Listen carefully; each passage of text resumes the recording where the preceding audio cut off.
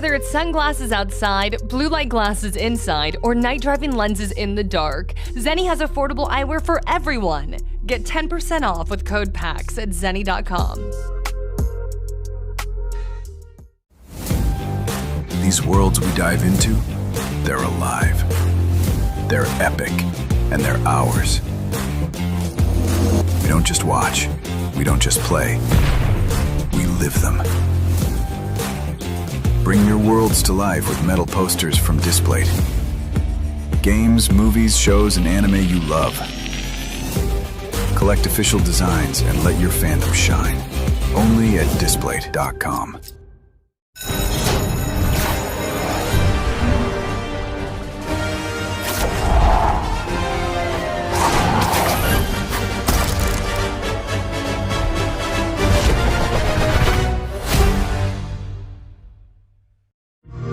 This is Sloan Beaumont speaking. Yes? From the commercials. Listen, I was given the chance to run a massive research project out of the local park. So, no leaks, no teams, just calm, cool science. It's gonna be amazing.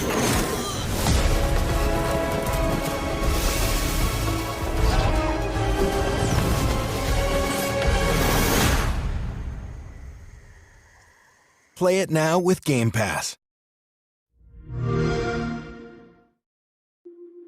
Whether it's sunglasses outside, blue light glasses inside, or night driving lenses in the dark, Zenni has affordable eyewear for everyone.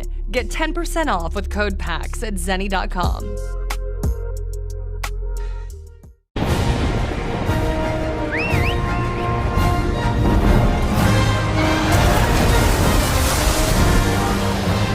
Our ignorance is proving fatal. The encroachment threatens to drive our people out of house and home.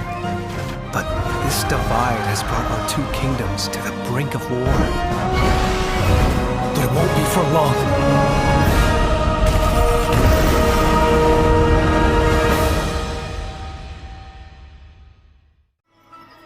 Why do you fight? Why walk this path of subterfuge and conflict? If you feel wronged, blame yourself or the Father. The powerful must rule the weak. It is our duty. Heavens fall upon your crown! This vile charade has gone on long enough. It ends now. Do you remember when your father showed us how to make a whistle of a blade of grass? Whether it's sunglasses outside, blue light glasses inside, or night driving lenses in the dark, Zenni has affordable eyewear for everyone. Get 10% off with code PAX at zenni.com.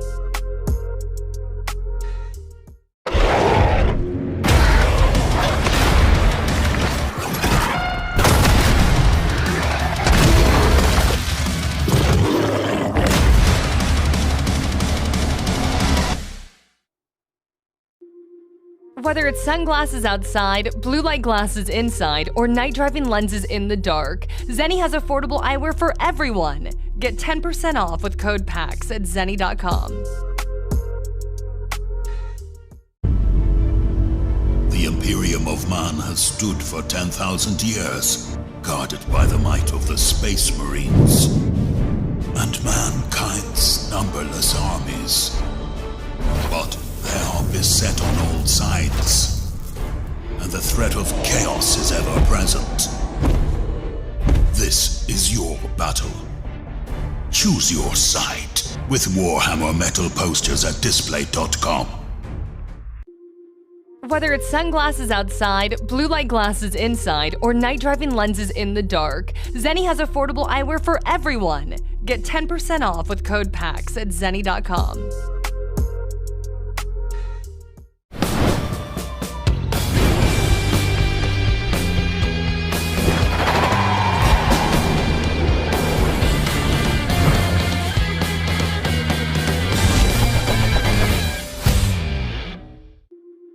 Whether it's sunglasses outside, blue light glasses inside, or night driving lenses in the dark, Zenni has affordable eyewear for everyone. Get 10% off with code PAX at zenni.com.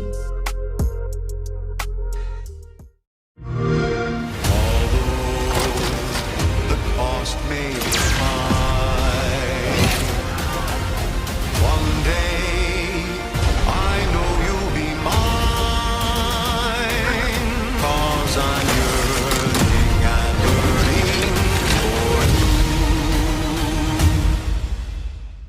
Celebrate the beauty of capitalism by pre-ordering today. Play it day one with Game Pass. Why do you fight? Why walk this path of subterfuge and conflict? If you feel wronged, blame yourself or the Father. The powerful must rule the weak. It is our duty. Heavens fall upon your crown! This vile charade has gone on long enough. It ends now. Do you remember when your father showed us how to make a whistle of a blade of grass?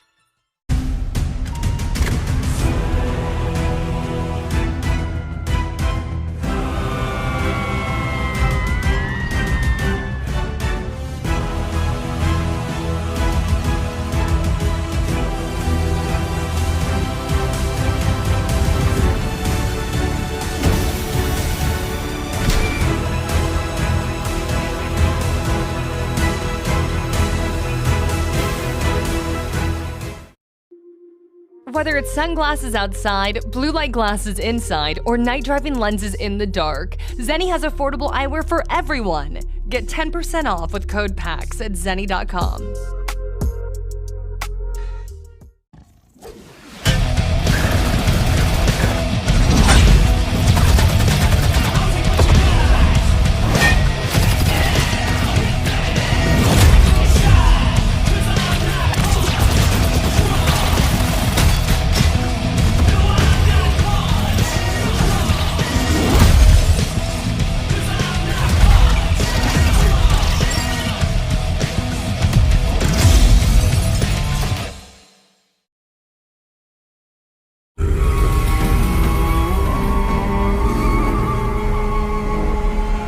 Let's see your best then, eh?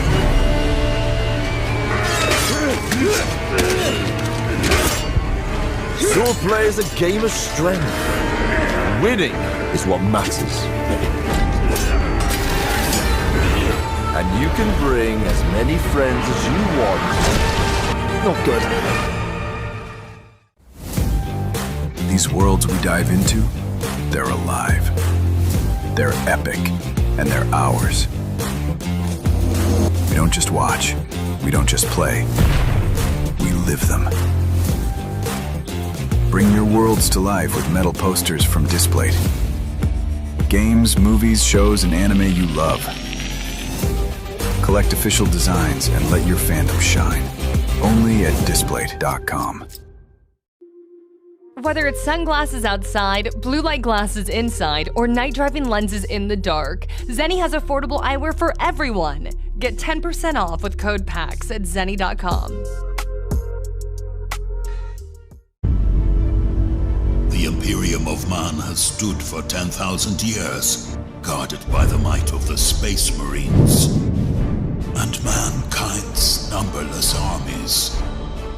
But they are beset on all sides, and the threat of chaos is ever present. This is your battle. Choose your side with Warhammer metal posters at Displate.com. Whether it's sunglasses outside, blue light glasses inside, or night driving lenses in the dark, Zenni has affordable eyewear for everyone. Get 10% off with code PAX at zenni.com.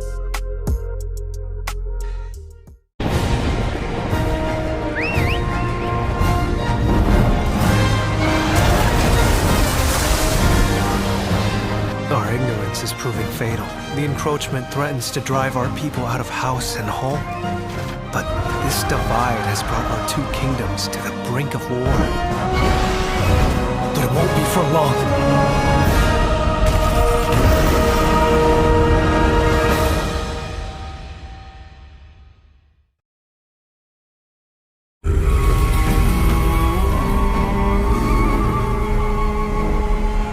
Let's see your best then, eh?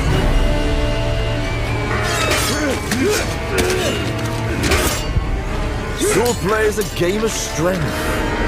Winning is what matters. And you can bring as many friends as you want. Not good. Whether it's sunglasses outside, blue light glasses inside, or night driving lenses in the dark, Zenni has affordable eyewear for everyone. Get 10% off with code PAX at zenni.com.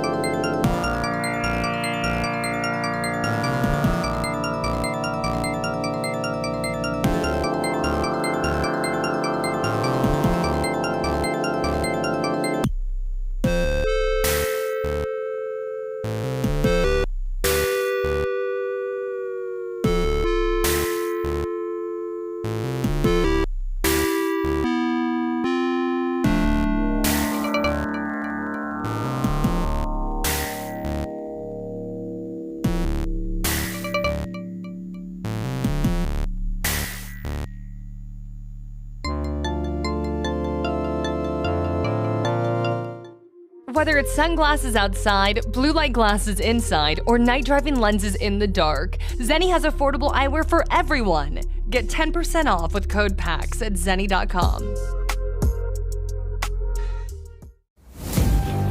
These worlds we dive into, they're alive. They're epic, and they're ours. We don't just watch, we don't just play, we live them.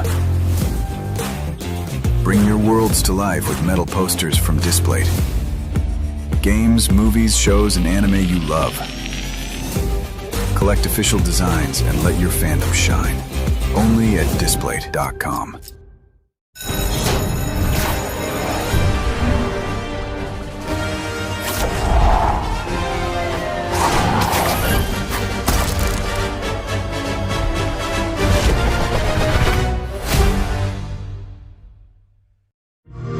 This is Sloan Beaumont speaking. Yes, from the commercials. Listen, I was given the chance to run a massive research project out of the local park. So, no leaks, no teams, just calm, cool science. It's gonna be amazing.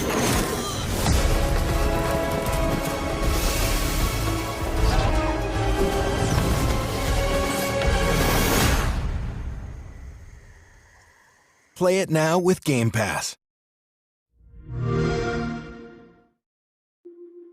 Whether it's sunglasses outside, blue light glasses inside, or night driving lenses in the dark, Zenni has affordable eyewear for everyone. Get 10% off with code PAX at zenni.com.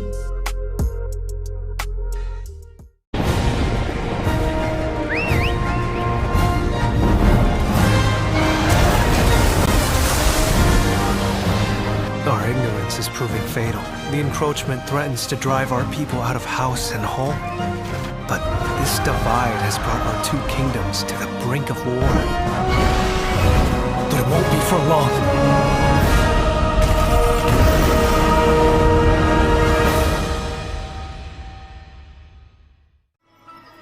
Why do you fight?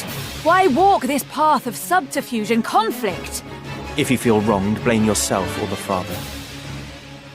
The powerful must rule the weak. It is our duty. Heavens fall upon your crown! This vile charade has gone on long enough. It ends now. Do you remember when your father showed us how to make a whistle of a blade of grass? Whether it's sunglasses outside, blue light glasses inside, or night driving lenses in the dark, Zenni has affordable eyewear for everyone. Get 10% off with code PAX at zenni.com.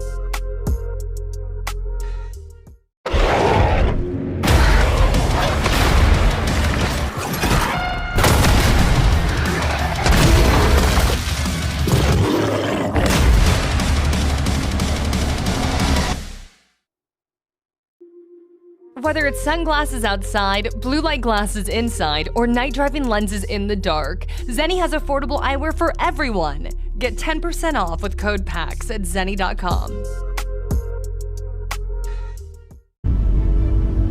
The Imperium of Man has stood for 10,000 years, guarded by the might of the Space Marines and mankind's numberless armies. But they are beset on all sides, and the threat of chaos is ever present. This is your battle. Choose your side with Warhammer Metal posters at display.com. Whether it's sunglasses outside, blue light glasses inside, or night driving lenses in the dark, Zenni has affordable eyewear for everyone. Get 10% off with code PAX at zenni.com.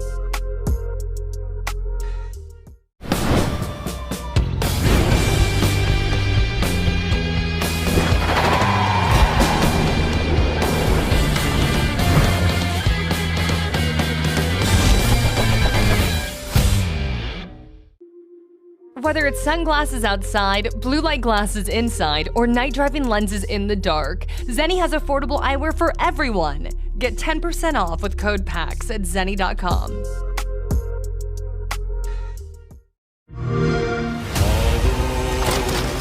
The past may be mine. One day, I know you'll be mine. 'Cause I'm yearning and burning for you. Celebrate the beauty of capitalism by pre-ordering today. Play it day one with Game Pass. Why do you fight? Why walk this path of subterfuge and conflict? If you feel wronged, blame yourself or the father. The powerful must rule the weak. It is our duty. Heavens fall upon your crown! This vile charade has gone on long enough. It ends now. Do you remember when your father showed us how to make a whistle of a blade of grass?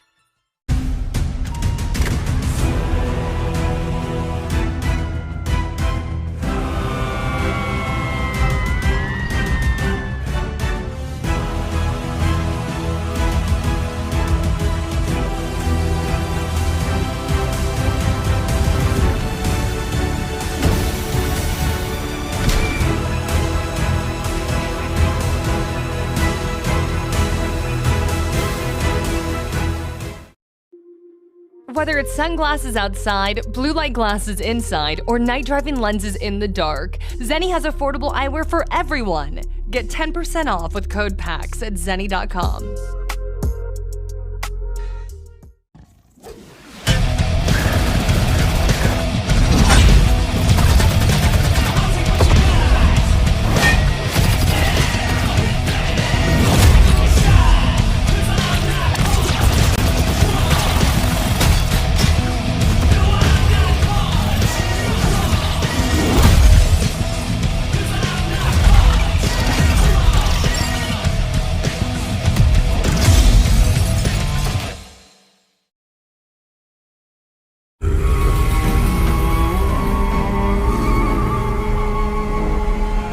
Let's see your best then, eh?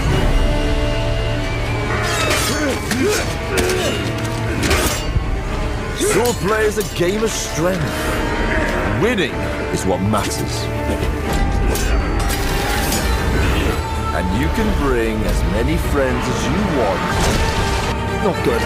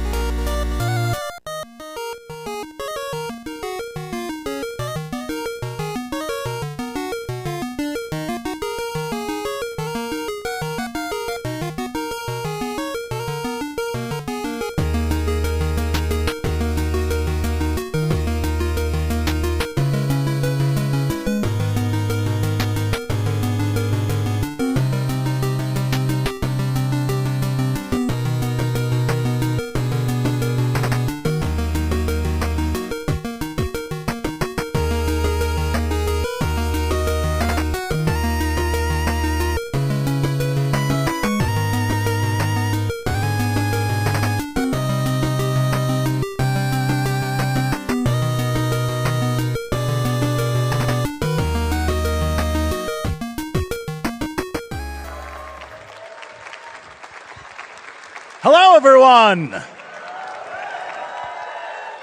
Oh, thank you so much for coming today. Welcome to the main theater. I'm very excited for this. Hi, my name's Jesse Cox. Thank you. You might know me from around the internet, doing streams or YouTube or podcasts or whatever. You also might know me as the producer of the indie game series Monster Prom. Thanks for buying it. But today, I am here with you all for a very fun panel, story time with Naoki Yoshida.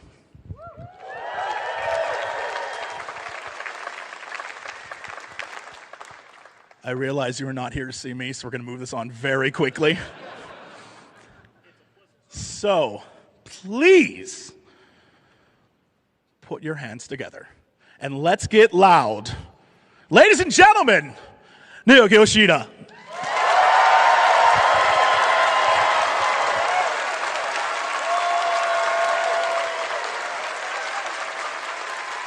Good morning, PAX West. Thank you for coming today, and thank you for watching the live stream. My name is Naoki Yoshida, video game director, game designer, and also sometime producer working on Square Enix. Thank you. Thank you.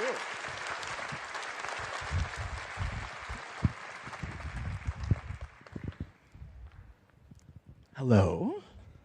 Hello. 緊張してる? Are you nervous? Me? Oh, terribly. I don't want to screw this up. めっちゃ緊張してますよ。よかったです。Are you nervous? No. 吉田さんは? だって今日は別にそのゲームのなんだろうこう細かいお話をしたりとかスケジュールの話しなくていいから。I mean, I'm not nervous because we don't have to go into details about the game, or we don't have to worry about talking about schedule and whatnot. So.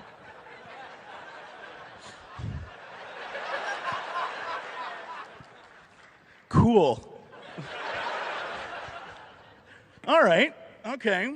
Well then, let's go back to the beginning because this is story time, and I want to learn more about you. That's what this is all about. So, how did you get involved in video games? More importantly, as a fan, as a player, where did the love start from?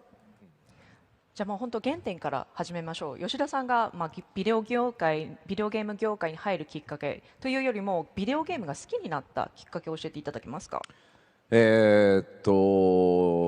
まあもともとそのきっかけはファミリーコンピューターのマリオブラザーズをプレイしたのがきっかけです。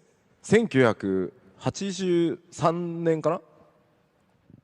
I think the very first time I got into like the love for video game was when I saw Mario Brothers, like OG Mario Brothers, on the Nintendo or family computer system. I believe that was 1983 it was released in. プレイしたことある人? Anybody here played the OG Mario Brothers? あ、さすが。To be clear, you don't mean Super Mario. スーパーマリオにノットスーパーというのはちょっとあれですけど、オリジナルのマリオブラザーズ。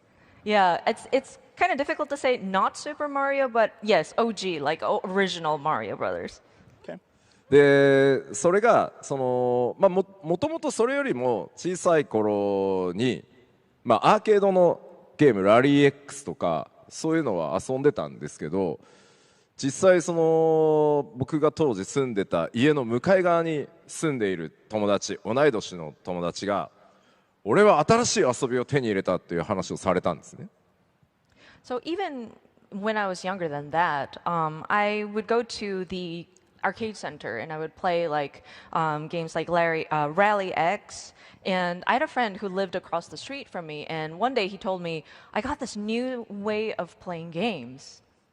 で実際にそれ何って聞いたら家に遊びに来たら見せてやるよって言われて遊びに行った時に初めてテレビモニターにそのマリオとルイージが映ってるのが僕のそういう意味だと原点になってます。And I was wondering, like, what do you mean a new way to play? And he says, well, just come over, and I'll let you see. And when I got to his house and started to see what he has set up, it was this TV monitor, and in it you can see Mario and Luigi on screen. まずそもそもびっくりしたのが僕にとって当時10歳かなの僕にとってテレビっていうのは見るものであり映像が流れるものだと思ってたんですけどその赤と白のマシンから出てるコントローラーを持つと、なんとテレビの中のものが動かせるっていうのがもうとにかくめちゃくちゃな衝撃だったんです。動くんだこいつと思って。And what surprised me the most was I was about 10 years old at the time, and of course, I thought TV was something that you would watch. It's a screen where a picture would play, and that machine, white and red, connected to this TV, moved the things that were on TV, and that was such an impact. まあね、もうみんなにとってはそんなの当たり前じゃん、だってビデオゲームなんだからって思うかもしれないけど、僕みたいにもう50歳過ぎたおじさんにはね、当時衝撃だったんです、本当に。And I mean, nowadays, video games have become more of a norm, so you would think nothing much of it. But I'm 50 plus, and back then it was almost shocking. で、さらに、まあマリオね、ご存知の方はとにかく敵を土管から出てくる敵をパンチしてひっくり返してキックするっていうシンプルなルールで起き上がって動いているそのカニとかカメとかにぶつかるとやられてしまうというすごいシンプルなゲームデザインのゲームでした。And of course, with Mario Brothers, you would try to attack the enemies that come out of the pipes by punching them or kicking them, and there'd be like crabs or turtles that you would attack. It was a very simple sort of gameplay. で、一人で遊ばせてもらった時、もちろんそのルールをちゃんと知るために遊んで、今度友達が2人で一緒に遊ぼうって言われたんですね。And of course, I got to figure that rule out while I was playing by myself. And eventually my friend would say, well, okay, let's try playing it with the two of us. で、当然、じゃあ、直樹がパンチしてひっくり返してくれ。俺はキックするから。なんか、ちょっとお前ずるいなとは思ったんですけど、まあそういう役割分担でプレーをスタートしました。And of course, my friend would say, okay, Naoki, you go and punch the enemy so that they roll over and I'll kick him off the screen. And I was like, okay, why does he get to do that? But I was like, okay, I'm going to play along. で、まあやって、最初のうちは順調にね、僕が次々とひっくり返して、まあ彼がどんどんキックして、うまくやってたんです。で、交代しようぜ。俺がパンチするから、直樹は次キックしていいぞ。And of course, we were doing our co-op play smoothly. I would flip over the characters, and then my friend would go and kick them off the screen. So we were playing for a while, and then we said, "Okay, let's switch. Let's switch the roles. I will flip the enemies over, and then you kick them off the screen." ここまで聞くといいやつに聞こえると思うんですけど。And of course, you would hear that, and it's like, "Okay, we're switching turns. Okay, what a nice guy. He's giving me a chance to do that now." で、まあ彼がパンチしてひっくり返したので僕キックしに行ったらあいつもう一回パンチしてモンスターを起こすんですよ。So he would punch from underneath and flip the enemies over, and then I get ready to go and approach the enemy to kick it off the screen, and then he would punch the thing again to reverse it so that they're revived.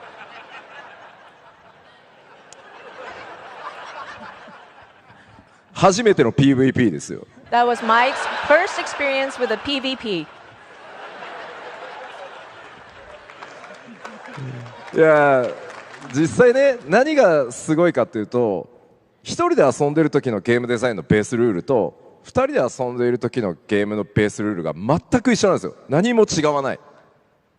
And what's really incredible is that the gameplay rules are the same if you play it by yourself or with another person. で一人で遊んでも楽しいし二人で遊んで協力プレイもできるし今話したように PVP もできる。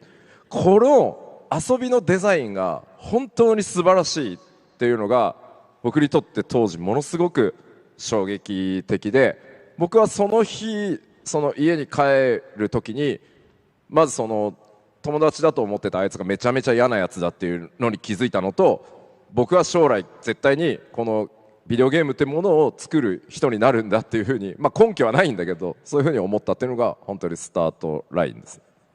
So with the basic rules in place, you can enjoy the game by yourself, and then you can play it with another person, and you can do co-op like earlier, but then you can also turn it into a PvP if you wanted to. And just, it really amazed me by how such game design could be like conceived, and it made such an impact on me. And so that day when I was going home, of course, I hated the guts of my friends because he's just I found out how much of a jerk he is. But then also at the same time, I thought to myself, I would love to make something like that myself. Like I had no like foundational like knowledge or reason to believe that I'm going to be a game creator, but I wanted to make video games from that time on. まあだから彼にはね、若干嫌なやつではありますけど、一応感謝はしてます。So I mean, he's a jerk, but I still thank him in the end. I'm very grateful for the opportunity. So without reading into this too much, I can assume that your entire career trajectory is some sort of payback for this one moment where you were PvP'd by your friend. なるほど。ちょっと深読みしすぎずに言うと、まあ結構そのこの嫌な思いっていうか、それをまあ見返すような感じでビデオゲームをどんどん作っていったっていう感じなんでしょうか。僕は皆さんに楽しんでもらいたくてゲームを作ってるんで。No, I want the players to enjoy what they're playing. So, this love of gaming took you to I want to be in games. What was the next step? How did you actually get a foot in the door? で実際にゲームがまあ好きになって虜になってで実際に業界に入っていくにあたってのそのまあ次のステップっていう部分はいかがですか。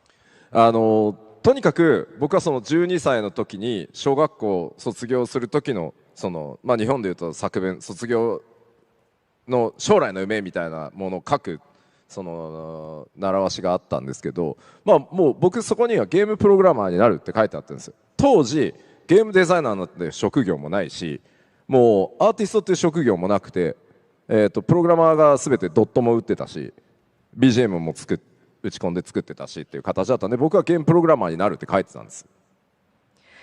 So yeah, I really wanted to follow that passion, and in the 12th when I was 12 years old, when I was about to graduate grade school, Japanese elementary schools have you write an essay about like what do you aspire to be when you grow up. And so that time I remember writing in my essay that I want to be a video game programmer. Back then, there was no such thing as a video game designer, and we had less like specifications of like the different disciplines. Like there was no artist, so the programmer would basically do everything from making the sprites to programming the background music and things like that. So in my essay, I wrote, I want to be a video game programmer. ただ僕は本当にバカな子だったし。世の中のことなんて全く分かってないので勉強大嫌いだしそのスポーツ大好きだったしそのビデオゲームプログラマーになるって書いたはいいけどどうやってなったらいいかなんて考えたこともなかった。And of course, I was not a very smart kid in school, and I did not know anything about the outside like society out there. I hated to study. I was always into sports, and so I had no clue as to how to get into the video game industry. で、実際高校を卒業する近くになってからあれちょっと待ってよどうやってゲーム業界に入るんだっけと思ってプログラムの勉強をし始めたのが一番最初ですね。And I was approaching graduating high school, and I stopped in my tracks, and I was like, oh, wait, how do I get into the video game industry? So that's when I started to study about programming. でまあその頃には例えば「ドラゴンクエスト」とか「ファイナルファンタジー」を遊んで僕もビデオゲームで物語を提供したい自分が考えた世界とかストーリーを表現したいっていうふうに思ってたんですけどただゲームデザイナーの前にやっぱりゲームデザイナーって正直僕誰でもなれると思っていて。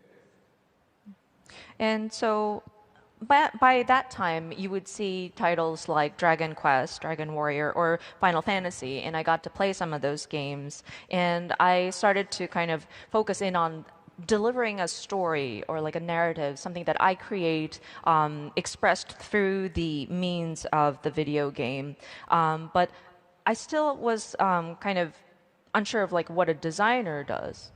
だって例えばこのパックスウエストにねを楽しみにシアトルに集まってくれてる皆さんに、まあ、今日この会場でもいいやインタビューしたとします。So yeah, for example, like say we all gathered here at PAX and are sitting in this panel looking forward to like the event and the game developers and the games itself. あなたはどんなゲームが作りたいですか？ And I would interview you saying, well, what kind of game would you like to make? 必ず何か答えてくれると思うんですよ。こういうゲームが作りたい。あんな感じのゲームが作りたい。何でもいいから。でもそれがもうゲームデザイナーのスタートなので。But I'm sure you would have your idea of like, okay, I'd like to make this kind of game, or I'd like to tell this kind of story through the gameplay and things like that. And that's actually what gets you started as like a game designer. だから何か一つ自分ならではの武器がないとやっぱり仕事にはできないんじゃないかと思ってたので、僕はプログラムのかける分かるビデオゲームデザイナーを目指そうと思ってプログラムの勉強をスタートしてます。So I felt that I need some kind of like weapon or some kind of strength to bring to the table as a video game like creator, and so I wanted to aim for a video game designer that can also do programming. ただそこまでは結構適当に生きてもうまく生きてこれたんですけど、初めてその日本のプログラムの国家資格っていうのがあって、そのテストを受けたんです。多分まあ大丈夫だろうと思って。And I was going about this very casually, and there is a sort of, I guess, like a national test in Japan that you can pass to get certification for programming. So I thought, okay, maybe I'll try to get that, and I went into it like thinking, okay, everything's going to be fine. テスト、まず問題に何が書いてあるかさっぱりわからない。And I get the test questions, and I have no clue what the questions are even asking. ほら勉強嫌いだからさ。I told you I hate studying. で結局それでこのままじゃダメなんだってようやくそこで思ってゼロから本当に一生懸命プログラムと対話するための言葉を覚えて一つずつステップバイステップでプログラムを書くようになっていったっていうのが、まあそれが結果的にそのハドソンソフトという会社に一番最初に入ることになったんですけど、僕はプログラムが分かるゲームデザイナーを目指してます。でも本当になりたいのはゲームデザイナーで、でも基本的に何を聞いていただいてもプログラムは答えられるし書けますって言って入社させてもらった。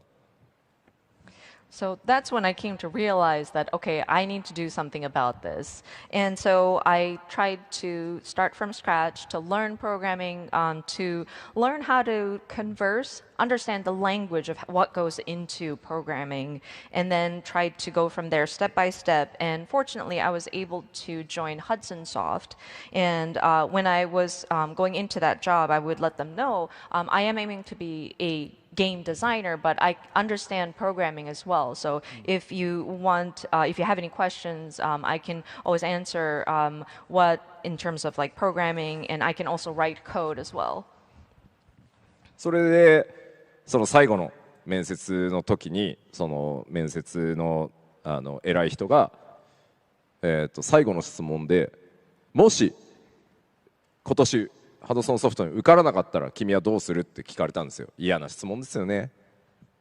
And so when I was doing my interview with the company, and one of the interviewer asked, and it was one of the last questions that they asked, like, what if you did not pass this interview and cannot get into Hudson Soft? What would you do then?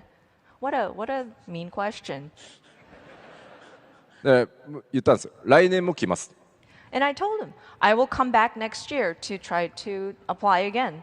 そしたら言われたんですよ。来年も落ちたらどうする？ And then they follow up with, well, what if you fail next year too? じゃあもう来年も落ちたら他のゲーム会社に行って僕を採用しなかったことを後悔させてやりますって。And so to that follow-up, I said, well, in that case, I will go find a job at another gaming studio, and I will make you regret that you did not hire me. バカですよね。I mean, the gall, gosh. いや、そしたらその質問をしてくれた偉い人がめちゃめちゃ大笑いして、お前本当バカだなって言われて、でも面白いからじゃあ撮ってやるよって言われて採用してもらいました。And that guy was a higher up person too, and so I was like, man, you are dumb. But I mean, he enjoyed it. He was very he thought I was interesting, and so I got hired on. まあプログラムの勉強はいっぱいしてたんですけど、最後はあんまりプログラム関係なく撮ってもらったんで、まあ良かったです。I mean, I studied really hard to learn how to code and programming, and in the end, the interview didn't really care about my programming skills, but sure, it worked out in the end. So from there to now, let's get like into it. What do you think has changed in the gaming space on the developer side over the last many decades? 結構じゃあ昔から今に移ってでそのゲーム業界における変化っていう部分をお話ししたいんですけども、何十年か経っているのでその開発者目線でこの変化についてどう見られていますか？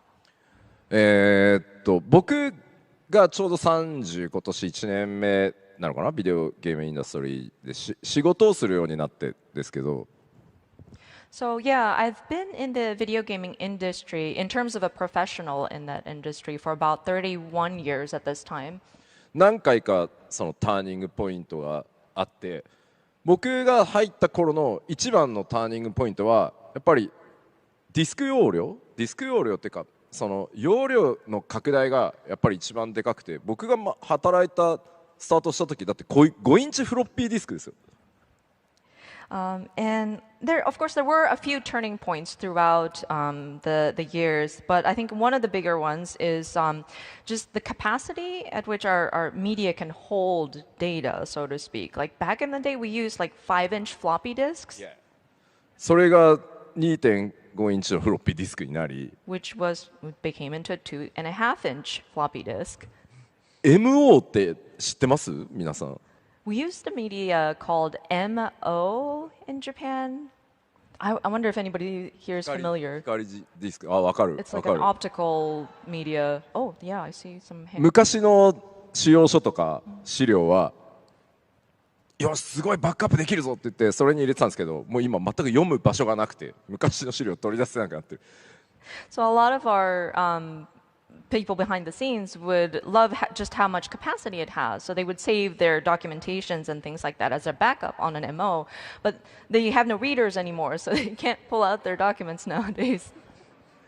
で、まあそれがプレイステーションによって、CD、ロム、まあその前にNEC から PC エンジン、こっちだとなんて言うんだろう。PC エンジンのね。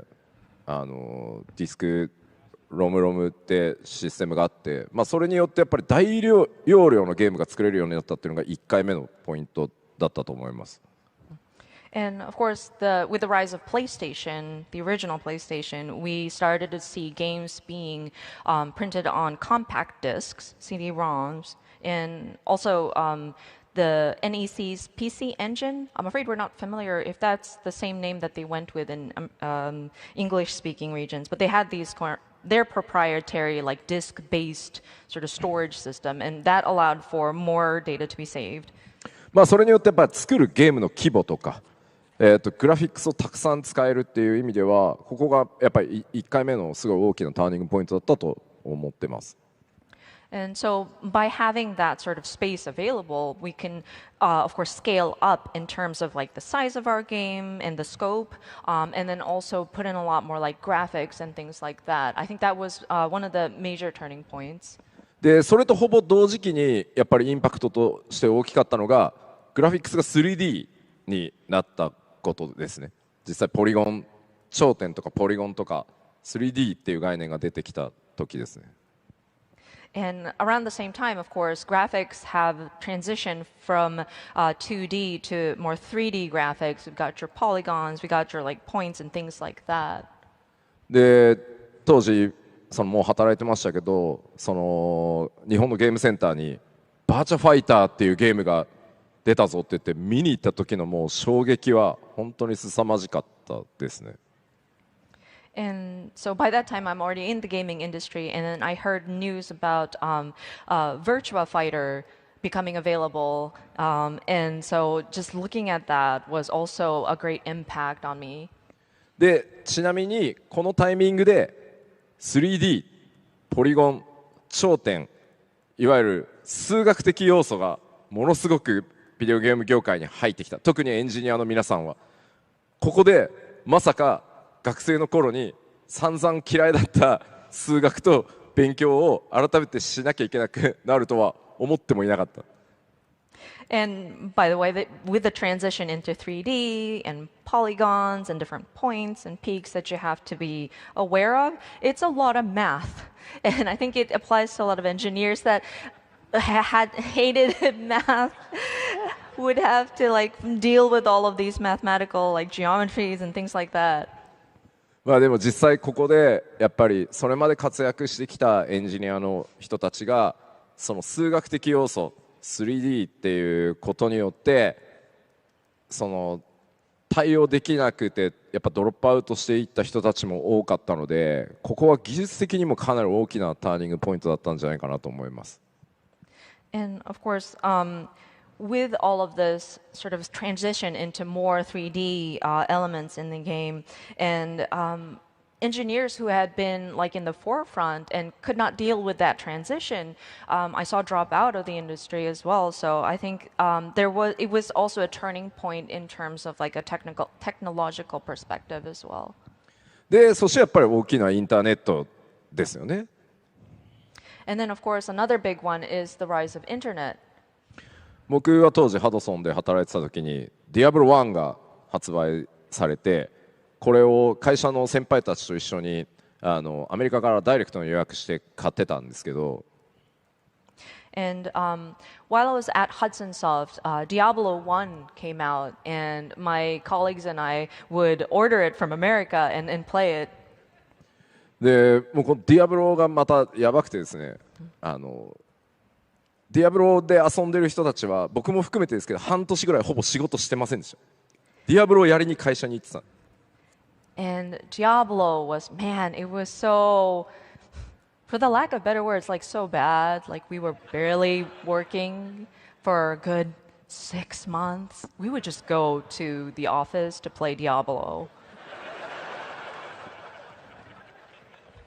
でまあその1年後には今度ウルティマオンラインが出て And then about a year from that, Ultima Online came out. やっとディアブロを卒業したと思ったら今度みんなウルティマオンラインをしに会社に行ってた。And so just when you thought we finally got over Diablo, now people are going into the office just to play Ultima Online. まあでもやっぱりその時にそのまあディアブロやってる時にやっぱりなぜその街の中でスペルを使うプレイヤーがいるのかゲームでは禁止されてるのにだったりそのアイテムのデュプリケーションのバグがあったりしてなぜアイテムはデュプリケーションするのかとかこれをすごい先輩のエンジニアたちとプレイをしながらどういうプログラムによってそれが引き起こされているのかっていうのをすごい勉強させてもらったんですね。But that said, we were also looking at it from a developer's perspective. We would wonder why, like say somebody would cast a spell inside a town in Diablo when you're not supposed to, or there'd be like a duplication bug, or like any sort of issue that happens within the game. We would play with the engineers and we would look at it and we would try to find out, I wonder why this issue is happening. でウルティマオンラインをプレイしているときに今度はもう3000人で一つの世界を共有できるっていう、まあ、さらに次のテクノロジーインターネットを使った次のテクノロジーを本当ベータテストから目の当たりにしてこれもまあ、本当ちょっとディープな話をしますけど一旦ここまで訳してもらっていいですか？ So, and then with Ultima Online, because internet, it took advantage of the powers of the internet. You'd be sharing this world with 3,000 players at the same time, and we've seen that from its beta testing. And I wanted to get really deep into it. ちなみにウルティマオンラインプレイしてた人います？ And I'm curious to know, like, how many of you out there have played Ultima Online? 結構いるいる。Nice. Yeah, there's quite a bit of you. 昔サーバー境界線っていう見えないラインがゲームのフィールドの上にあったの知ってます？あったんですよ、そういう概念が。つまり一つのフィールドに見えるんですけど、右側は A というサーバーで処理していて、左側は B というサーバーで処理していて、この A と B の間が実は見えないけど線があるんですよ。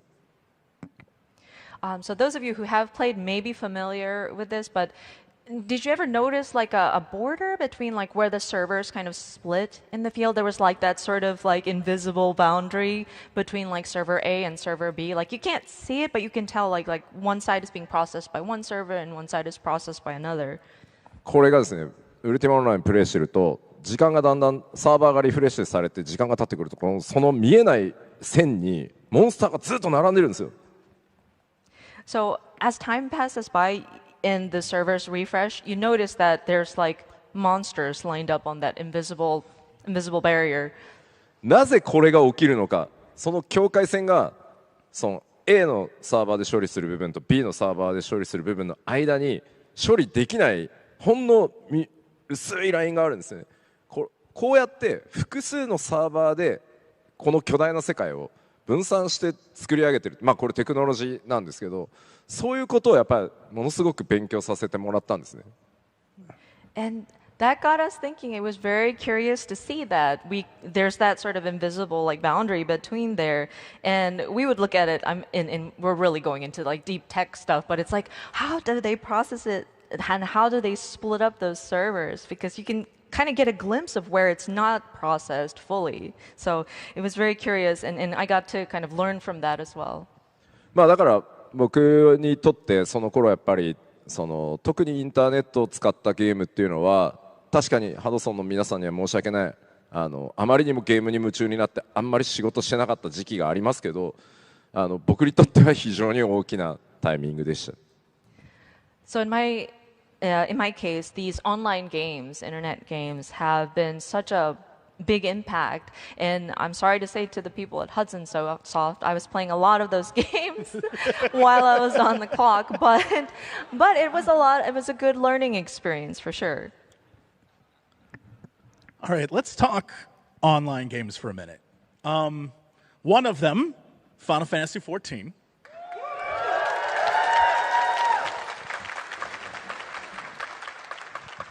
Right now has an event called The Rising, which is a yearly celebration of the game, and more importantly, it literally features you showing up in the game to thank players, to express what you think will happen in the years to come, and then you disappear into the ether. And I guess my question for you is, as someone who's been into gaming, Oh, sorry, we're going to get a translation in between. Sorry. All good.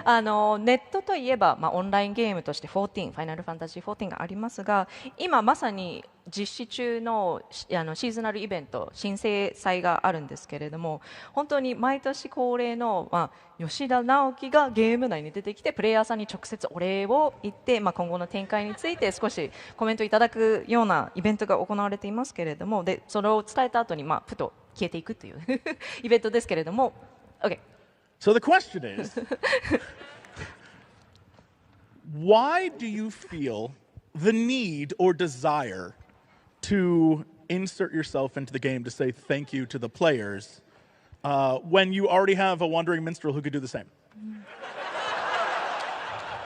吉田直樹がキャラクターとしてゲーム内で光の戦士に直接お礼の言葉であったりその言葉を述べるようにした理由というかその重要性、その違法な詩人という、プロキシじゃないですけれども、そういった存在がいるのにもかかわらずその吉田直樹として出てくる重要性について教えていただけますか。まずちょっとワンダリングミンストレルの話からしたい。Actually, I want to touch upon Wandering Minstrel first. Okay. キャラクターは実はそのバージョン 2.0 からではなくバージョン 1.0 を僕が担当するようになって途中から、作られたキャラクターで要は旧14にも存在してます。So I do want to mention the Wandering Minstrel has existed not prior, but like he's been around, prior to 2.0 when Yoshida was kind of brought onto Final Fantasy XIV like midway of the old like 1.0 Final Fantasy XIV. So it's been an existing character. で、まあもしかしたらちょっとがっかりされるのかもしれないですけど、そのキャラクターをゲームに登場させたいって言ったのは当時のリードゲームデザイナー、今も同じくリードゲームデザイナーとして頑張ってくれてますけど、彼がその 1.0 のまあすごく難しい状況でも本当にたくさんのプレイヤーの皆さんが我々を応援して支えてくれてるから、なんとかお礼を言いたいと。で、お礼を言うキャラクターを作りたい。で、それをなんか吉田に似せたキャラにしたいって言い出したのがスタートです。And I don't know if people were expecting it, or apologies if I disappoint anybody, but the person who kind of got that idea started of the Wandering Minstrel is the lead game designer of that time. And I mean, they're still on board and still working as lead game designer. But it was when we were going through really rough times with the original 1.0 Final Fantasy XIV, and we just wanted to show a token of our appreciation for those players who've been with us and supporting the game. And it just so happens that they wanted to make it similar looking to Yoshida. で、正直なところ僕はせっかくのビデオゲームの世界、ファンタジーの世界にあまりリアルを持ち込むのが正直好きではないので、そのどうなんだろう、せっかくその世界に浸って遊んでいるのに急に現実に引き戻されたような感覚になるから、正直最初僕はその話をされた時反対したんです。And to be quite honest, I don't like an element of like the real world kind of being brought into a video game, and so because it breaks that sort of immersion, like they're in this realm, kind of immerse themselves in the game world, and it feels like you get pulled into reality like abruptly. So at first I was against the idea. で、ただやっぱりその開発チーム、まあ僕だってその皆さんにありがとうっていう気持ちはすごいとても強かったし、開発チームのみんなが彼を含めてそのお礼をなんとか伝えたいっていう気持ちはでもとても大事なので、じゃあその吉田直樹ってキャラクターを出したりするのは嫌だけど、なんとなくそれっぽいキャラクターを出すのは OK だよ、その代わり感謝のテキストは僕もちゃんと書くよっていうところからスタートしてます。But at the same time, the development team, me included, wanted to convey some sort of like thanks to our players because, yeah, we did have that sort of deep gratitude towards our the people who have supported us. So I responded back while I was initially against the idea that we don't want to have somebody that's specifically Naoki Yoshida go into the game. He will allow that sort of Wandering Minstrel, like a proxy to be inside, but that said, let me help write the text of appreciation. で、まあだから違法の詩人がよく吉田に似てないって言われるんですけど、僕ディレクションしてないもん。僕のせいじゃない。So some people might actually take notice that Wandering Minstrel is not at all similar to Yoshida, but that's because I did not direct that character. で、まあそれが 2.0 になって、じゃあさっきの質問にあるようになぜ今吉田直樹ってキャラクターでご挨拶しているのかというと、新生っていうカムバック、リターン、リボーン、それを本当に果たすことができたのは、本当に光の戦士のプレイヤーの皆さんのおかげだったので、1年に1回その次元の狭間っていうエオルゼアでもそのリアルでもない場所であれば年に1回はちゃんと皆さんにお礼を言おうというので今のが続いてます。But once we were able to come back as a realm reborn and experience that sort of being reborn again, we still wanted to continue this tradition of reaching out to the players directly to kind of thank everyone for their support, because we couldn't have done it without the Warriors of Light and our players. And so we've decided that, yeah, we'd make it like a yearly tradition where a Naoki Yoshida character appears. But that's it. It's in a sort of interdimensional rift. So it's neither Eorzea nor the real world. But yeah, he would come once a year to say his thanks to the player. まあでもカットシーンをチェックするたびにこいつ似てないなとは思いますけどね、今でも。But every time I have to review the cutscene that is produced, I think to myself, man, that's not me. That doesn't look like me. まあでも本当に長らくプレイヤーの皆さんありがとうございます。これからも頑張るので、ぜひ一緒にですね、14を作り続けてくださると嬉しいです。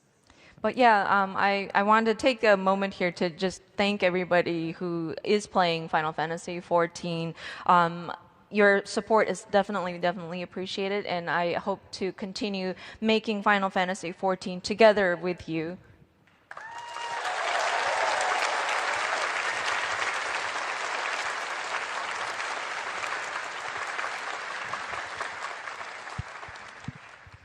So we'll definitely get into, well, hopefully, time is flying. When you get feedback, be it Final Fantasy XIV or Final Fantasy XVI, just in general, on a personal level, how do you process feedback? When you get, applause and love for 14, or when someone has a critique or a question about the game or anything that you've worked on, how do you process all of that? 本当に時間が経つのは早いもんで、実際にプレイヤーさんとやり取りしていく中で、14なり16なり作品に対してのコメントが寄せられると思うんですけれども、吉田さん個人として、その受け止めたコメント、フィードバック、それが称賛であれ、結構厳しい評価であったり、疑問であったり、どのようにして処理されていきますか？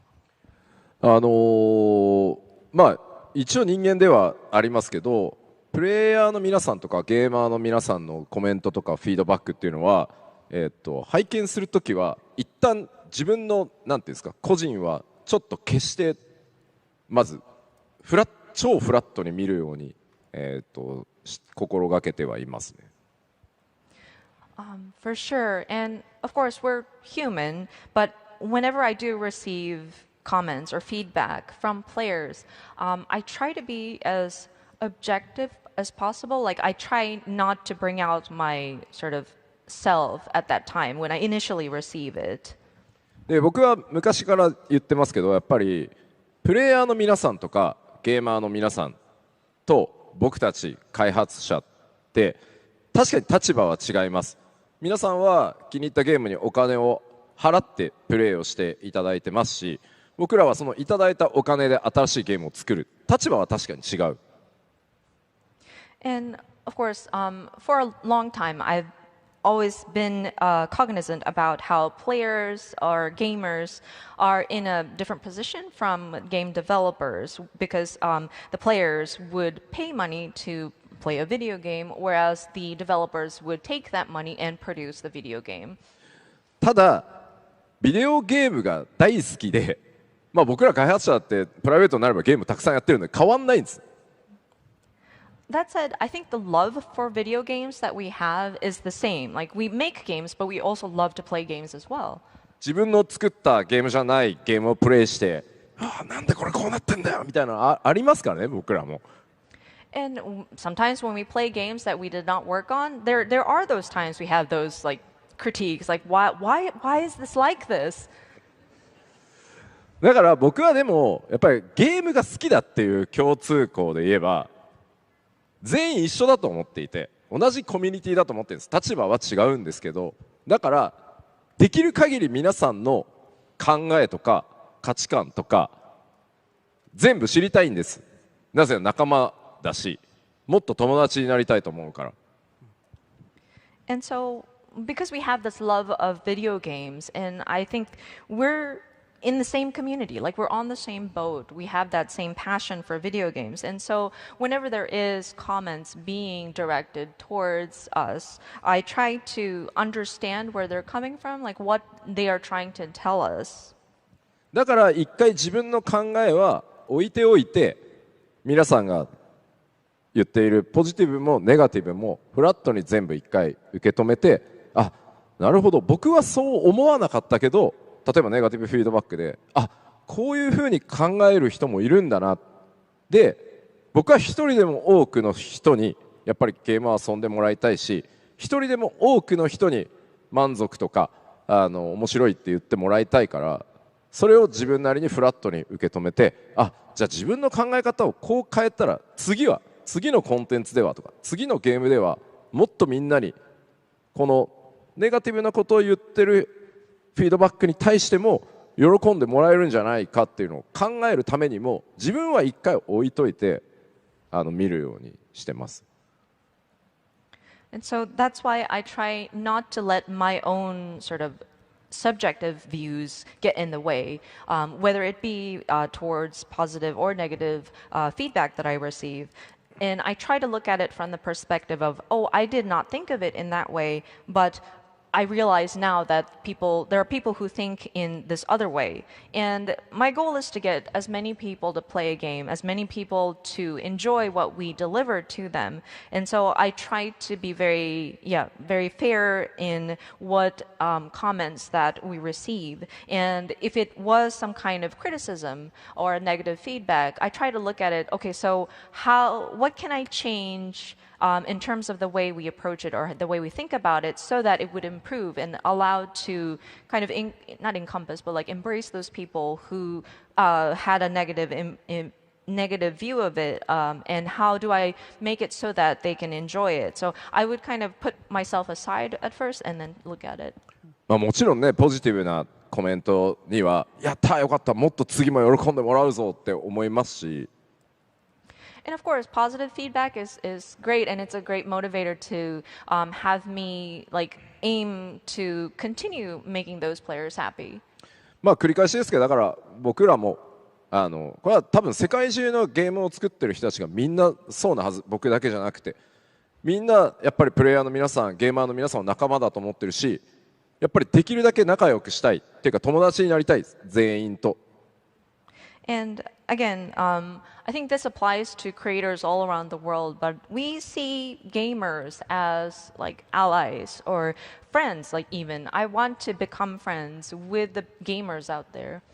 だからこれからもよりお互いを知るためにたくさんコミュニケーションをしたいと思うし、だからこそいろんなフィードバックをまたもらえるとすごい僕らも成長できるし、皆さんも僕たちのことを理解してもらえるようになると思うので、これはこれからも続けていきたいと思ってますし、そういう考えでいつも拝見するようにしてます。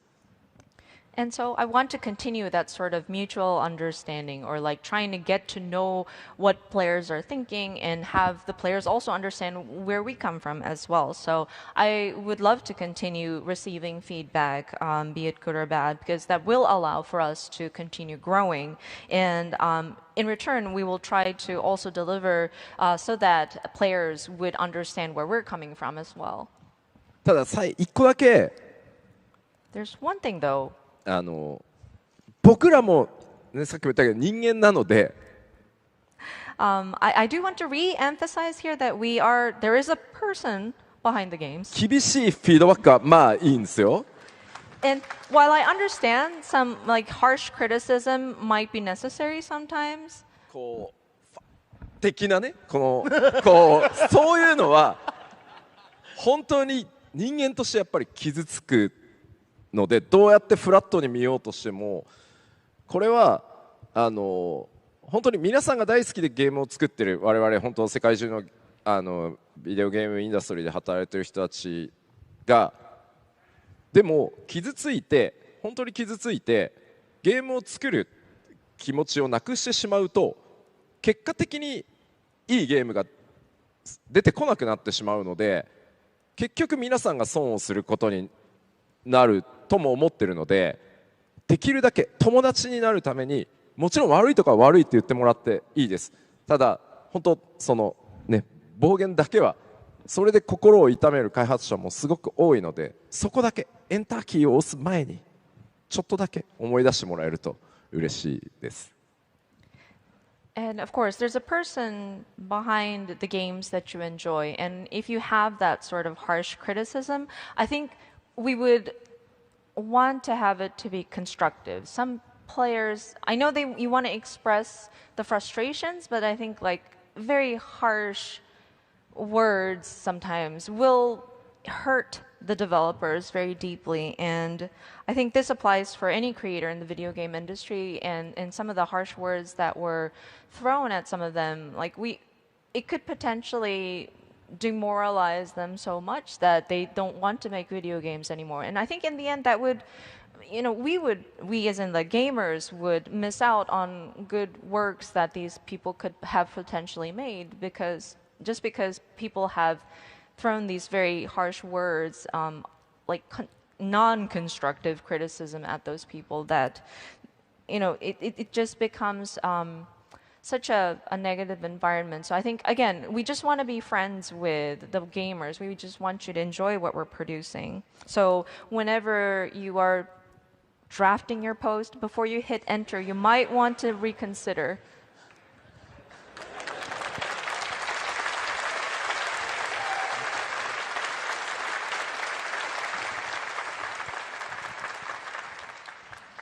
All right, so before we started, we had some questions from the audience. And I'd love to go through some of them right now if we could. じゃあこれからファンのクエスチョンを答えていきたいと思います。Okay, this is a Final Fantasy XIV question. What is your favorite theme that you've explored thus far in Final Fantasy XIV, and what themes would you like to explore in the future? Themes as in like environment, or? I think themes as in emotional, or like the resonance of the story rather than, autumn. Right. 14の質問なんですけれども、最も好きなテーマって言ってたので、それがその環境なのか、その物語のテーマなのかっていうところで、ジェシーさんは物語というか、なんだろうな、感情に訴えるところの方でいきましょうかっていう。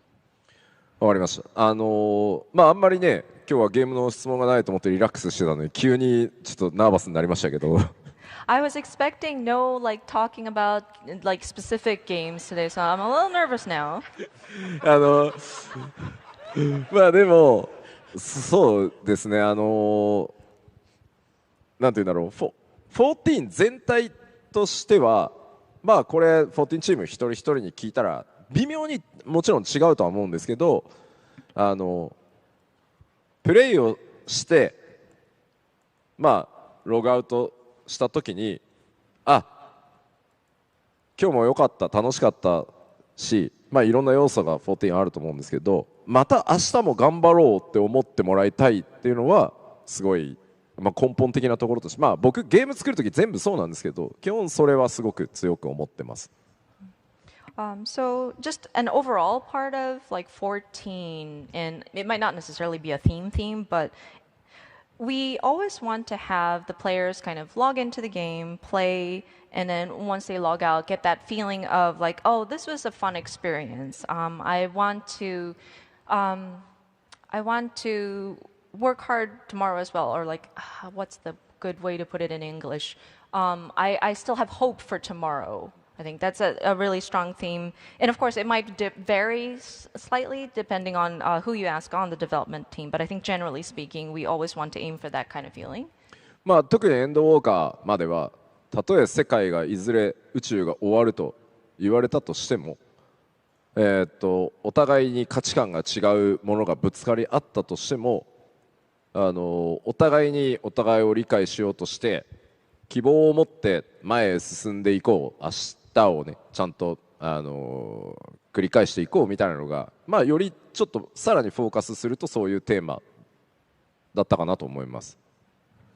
And up to Endwalker, we've been kind of facing this similar theme where even if the world ends, and in the case of Endwalker, even if the whole universe had potentially come to the risk of ending, and even if we have different views and values, we want to understand each other and still have hope to continue doing what we're doing. で今はまあこれからのスポイラーはあんましないですけど、And then now, and I'm trying not to, I'm trying to make this spoiler free. まあ今現実自体が、まあ自然、科学、そしてデジタルっていうところがミックスされてどんどんね未来へ向かっていると思うんです。And so we see like the reality is kind of like a mix of like nature, but science and the digital is all kind of like mixed. でその中で死ぬっていうのはどういうことなのか、そして生きていくっていうのはどういうことなのか、それらを考えてまた一歩一歩明日を迎えていこうみたいなところをちょっと考えたりはしてます。So with that, we are trying to explore the themes of like, well, what is it to die? What is it to live? And how do we sort of not address that, but like how do we live our lives with that kind of thinking? So that's where we're kind of like looking towards right now. まあなので14は結構ね tomorrow という単語がよく出てくると思うんですけど、それはそんなところから来ているんじゃないかなと思います。And so you hear the word tomorrow referenced a lot, and I think that's where it kind of comes from. We're always looking to tomorrow. Okay, that's a pretty good answer. Next.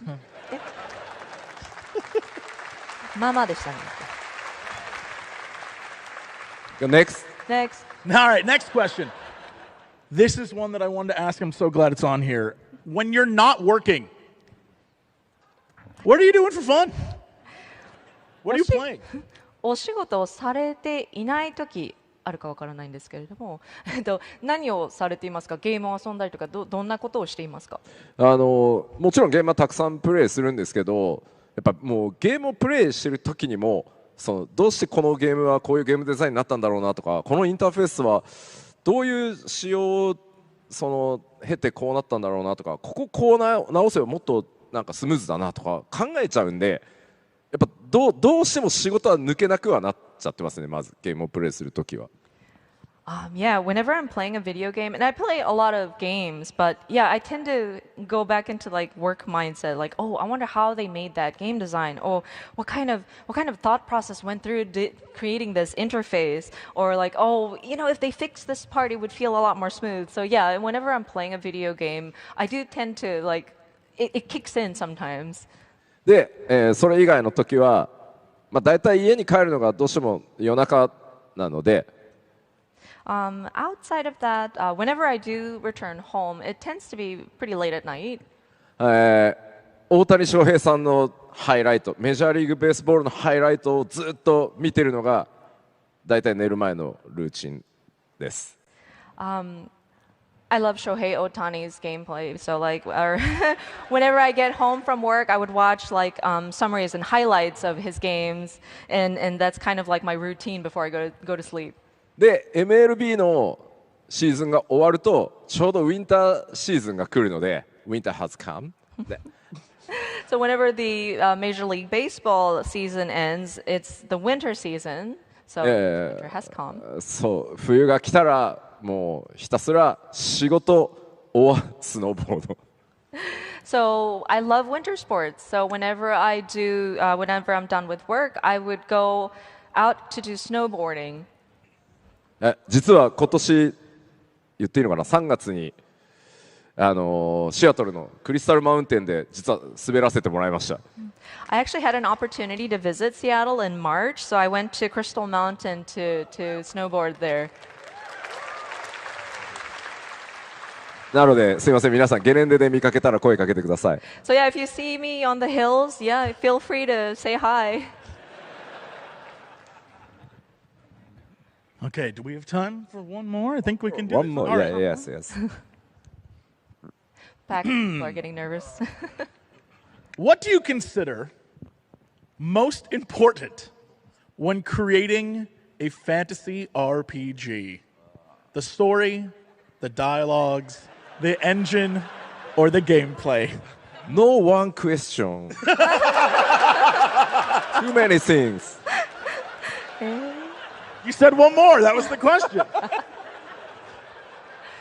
そうですかね。ファンタジーゲームを作るにあたって、どの要素が重要なのですか？例えばストーリーであったり、シナリオであったり、ゲームエンジン、ゲームプレイのその全体のゲームシステムか。これは例えばファイナルファンタジーのようにシリーズの歴史が深い、つまりファンの皆さん一人一人にもうすでにイメージがある程度存在するそのファンタジー RPG を作るか、全く今までその世に登場してない新しいファンタジーゲームを作ろうとするかで、全く変わってくると思います。So this kind of varies because if we're talking about a fantasy RPG in the same vein as a Final Fantasy, where people already have a general idea of what they can expect, versus like a completely brand new RPG story or like a fantasy story. 例えばやっぱファイナルファンタジーの場合ってものすごくストーリーっていうところを世界中の皆さんそれぞれのタイミングでそれぞれのシリーズを遊んだ時に深く思い出に残ってるのってやっぱりそこだと思ってるので、ファイナルファンタジーをその新しく作ろうという場合にはやっぱりストーリーをどうするかというところは一番最初に考える。でそれによって世界観をどうするかとか、それに合わせたアプローチとしてはやっぱそうなるかなと思ってます。So, for example, if it was a Final Fantasy, a lot of players already know that Final Fantasy is a very story-driven sort of game, and so I think you would think about, okay, so where would or not where, sorry. I think the first thing we would approach is the story and narrative.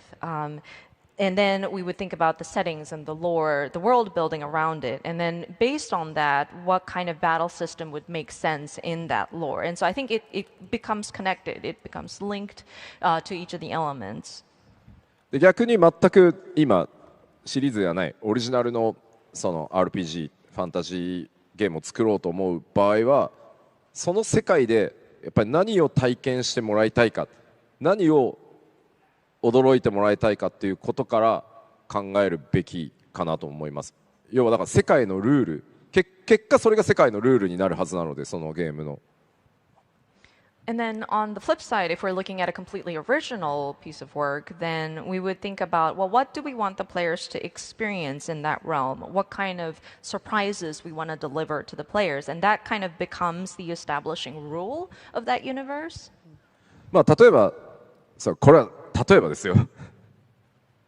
And so let me give you an example, and this is hypothetical, of course. 毎日シングルゲームであっても毎日ゲームを起動するたびに世界の情勢が違う、戦う相手も違えばそのストーリーも自動的にある程度進行していて、毎回違ったそのシチュエーションが提供されるっていうものを作りたいって思ったら、やっぱりまずそれが最初にあって、世界じゃあそのための世界観設定としてはどうあるべきかとか、それに即したキャラクターはどう作るべきかって考えていくことになるので。And so, for example, say you wanted the players to experience something different every time they logged in, be it the situation of the realm or the story, and like you were fighting different bosses or different enemies, and you'd want that sort of different experience every time the player starts up the game. Then you would think about, okay, so how do we provide that experience? What kind of world building do we need? How would the characters behave in that sort of environment? さっきゲーム業界のテクノロジーの進化っていう質問が途中にありましたけど、やっぱり今クラウドゲーミングって、キーワード出ると思うんですけど、僕はそのクラウドサーバーの世界中の使い方を単純に映像をストリーミングするんじゃなくて、もっと毎日違うゲーム体験をバックエンドでシミュレーションしてプレイヤーに提供できるみたいなクラウドの使い方の方がよりさらにゲームデザインの可能性が広がると思っているので、それを作ろうと思ってから世界をどうするかをやっぱり考えたりした方がいいのかなって。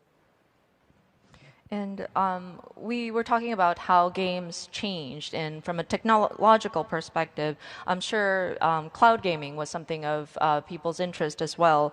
And I feel like there's such potential in utilizing those servers, like not just for streaming the same video or like picture over like multiple locations, but then what if there's a way to have like simulations of different scenarios happening on the back end and delivering players with different kind of content on like a daily basis. Like I feel like game design possibilities would expand with that kind of technology, and then you would think about, okay, so how do we kind of contain that in a universe and things like that. でまあこれ以上喋るといろいろね自分のアイデアあれね But yeah, I don't want to go even further into details because yeah, like it's one, I don't want to share like too much to get people to like speculate on ideas, but then yeah, it's just again possibilities. みんなも最後のセクションは聞かなかったことにしておいてく But ださい。 yes, please pretend that you didn't hear anything from me at that last second. No, no. No speculation, no confirmed snowboard job. But really quickly, before we wrap it up here, a reminder that on Sunday in this very room at the exact same time will be another great panel featuring Yoshida and Minagawa-san to talk about art direction. So please come back for that. They would love it.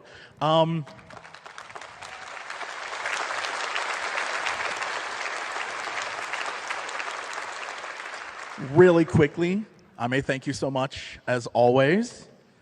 And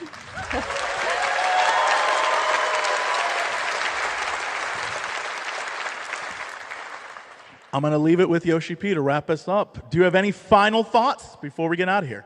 はい、締めくくりの最後の言葉をお願いいたします。まず本当こんな大きな場所に呼んでいただいてですね、とりあえずお前のことを喋れっていう機会をこう与えていただいたのは本当にPAXの上の皆様に感謝しています。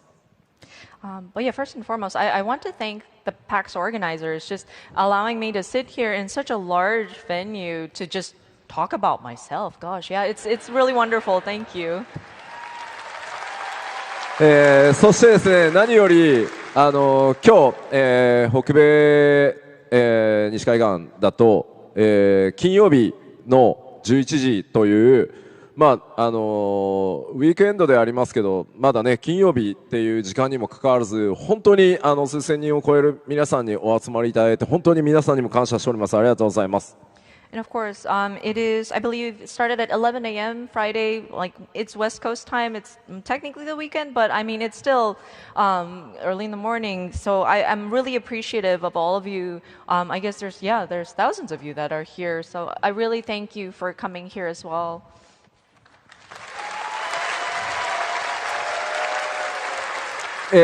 そしてですね、やっぱりストリームをご覧になっている皆様も、特にアジア圏だと午前3時スタートとかいう時間なので、本当に世界中の皆さんストリームを見てくださってありがとうございます。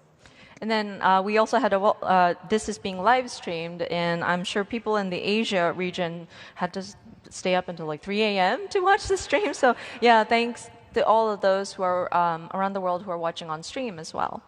そして素晴らしい MC をしてくれたジェシー、ありがとうございます。And then thank you, Jesse, for such a wonderful, being such a wonderful host. 最後にですが、本当に30年以上このゲーム業界で働いてきて、まさかこんな場所でね、こんなお話ができるとは、本当にマリオブラザーズをプレイした時には想像も本当にしてませんでした。And finally, I've been in the games industry for 30 plus years, but I never would have imagined to be in such a large venue and talk about my career and my life. And I'm sure the little me who was playing Mario Brothers back then would not have imagined it. なので改めて任天堂の宮本さんと、赤い帽子にひげのおじさんであるマリオと、そして、僕の友人がお前はマリオじゃなくてルイージを使えって言ってずっとルイージを使ってたんで、緑のおじさんにも本当に改めてお礼を言いたいです。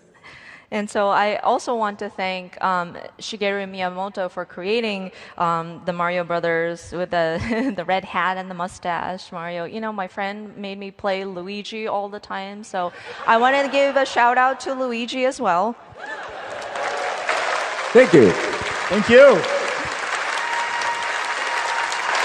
I guess that's it. Yeah. Thank you. ありがとうございました。 Thank you. まあ、あと街で見かけたら普通に声かけてください。 And if you see me outside, like on the street or whatever, just come by and say hi. はい、ありがとうございました。 Thank you. Thank you.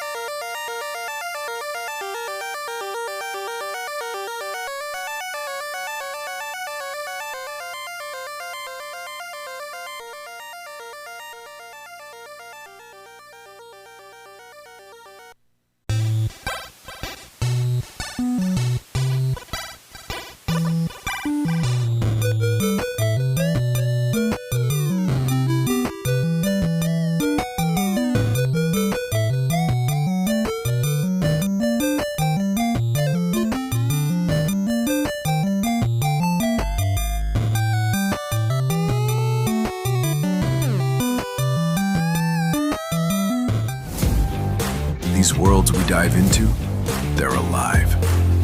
They're epic, and they're ours. We don't just watch, we don't just play, we live them.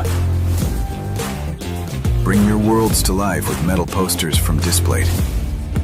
Games, movies, shows, and anime you love. Collect official designs and let your fandom shine. Only at Displate.com. Whether it's sunglasses outside, blue light glasses inside, or night driving lenses in the dark, Zenni has affordable eyewear for everyone. Get 10% off with code PAX at Zenni.com.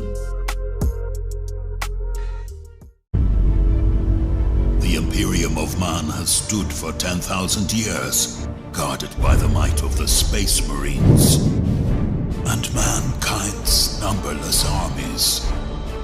But they are beset on all sides, and the threat of chaos is ever present.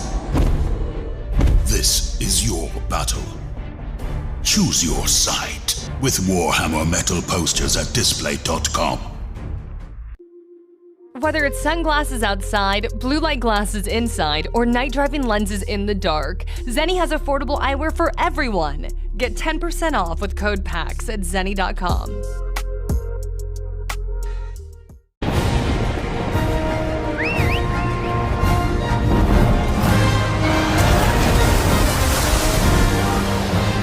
Our ignorance is proving fatal. The encroachment threatens to drive our people out of house and home. But this divide has brought our two kingdoms to the brink of war. But it won't be for long.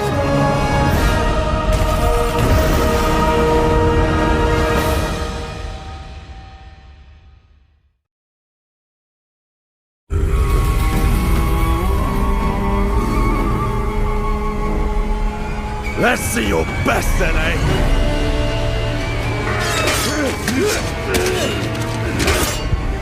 Swordplay is a game of strength. Winning is what matters. And you can bring as many friends as you want. Not good. Whether it's sunglasses outside, blue light glasses inside, or night driving lenses in the dark, Zenni has affordable eyewear for everyone. Get 10% off with code PAX at Zenni.com.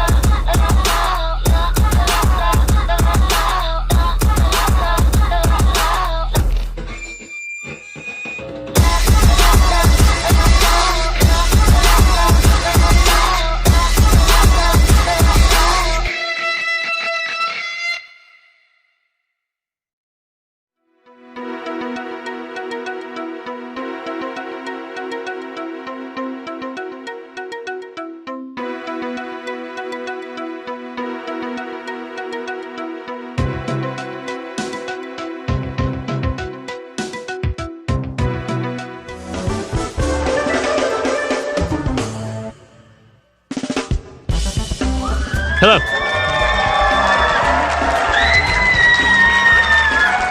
Hello. Wow. How's everybody doing? What a...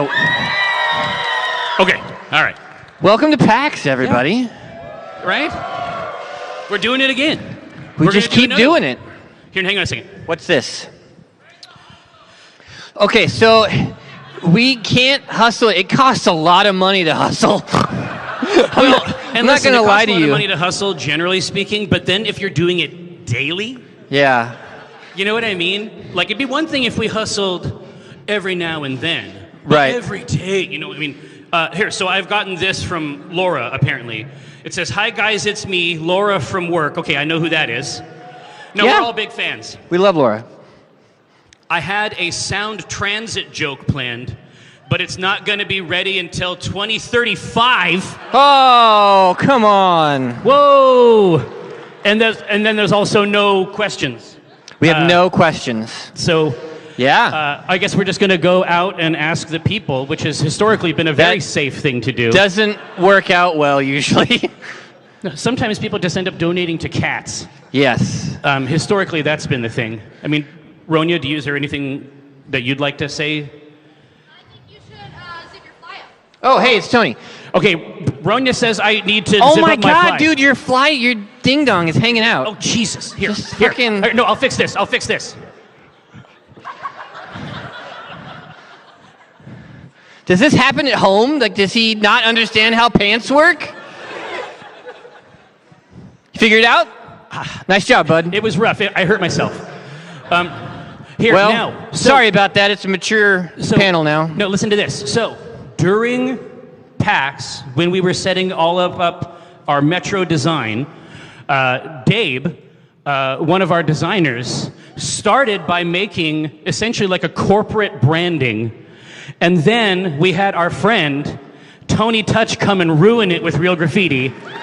Yeah, all the awesome graffiti you see around.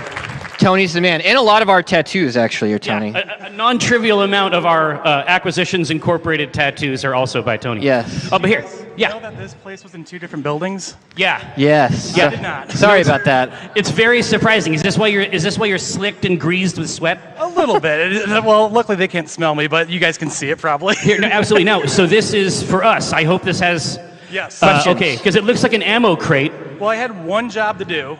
I've been looking for the place to be, but I was stuck in the other building, came over here, but we finally got there. Here, listen, it's all to the G. Thank you very much. Tony Touch, everybody. Tony Touch, everybody. All right, you good? You safe? Be safe. Be fun. I would watch out, dude. Okay. Yeah, you guys just. All right. Yeah, you're looking for him, right? Yeah. No, yeah. No, follow you want him. Here, you go that way. No, here, you got to go this way. I'm sure he's fine. Okay. He seems fine. Don't catch whatever they have. This question. I love how hard they're selling this. They are undead. They're working very hard. Yeah. All right, so what do you got? Surprise, surprise. Questions. Here we go.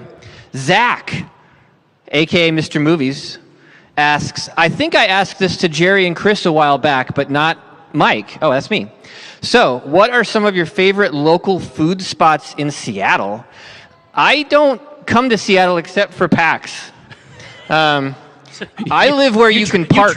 You travel for work? Yeah, I do. I travel for work. Yeah, no, I live way far, like 45 minutes away from here, where you can park in parking lots and go to stores and stuff like that. Wow. So Perverse. I don't come down here, but I'm sure there's lots of great places to eat. All right, here. No, so Jerry, what do you like? Let me deploy my PAX hacks for your benefit. First, I think that you definitely have to take full advantage of the NYC Deli, which is just like a block away from the Sheraton. It's sort of like between here and the hotels. It has everything, including like sandwiches to order and filthy nasty coffee. But it will revive you. You don't want to drink it, but you will. The second is I figured out the other hack, which I brought you along last time, Tender, which is just whatever restaurant, don't worry about the first part. If it ends with hot pot, go in. And because they're going to give you a big pot of like 3 different soups, and you're going to give meat a bath in the soup, and then you're going to eat it. Last time I was there, they brought out like a golden calf, like the sort of thing like the Israelites would have worshipped, except it was covered in meat. And you can have that. It's fine. You don't go to jail. It's reasonable. I'm going to read another question. I really like Taco Time. I mean, I know it's not fancy, but I can fuck up Taco Time. Here's the question. Is this from you? Yeah. Do you guys think that Taco Time tater tots are seasoned?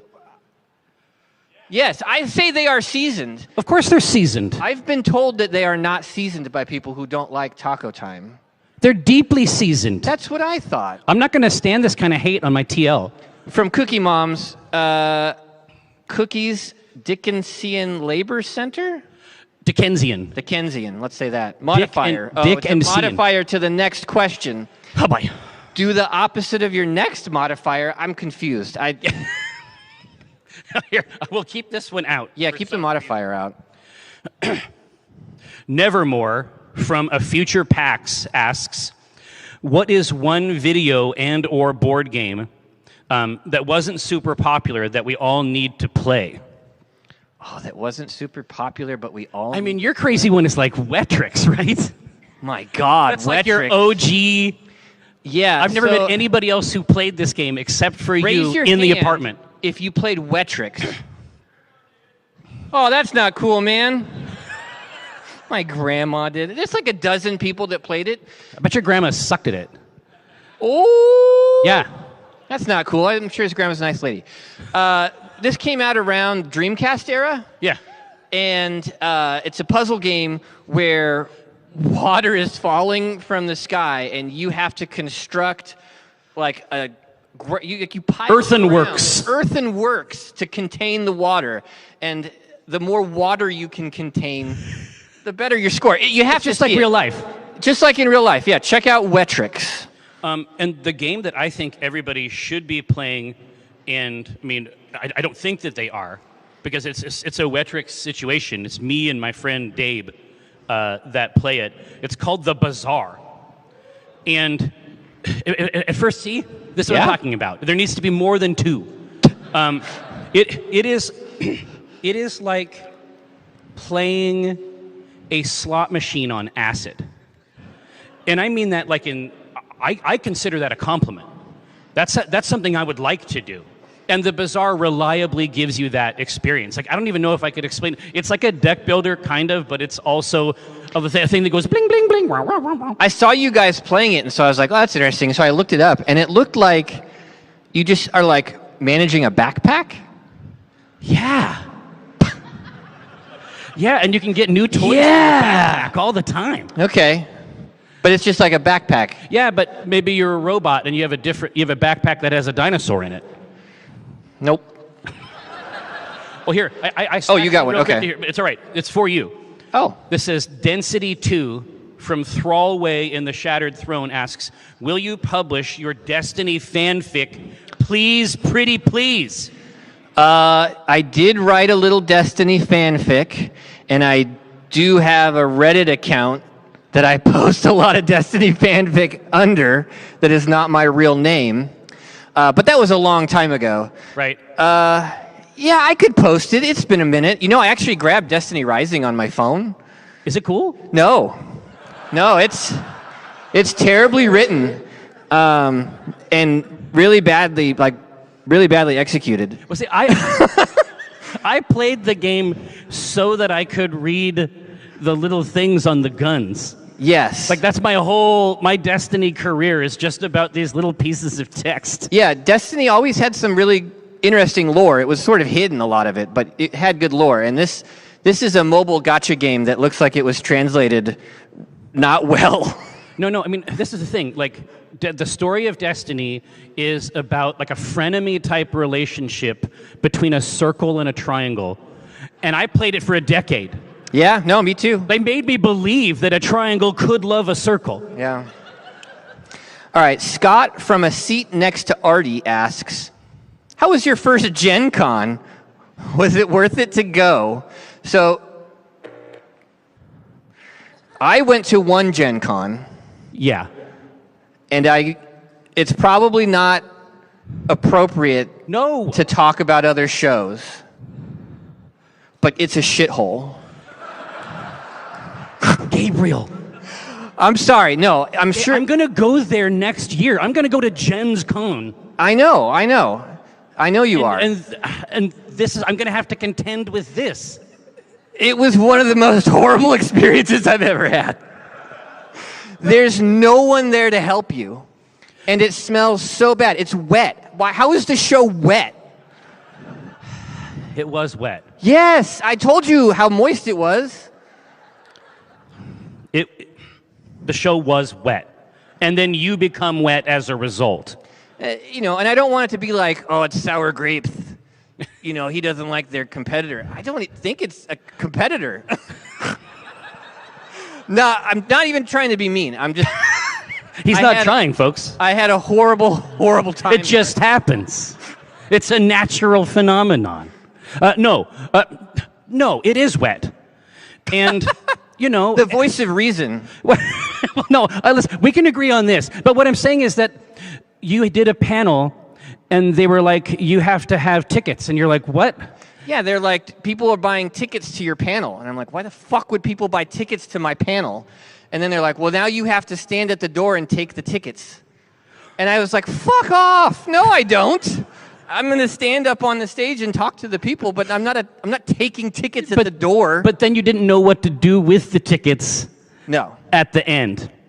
So here's what I'll say. I don't agree with Mike on any of those things, except for the sweat. Okay. Sheets. Yeah. Of sweat. Well, that's not what your text messages from the show said, but we'll leave it at that.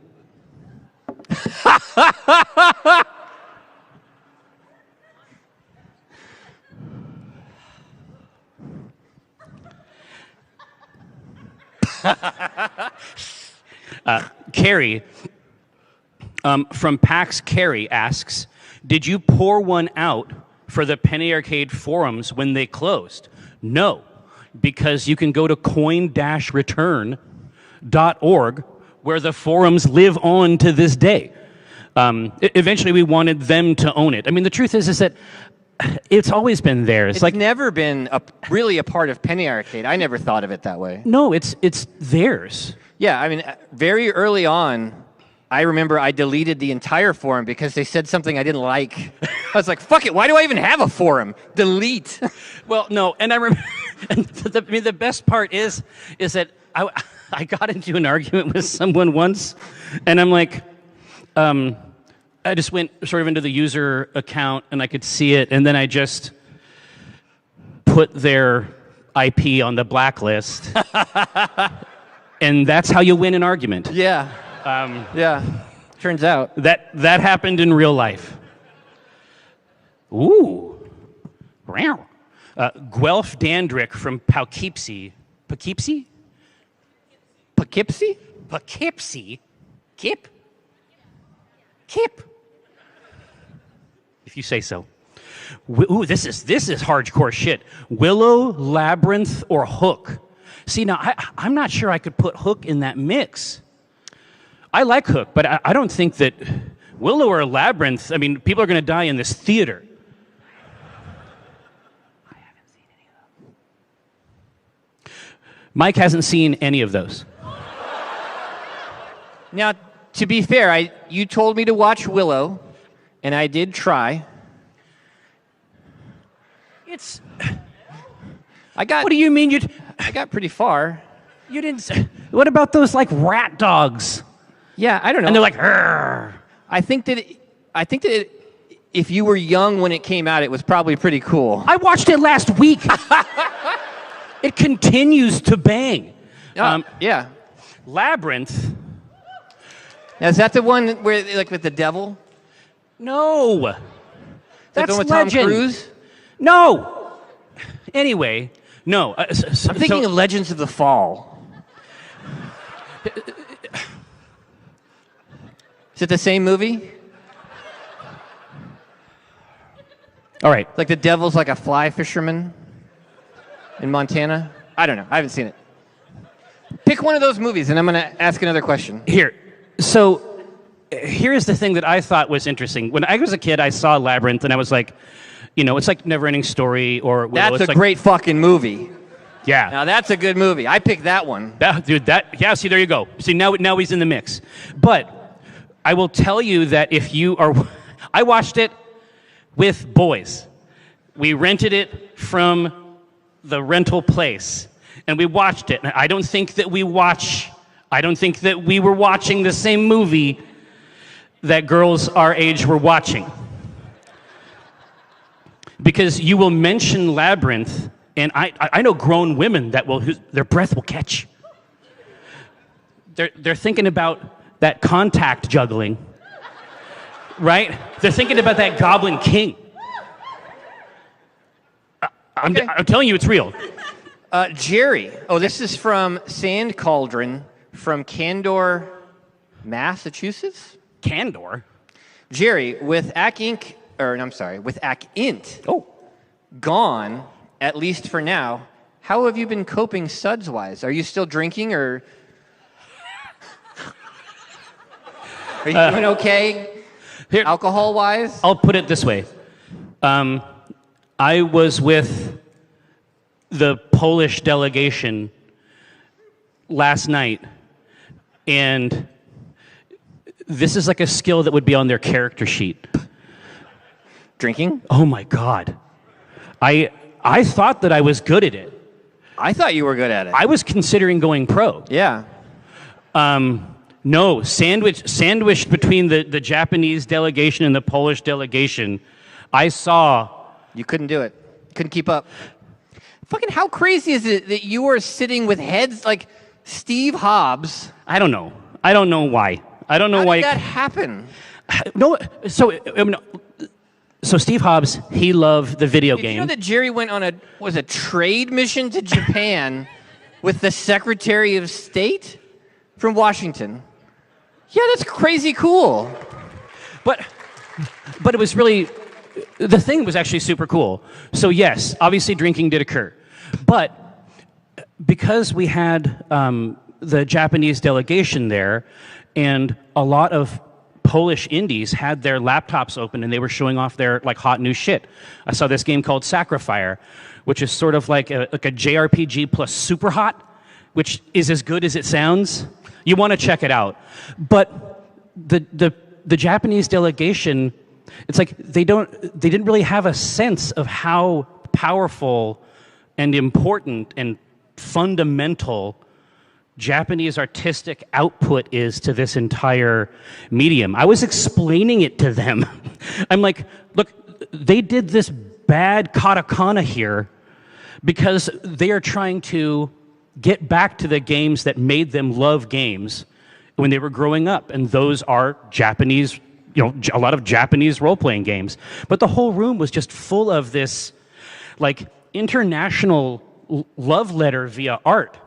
But they didn't really understand like the power that it continues to have. It was really, really wild. I had to tell them about Japan. That's awesome. All right. Cryman Devil Baby from Wait What asks, do you have an address where I can send you outfits I'd like you to wear? No.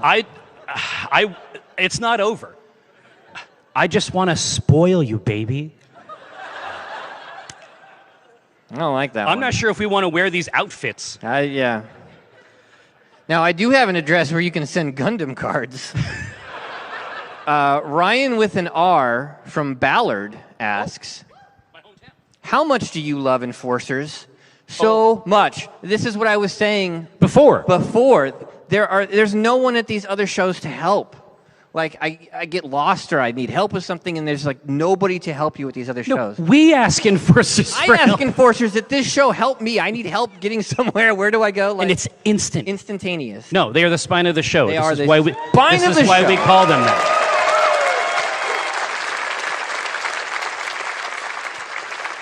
If you go to a show that doesn't have Enforcers, it's just not as nice. Yep. Stephen M. from Chehaliswa asks... I think it's pronounced Chehalis. Chahala! No stopping me. In a world where there are no health consequences, I'm loving this one already. So far, I'm interested, yeah. What foods would you eat every day that you normally have to consume in moderation? So I have not eaten an Oreo in 2.5 months. Hi, no. Typically, this sort of thing begins with, "Hi, I'm Mike." Hi, I'm Mike. I had a real Oreo problem. I would do sometimes a row a night.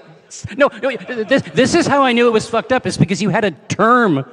I do rows of Oreos? No. Do other people do rows of Oreos? Yeah. We had rows, but at one point you started calling them sleeves. Yeah, I could do a whole sleeve. For sure. It's just if you have a term for it, that's where the problem comes in, I think. But yeah, I'm trying to eat better.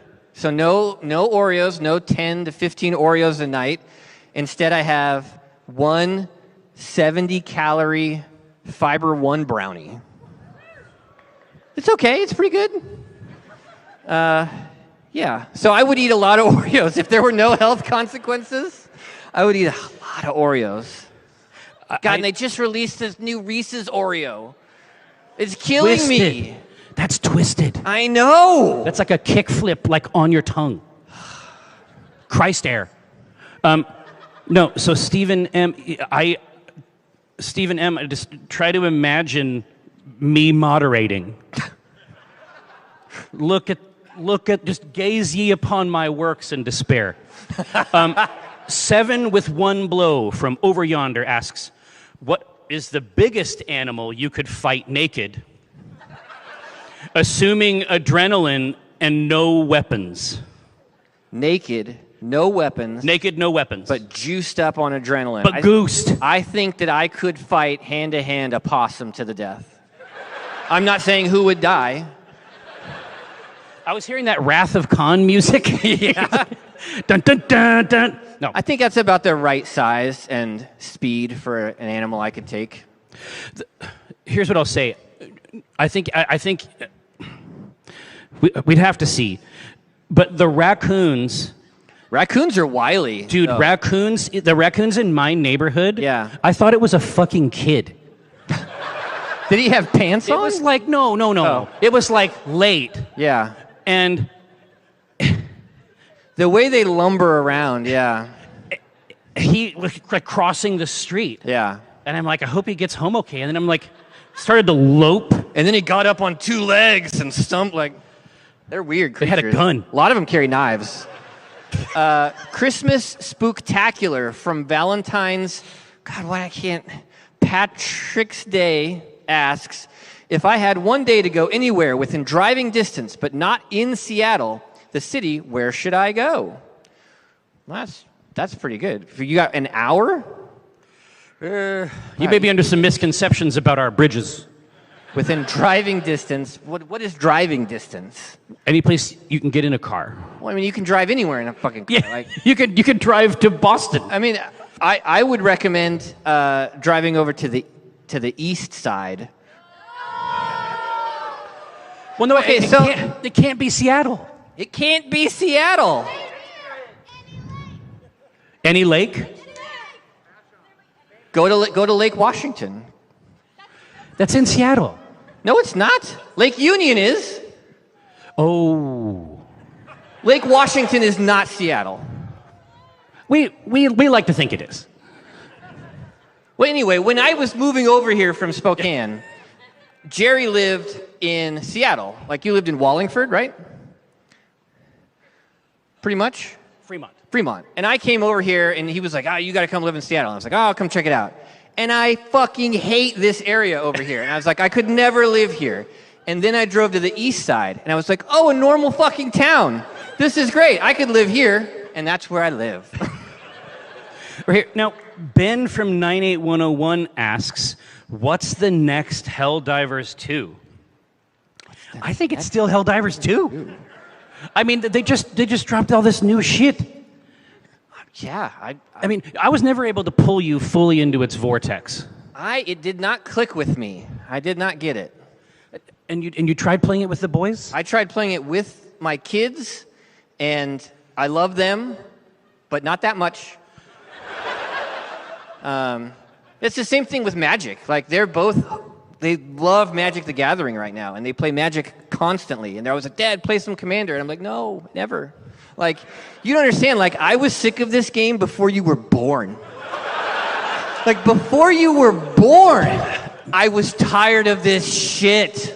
Yeah, Magic, the thing that bothers me about Magic is that when I first got into it, I was getting like, I could buy the packs. They were like $2, I think. Yeah. I could get them with my dishwasher tips, right? Cross the street from Chapter 11, which was the name of the restaurant. I don't want to, spoilers, but it didn't work out. Just shake your fist at God, I guess. Across the street, go to the Dragon's Den. Yep. Get the Magic cards. I didn't really understand the idea of deck building. And so I just had all of these first edition Magic cards in a juice pitcher. Like a plastic, like a Tupperware juice pitcher. And then to shuffle them, I would just shake it really hard. And I mean, I know for a fact, we weren't thinking about, we didn't think that like a, Mana Lotus or whatever, we didn't think that was going to be like a Ken Griffey Jr. rated rookie. No. We didn't have any idea. We thought it was a toy. Yeah. And every time I open a pack, I'm like, I just shook like $100,000 and I don't even know where it is now. Yeah, no, I love that they're playing it and it brought them together like in a way that they had not I was really just going to say, hung out because before. that can be tough. Well, yeah, brothers, right? But they're playing Magic, and I love that for them. You like that over there? Yes, and I will play Gundam. Yeah. Dude McCool from Around asks, sup? Laura, that's not, I don't know about that one. Not much, I guess. I'm not doing a show. Just answering not questions. Carrie from PAX Carrie asks, Div X, Charles Frank, Randy, The Fruit Friend, Anarchy, Cardboard Tube Samurai, Broodaxe, Lookouts. PA Comics used to have a lot more recurring original characters. Not a question. That's just a dig, I guess. Yeah, sorry. Hey, you fucks. Yeah. Well, I will say that I am working on something Lookouts related right now. I have it installed on my phone. Yes. Oh, now, what? All right, real quick. On your phone? A step tracker. Jerry, what are you talking about? A step tracker that lets you explore the Ironwood.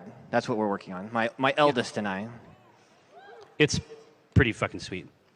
God, this motherfucker's back again. Who? On track again. He's back with more hate, I suppose. Oh. In your August 15th comic, The Undertaken, the concept of a statue of Gabe is mentioned. That's right. What would be the best or most logical place to have a statue of Mike Krahulik?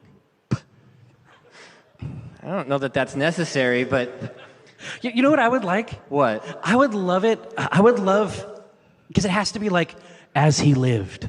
You know what I mean? Sitting on a couch with a bag of Oreos? No, well, no. But it has to be in public. It has to be living in a way, right? It has to invite the viewer.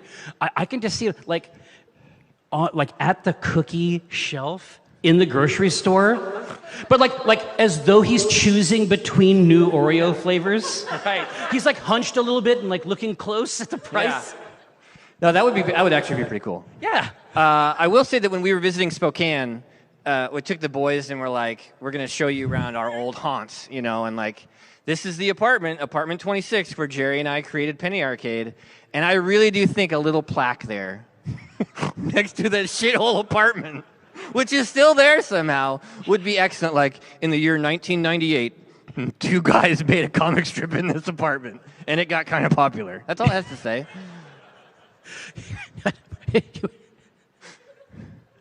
You were telling me that you took them to like some of our old haunts, which is like Zips. Oh my God. We like Zips. Zips has a crinkle fry. To me, that's very important. But you said that while you were there, a man came in and used the soda fountain like a bird bath. Well, he came in and just like went back and forth underneath it. Spokane is a weird place.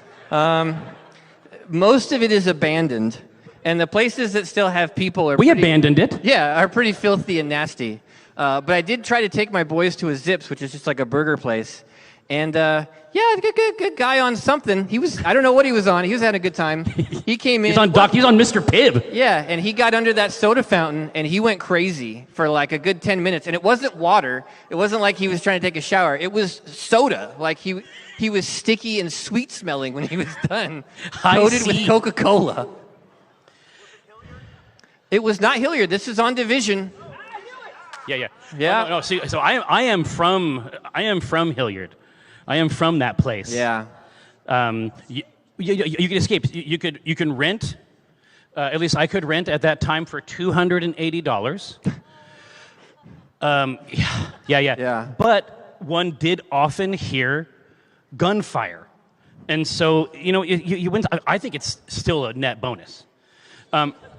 Michael's Crafts. Yes. From Joanne's Fabrics, R.I.P., asks, who is your Sesame Street crush? That's easy.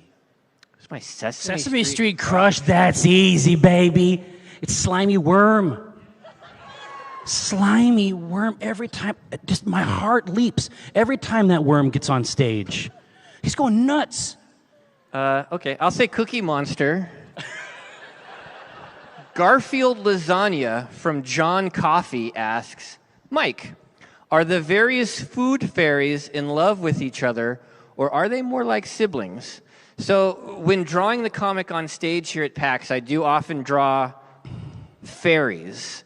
And they tend to be show specific. Yeah, so we have a hot dog fairy that we draw at PAX. Right. Cheesesteak fairy. Philly. I was drawing a lobster roll fairy when I was going to East. In the Boston show. Yeah, I honestly haven't thought about the world building behind the fairies a lot. Dude, should we? Yeah, we probably should. I think taking things that should never be taken seriously, very, very seriously indeed, is our aesthetic. Well, now it makes me want to do something where they like all get together and form a group. I think, and kiss. All right, we'll see how that goes. Angus McDonald from chat asks, what's the latest interest/hobby that's got you all fired up? Oh, well, this is Mike Core. Hobbies are my hobby. Yeah. Currently, I am, I guess hiking. Like, it's got to be. It's all the same thing. My brain gets into these like things where I get hyper obsessed with stuff, right? Yeah. And right now it has been hiking. Moving your physical husk body, which is weird. But Gundam, the Gundam card game, building Gundam again, that got me back into building the models. Right. That's my current. Well, no. And then there's going to be a war game. There's going to be a war game coming out. Yeah. No. It's crazy. What about you? Is there something that you're obsessed with right now? I can never answer questions like that because I don't know. I just have normal, regular interests. Yeah, only other people know if I'm obsessed with them. Well, you are very good at liking a lot of things at a smart, like a good amount. Like you don't, like I jump into something, I go all in 100%, and then like a month later, I'm like, what was I fucking doing that for? Like, now I got all this shit sitting around. I don't even use it anymore. Like it's underfoot. Yeah. No, I get the benefit of seeing your adventures. Yeah. Right? It's like you got so hard into fucking Digimon, dude. Yeah, I did. Like you had like the fucking watch. Yeah. Yeah, Digimon is a good one for the brain weasels. Really gets them going. It's very easy to get obsessed with Digimon. Well, there's a lot of Mons, I understand. Yeah. Cookie Mom from Cookie Mom's Cookies Ethical Child Labor Plant. Yeah. If you got to put the ethical in there, please give your top 5 chips. This is a potato, tortilla, chocolate, ram, the chipmunk. So like chip. Types of chips, but not like sour cream and onion chips, cheddar cheese chips. No, I think that is acceptable given the framing. Oh, I guess I like sour cream and onion chips. Okay, well, I like Cool Ranch. It's a good flavor of chip, man. And then just sour cream, Cool Ranch, sour cream. Yeah, and that'll be all 5 chips. Yep. Now, April from Albuquerque asks, Hi. I am new to PAX, and I have really enjoyed watching you two play the characters Omen and Jim. Aw. I've had fun playing it. That's very sweet, April. Here, now, I was wondering what other characters you like to play as. What would motivate you to make that choice? Well, all of my characters are Jim. Every time I've tried to play another character in some other game, it ends up being a version of Jim. Yeah. Which is really just me. Yeah, so I'm not like, it's not like I shaved the serial numbers off. Like, No, and it's like, but April, if you have enjoyed that, we have a bunch of other stuff on the YouTube. I would definitely recommend the AV Club, which is our sort of like 80s movie homage. That was a lot of fun. Seattle by Night is also very, very Seattle good. by Night was very fun. No, I don't think your character in Vampire is not Mike. Tom? I don't think Tom is Mike. I tried to make it. No, he's still me. Is he? Yeah. I mean, he's just big. I am always that person who is there and is kind of to screw things up. I'm there to throw the wrench in, right? Yeah. But also, it's like we're not like actors or performers. Like we're still like, essentially, when we're doing that, we're just like writing. The same that we would like write a strip. Yeah. You know what I mean? Like we're just sort of like writing fast. Yeah, exactly. But no, that is not. Yeah, that's just something that we do for fun. And people always say like, oh, I like the Acquisitions Inc. It feels like a home game. It's like, well, that is our home game. That is when we play Dungeons and Dragons. That's when I play it. I've been told you folk have stopped disclosing this information publicly, so I thought I would come ask in person. Oh boy. Just between you and I, asks, is your hustling still of a near daily nature? We don't hustle anymore. We already went over that. We covered that topic. George from Beemore Baby asks, during Acquisitions Incorporated, the series, Season 1, who stole the belt of giant strength from the Horn Enclave if it wasn't the Zents or Acquisitions Incorporated? Yeah, exactly. Yeah, that's what I've been saying for years. No, here's the takeaway. I mean, you have to ask Chris. Yeah. Like, if it's not specifically stated or happens on stage, we don't know. They never tell us anything about these games. We don't know what's going to happen at all before we get on stage. And when I leave the stage, I completely forget everything that happened that was on stage. Well, in order to do that, like for us, that is the hardest thing I do at a PAX. That takes That's not my job. I basically, in order to do it, I have to disappear. Yes. It has to just be the line. Yeah. It has to just be like whatever I'm going to be saying next. Because there can't be any pauses in it at all. Yeah, I just have to look at the people at the table. With the lights, I can't really see the audience and stuff like that. I just focus on the DM. Yeah. But, yeah, we're not actors. No. And sometimes people have been like, oh, is any of that stuff scripted? And it's like, it couldn't be. I could not perform it. Oh, you'd know right away. You would know right away. It would be horrible. No, you would never wonder. Because it would become stilted and wooden. Yeah, like, that's very what quick. Acting is just doing the things that we ordinarily do bad. Like, we can't do that. Yeah. Jeff Raven from the Ether, but also Club PA, asks, if you could go back and rewrite one early Penny Arcade strip with your current skills, which would you pick and why? Now, we've done this a couple times. Yeah, every once in a while. We've done like directors, like remasters. Director's cut, yeah. I think it would be fun to go back and do Claw Shrimp again, or I Hope You Like Text. I think I could do a better job actually, on that one. those would be perfect. Yeah, those would be fun. They're still in the mix. All right.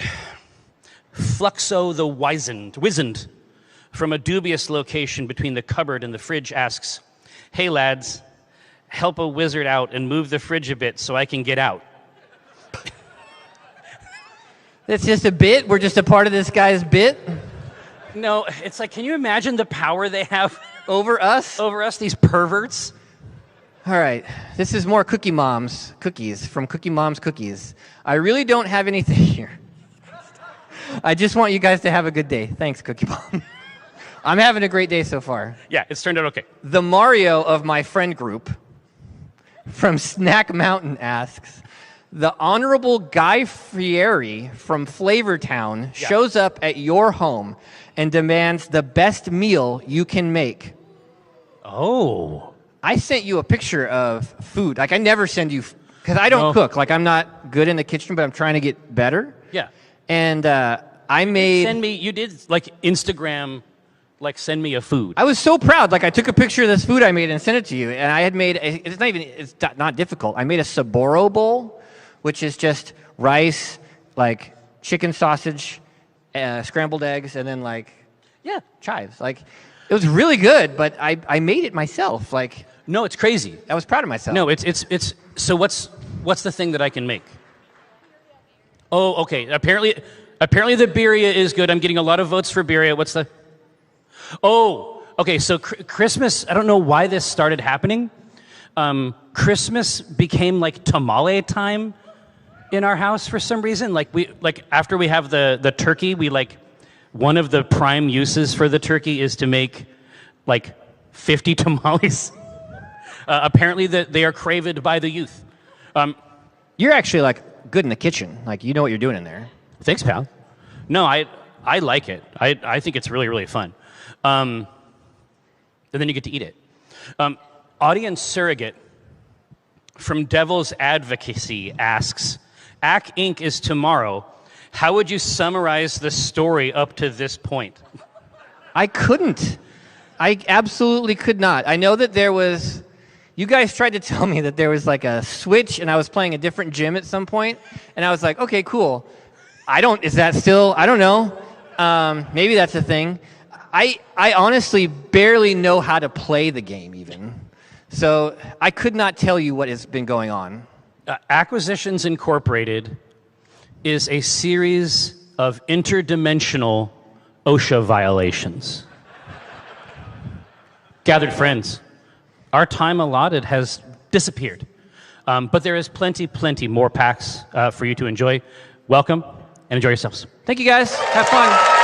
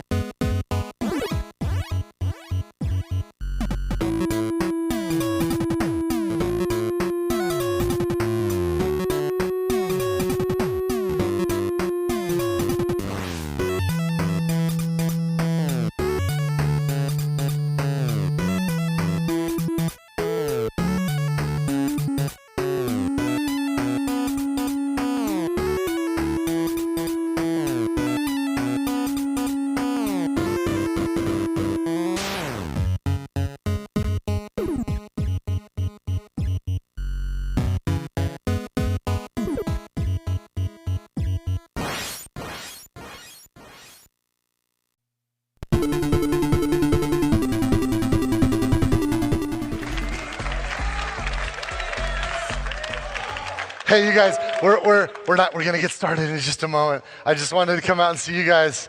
I'm Randy. I founded Gearbox. We make Borderlands. You guys hype about that? Yes. I am so excited to be here. I am so excited to be here. Now listen, I've been on this stage, PAX West, PAX East, talking about Borderlands for a lot. I've done it many, many times. And every time I've come out here, I've said, I am so excited to be here. But right now, with Borderlands 4, you guys, I am so excited to be here. Are you guys excited? Yes! Yes! I want to feel that energy. I want to feel that energy. I'm going to go to backstage. I'll be out here later, but we're going to get started in just a moment. Just a moment. Keep it pumped. Keep it pumped, you guys. Woo!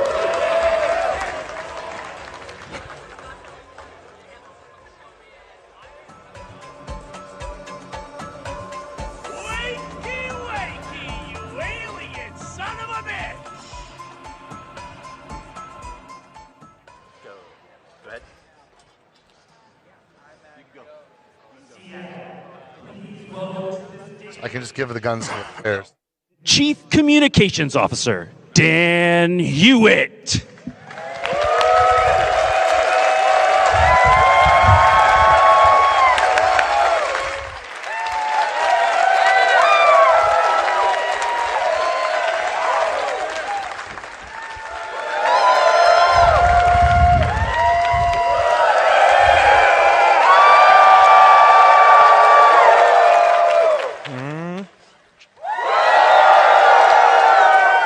Amazing. Hello, my friends. What's going on, PAX West? I am so excited that you're here. Thank you for joining us. And whether you're joining us here in the hall or you're watching online, you're a part of our incredible community, and we're so appreciative of all the time that you took. Now, we have enforcers who are going down the aisles. We are handing out Ripper masks. Please, please, please make sure you get one. We're going to be doing a family photo. And we want to make sure that everybody can be a part of that. So if you're getting a mask, just hold on to it for now. It'll be great. While we do that, who has never been to a Gearbox PAX West show before? All right, right here in the glasses. Stand up. Come down here.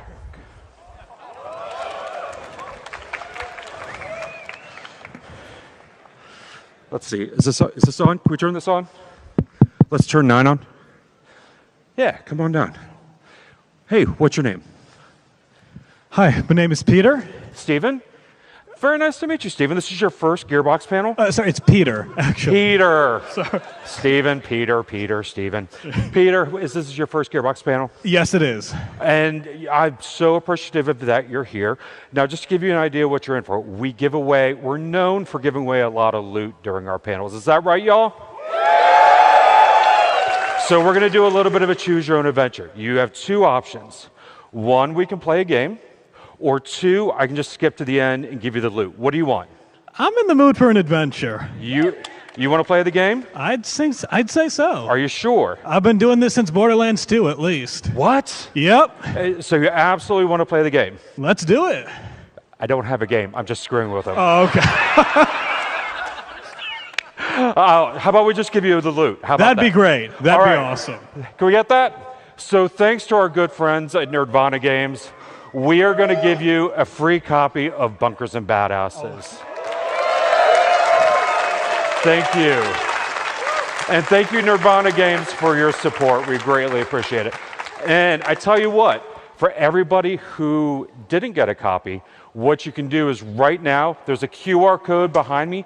Scan that, and thanks to the generosity of Nerdvana Games, you also are going to get a free copy of Bunkers and Badasses.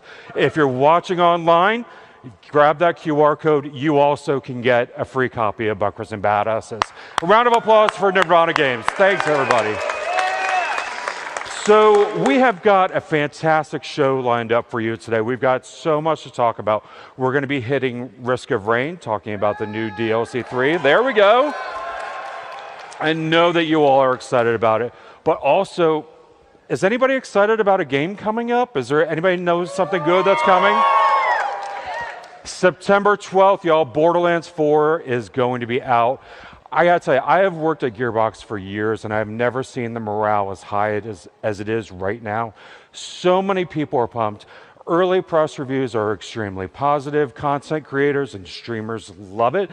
I mean, so many people want to be part of this Borderlands moment. As a matter of fact, Butterfinger, you all know that crispity, crunchity deliciousness. Butterfinger has partnered with Borderlands, and they came out with a new bar with marshmallow. Cash the check, y'all, I'm doing it. They came out with marshmallow, and it is a fantastic flavor. I've actually been eating these all morning. But we are going to put in a Butterfinger skin for the Echo 4 bot in Borderlands. And you can see an example of here. You can see an example of the Echo skin here. There we go, the Echo 4 bot. That's going to be available, and if you want to get that, you can get it from a Butterfinger content creator. And so be sure to follow those folks, and they're going to be giving a shift code for that specific skin. Now, as excited as we are by the incredible response from press, from content creators and streamers, we're also heartened by the incredible outreach from cosplayers. You all know how important our cosplay community is to us and how honored we are that people put so much time and effort and money into these incredible creations that take hours and hours and hours to build. Now, we do have new cosplay guides available at borderlands.com. So if you want to go get the cosplay guide for one of the new Vault Hunters or Moxie or any of the characters that we've got in Borderlands 4, please go ahead and download that now. We have so much going on, a lot of games in development that I'm not even going to get into because I really love my job and I don't want to spoil those. But I do want to talk about one thing that I'm particularly excited about. This winter, we are going to be coming out with a brand new audio series. It's called Borderlands Dead Echoes. And what this is it follows Watts. Now, Watts is a disenchanted doll echo operator, and he doesn't get paid much, and he's looking to develop a side gig. And so what he does is he supplements his pay by sifting through undeliverable echo logs, and he's looking for secrets, and he's selling those secrets to the highest bidder. He ends up partnering with a character named Junie, who is a curious stranger with a secretive past, and together, Watts and Junie go on a Robin Hood type mission, but they end up attracting the attention of evil corporations, Doll's lethal accounting department. It's fantastic. It's going to be available anywhere where you get podcasts. So this winter, be sure to take a listen for that. All right, that was a lot. So why don't we get started talking about games? How's that sound? I want to bring to the stage one of my best friends at Gearbox, Noelle Pugh. Noelle, come on out. Hey! Hello. Hello. Best friend. Hey, everyone. So I am extremely excited to be here today to talk about Risk of Rain. So Risk of Rain we absolutely love. It's super near and dear to my heart because when I started at Gearbox 7 years ago, it was one of the first games that I actually helped to launch was the Risk of Rain 2 early access, which is crazy. So today we have a couple of things that we want to talk about. First one is from a company that also loves Risk of Rain as much as we do. Nerdvana Games has the Risk of Rain board game live now on Kickstarter. So it is fully funded, which is really incredible. It went live and 30 minutes later, it was done. So this is definitely happening right now. It's over 1,000% funded, which is incredible. The game is a co-op miniature game where you are working with your friends to try and get through the different scenarios. And it will be up on Kickstarter until September 9th, which is incredible and fun. And so if you guys really like to play your board games before you actually buy them, there is a stage that you can play on Tabletop Simulator before you back it. But remember, you want to back it before September 9th because that's going to be the best time. Now, for the video game. So at PAX East, we announced Risk of Rain 2 Alloyed Collective, which is the third DLC for Risk of Rain. Our DLCs feature new stages, new enemies, new bosses, new items, and of course, new survivors. So I'm not going to be sharing the new survivor today, but you'll be able to watch and learn about the new survivor on our Survivor Twitch stream on the Gearbox official account. And whenever we do our survivor streams, we also do a dev diary, so you'll be able to see a lot more information about the brand new DLC for Risk of Rain 2. So, the other thing that I want to share with you guys today is kind of a surprise. So, there is a new update for Risk of Rain Returns that is live today. It will be going live now. For those that like to play Risk of Rain on the go, this is going to help it so that more of us can play Risk of Rain on the go. So, for a taste of what is coming, here we go.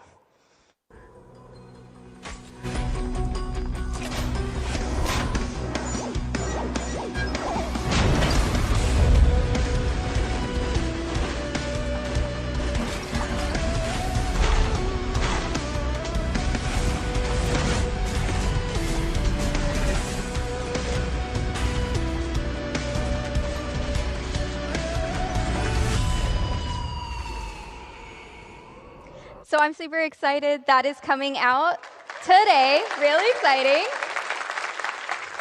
Now, I have one more thing for you. Actually, I don't have anything else for you. What I'm going to do now is I'm going to bring back out to this stage the founder of Gearbox Entertainment, Randy Pitchford.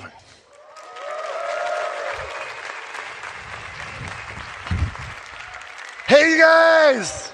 Hey, did you guys get masks? You guys got masks? Can you put them on? Put them on. We're gonna get a selfie together. Okay. Noel, can you help me? Yeah. Oh heck! Oh my God, that looks so good. Oh heck yeah, this is so cool. Yeah. Okay, I'm gonna pose. And let's do the 4. You guys all look so awesome. Yes. Fuck yeah. Yes. You're all gonna be on somebody's socials. Heck yeah! How you doing?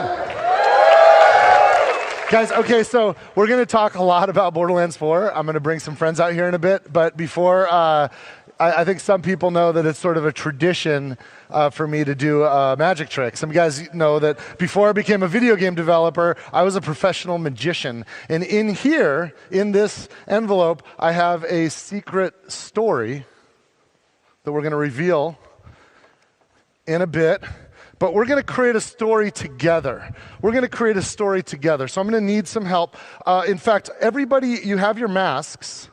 If you look at your masks, some of you, actually 4 of you, will have a mark on the inside of your mask. And I know what the mark is. And if you have this mark, you'll know. You'll know. If you don't think you have it, you don't have it. But if you have it, you've got it. I want those 4 people, wherever you are, to come right here, come up to the front of the audience and meet me right up here. We're going to do something, and I'm going to bring your masks. There should be 4 of you, and I want you to join me right here in the front of the audience right here. And we're going to build a story together. And also, in addition to these 4 people who are going to be our players, okay, good, there's at least one. I was backstage with one of my magic friends as we worked all this thing out for a while. We got 2. There's a 3rd person. There's got to be a 4th one. There's got to be a 4th one of you. Yes. Come on, come right here, you guys. Come right here. Hi, welcome. I'm Randy. Hi. Nice. Now we haven't met before, right? Okay, cool, awesome. This is gonna work. And yes, let me see. Okay, cool. Yes, you're legit. Okay, keep your masks. Oh, this is gonna be great. What is your name? Reggie. Hi, Reggie. Nice to meet you. And what about you? Alice. Nice to meet you. Raymond. And Matt. If I forget your names, forgive me. Yeah. So. I'm going to ask you to come up on stage. So unfortunately, there's no stairs here. So if you can meet one of our forces over there, they're going to bring you around the backside. You can join me on stage, and we're going to play a game. You guys. This is going to be fun. I got 4 Vault Hunter players, and we're going to play a game. And we are going to figure out what the secret story is that I've predicted or I've written in advance. Okay, you guys. As you can see on stage, I've got 4 question marks on banners, A, B, C, and D. Now, in a moment, when we get our players up on stage, I'm going to ask each of them to pick one of these banners, and that's going to be their territory. Because what we're going to do is we're going to get each player in a zone, in a location in Borderlands 4. We're gonna have Vault Hunter selected, and then they're gonna pick their weapons, and we're gonna see what happens. Right up here, you guys. Yeah, you can actually come right up to me. Come right up to me. Cool. Yes. Perfect. Sorry, what was your name again? Matt. I've got A, B, C, or D. What do you want, Matt? B. Can we turn B around here? And you can just take a spot to the right of B. Yeah, see, there's tape there. Here, you know what? Can you help me turn this around? Sweet. Where are you going to be located, Matt? You are in Carcadia Burn. Matt's in Carcadia Burn. Hi, remind me your name again. Alice. Alice. What do you want, A, B, C, or D? Ooh, let's do C. C. Let's go to C. Can we see what C is? Perfect. You're in Terminus range. Great. And where do you want to be? Okay, D. And let's turn D around, and guess what? You don't get a choice. I'm sorry. You're stuck right here.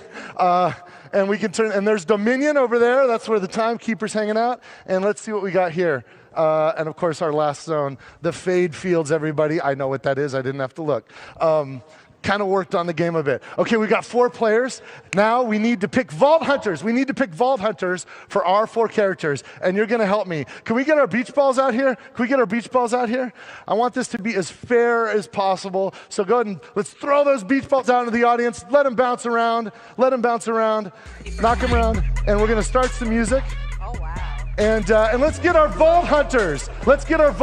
On stage. Please welcome to the stage some incredible cosplayers, our Vault Hunters.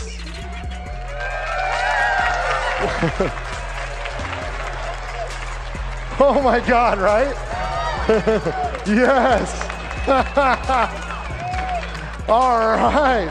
We got our Vault Hunters on stage. Okay, now I'm going to go left to right. As soon as the music stops, somebody grab a ball, grab a beach ball. If you got it, hold on to it. Grab a ball, stop it, grab a ball. You're our volunteers. Stand up if you've got a ball. Stand up if you can stay where you are. You don't have to come up here. We're going to do it from where you are. Stand up. We're going to start on the left. So you in the back there, we're going to have over here in the Fade Fields, that's player 1, player 2, player 3, player 4. We're going to start with player 1. So you in the back.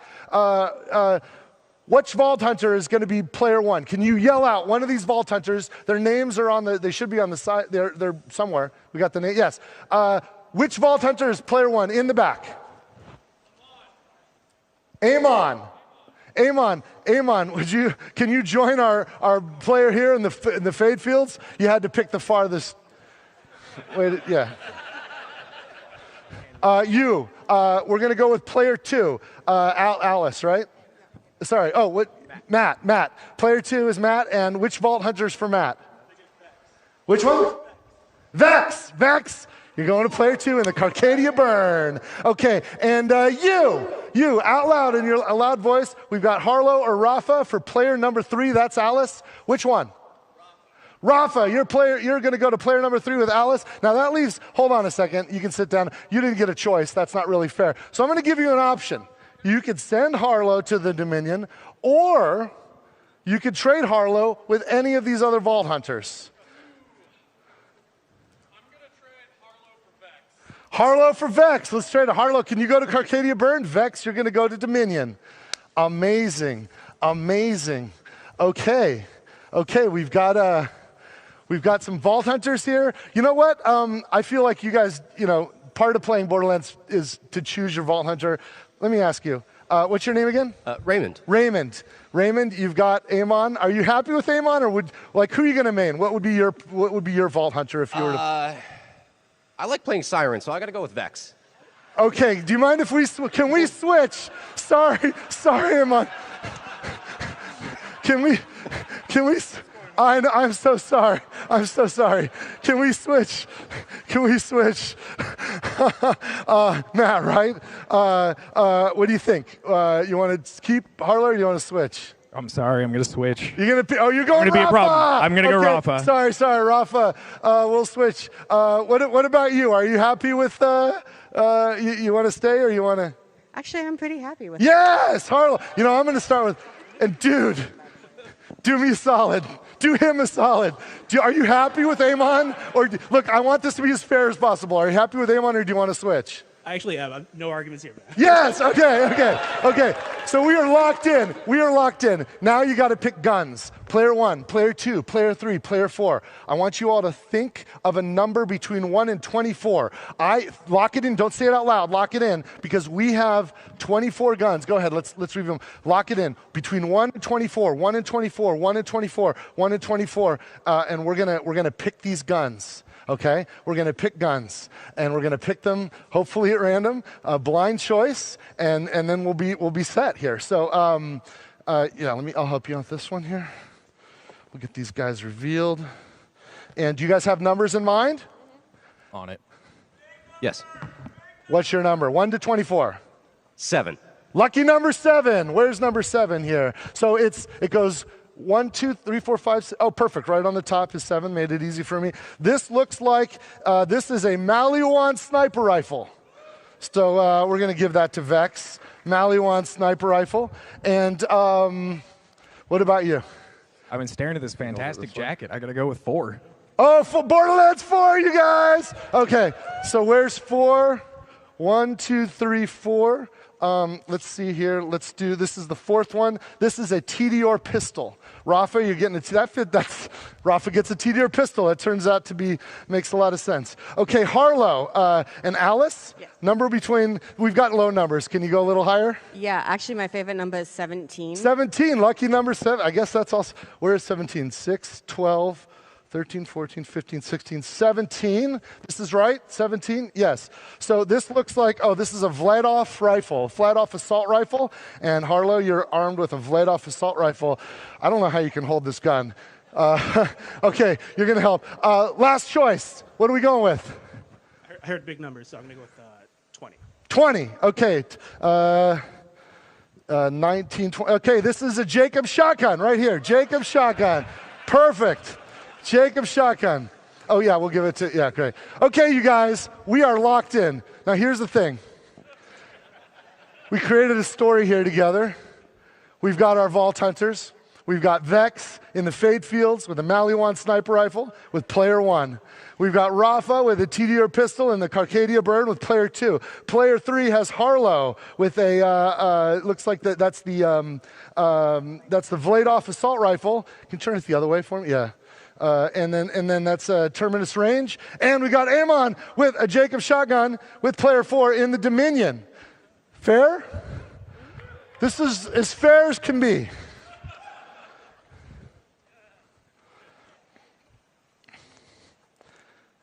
Here's our story, you guys. Oh, guess what? Underneath all of your seats, I've given you a copy of the story. Reach under your seat. There's an envelope with something inside of it. Take that out right now and prepare to have your minds freaking blown.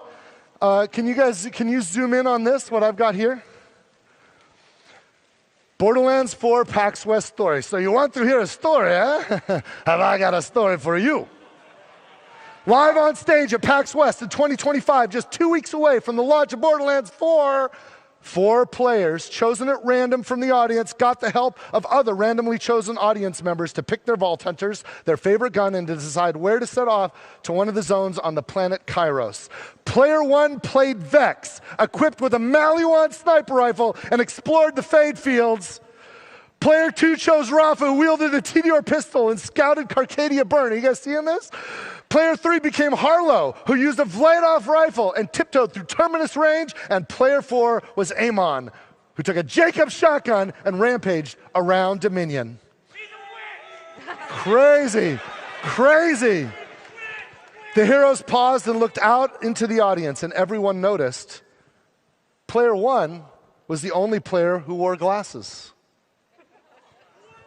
Player 2 is the only one with a hat on. It's backwards show. You got a hat on. Yes! Player 3 is the only woman. And what was your name again? Reggie. Player 4 is named Reggie, you guys. Player 4 is freaking named Reggie. That's a miracle. That is a miracle. Oh, wait, there's some more instructions here. Hold on, I got to prepare for this. I forgot this phase. This is the most important phase. Player 1, can you take one of these ammo boxes? Can you take one of these ammo boxes? Player 3, can you take one of these ammo boxes? Player 4, can you take one of these ammo boxes? Let me read this last bit here. I don't know if you guys can read this with me. Can we zoom in on this? Every decision was made exactly as planned. The game was a success. And so at the end of the game, all of the players opened up their ammo crates to find them full of grenades, which they promptly threw with great force towards your narrator, Randy Pitchford. Go ahead.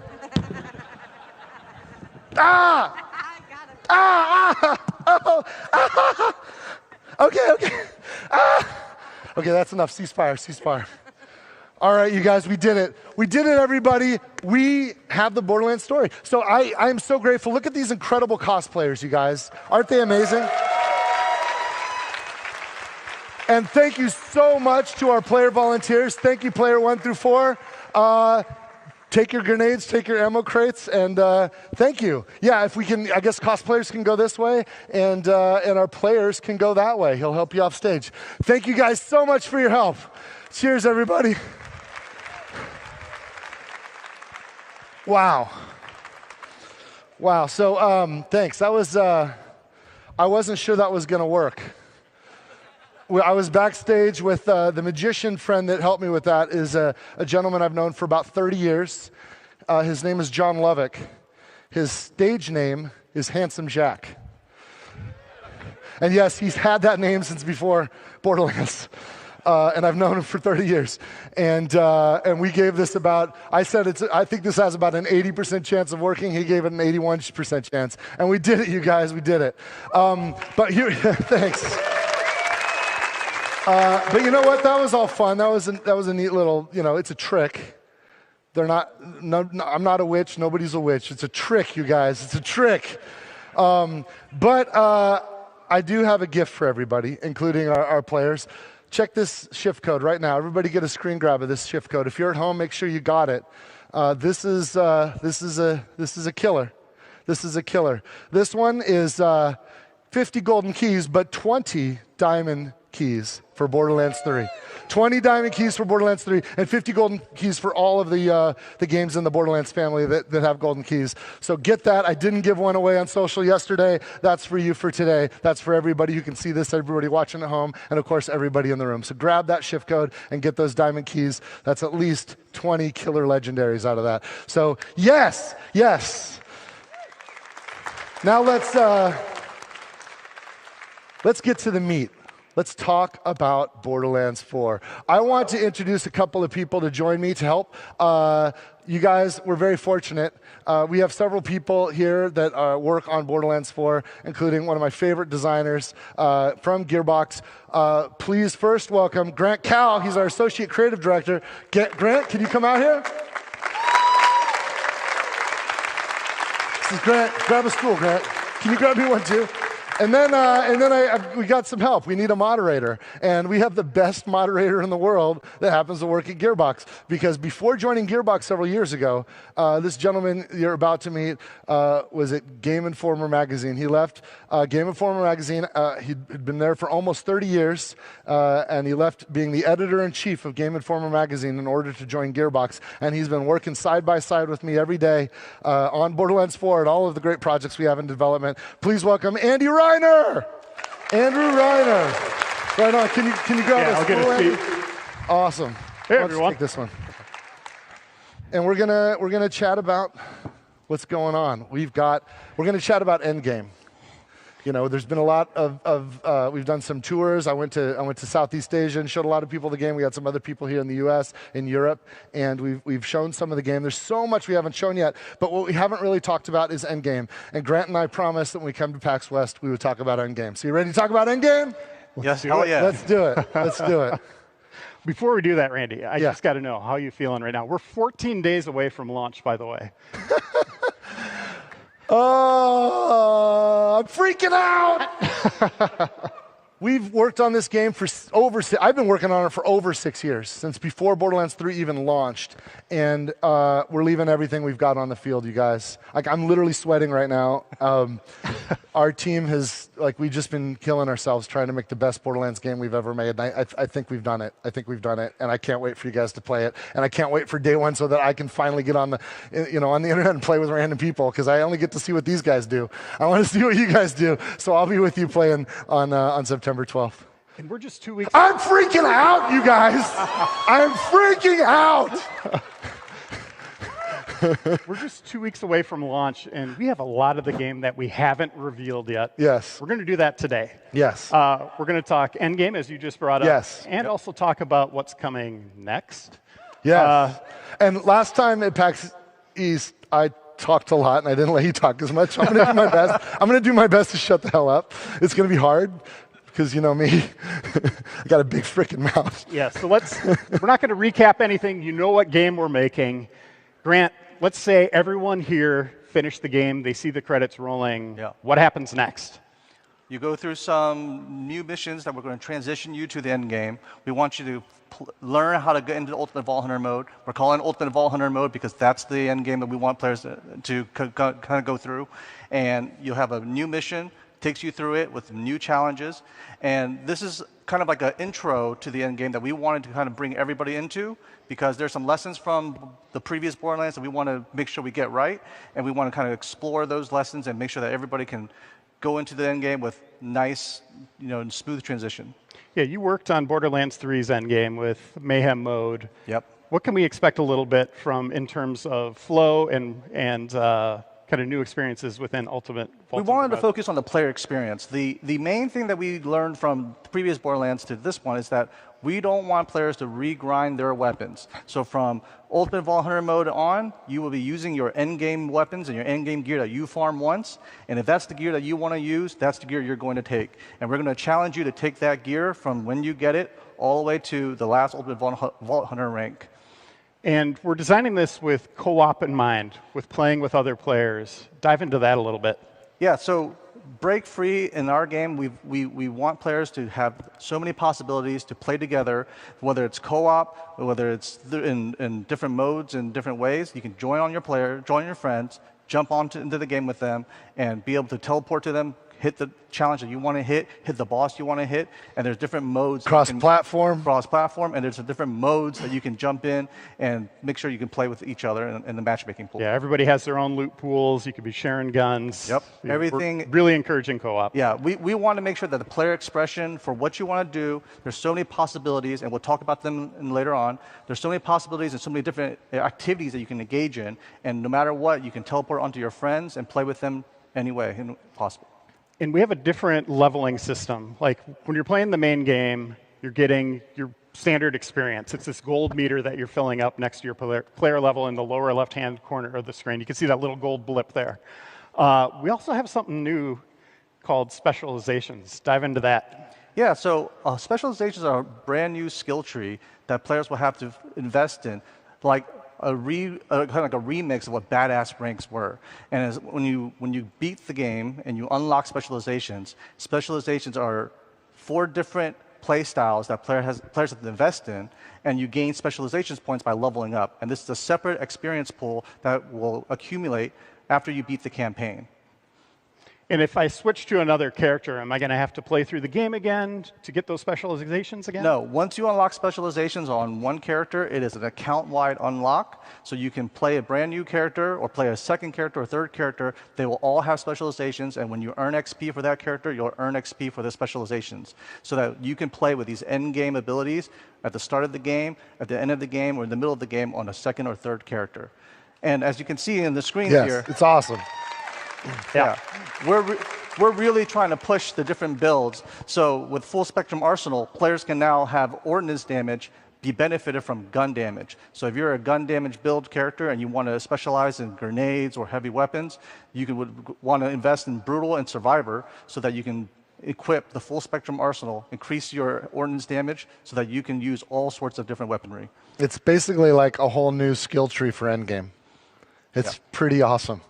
So you said if you want to play it this way, what if I want to change it up on the fly? You can respec. We have a specialization respec machine. We do want players to kind of stick with their specializations, so there is a cost associated with it, but we do want players to kind of. It's iridium. The cost is iridium. Cost is iridium, but you can mix and match and play your style the way you want. We don't want to deter you from playing the way you want to play.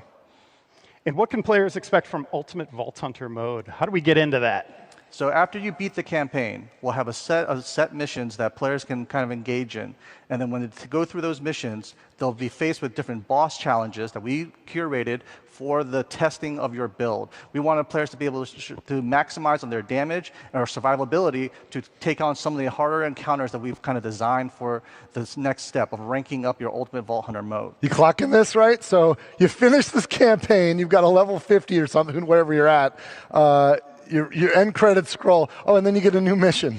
And there's tutorials because there's the whole robust endgame system that we want to make sure you understand and can enjoy. And we'll train you as we go.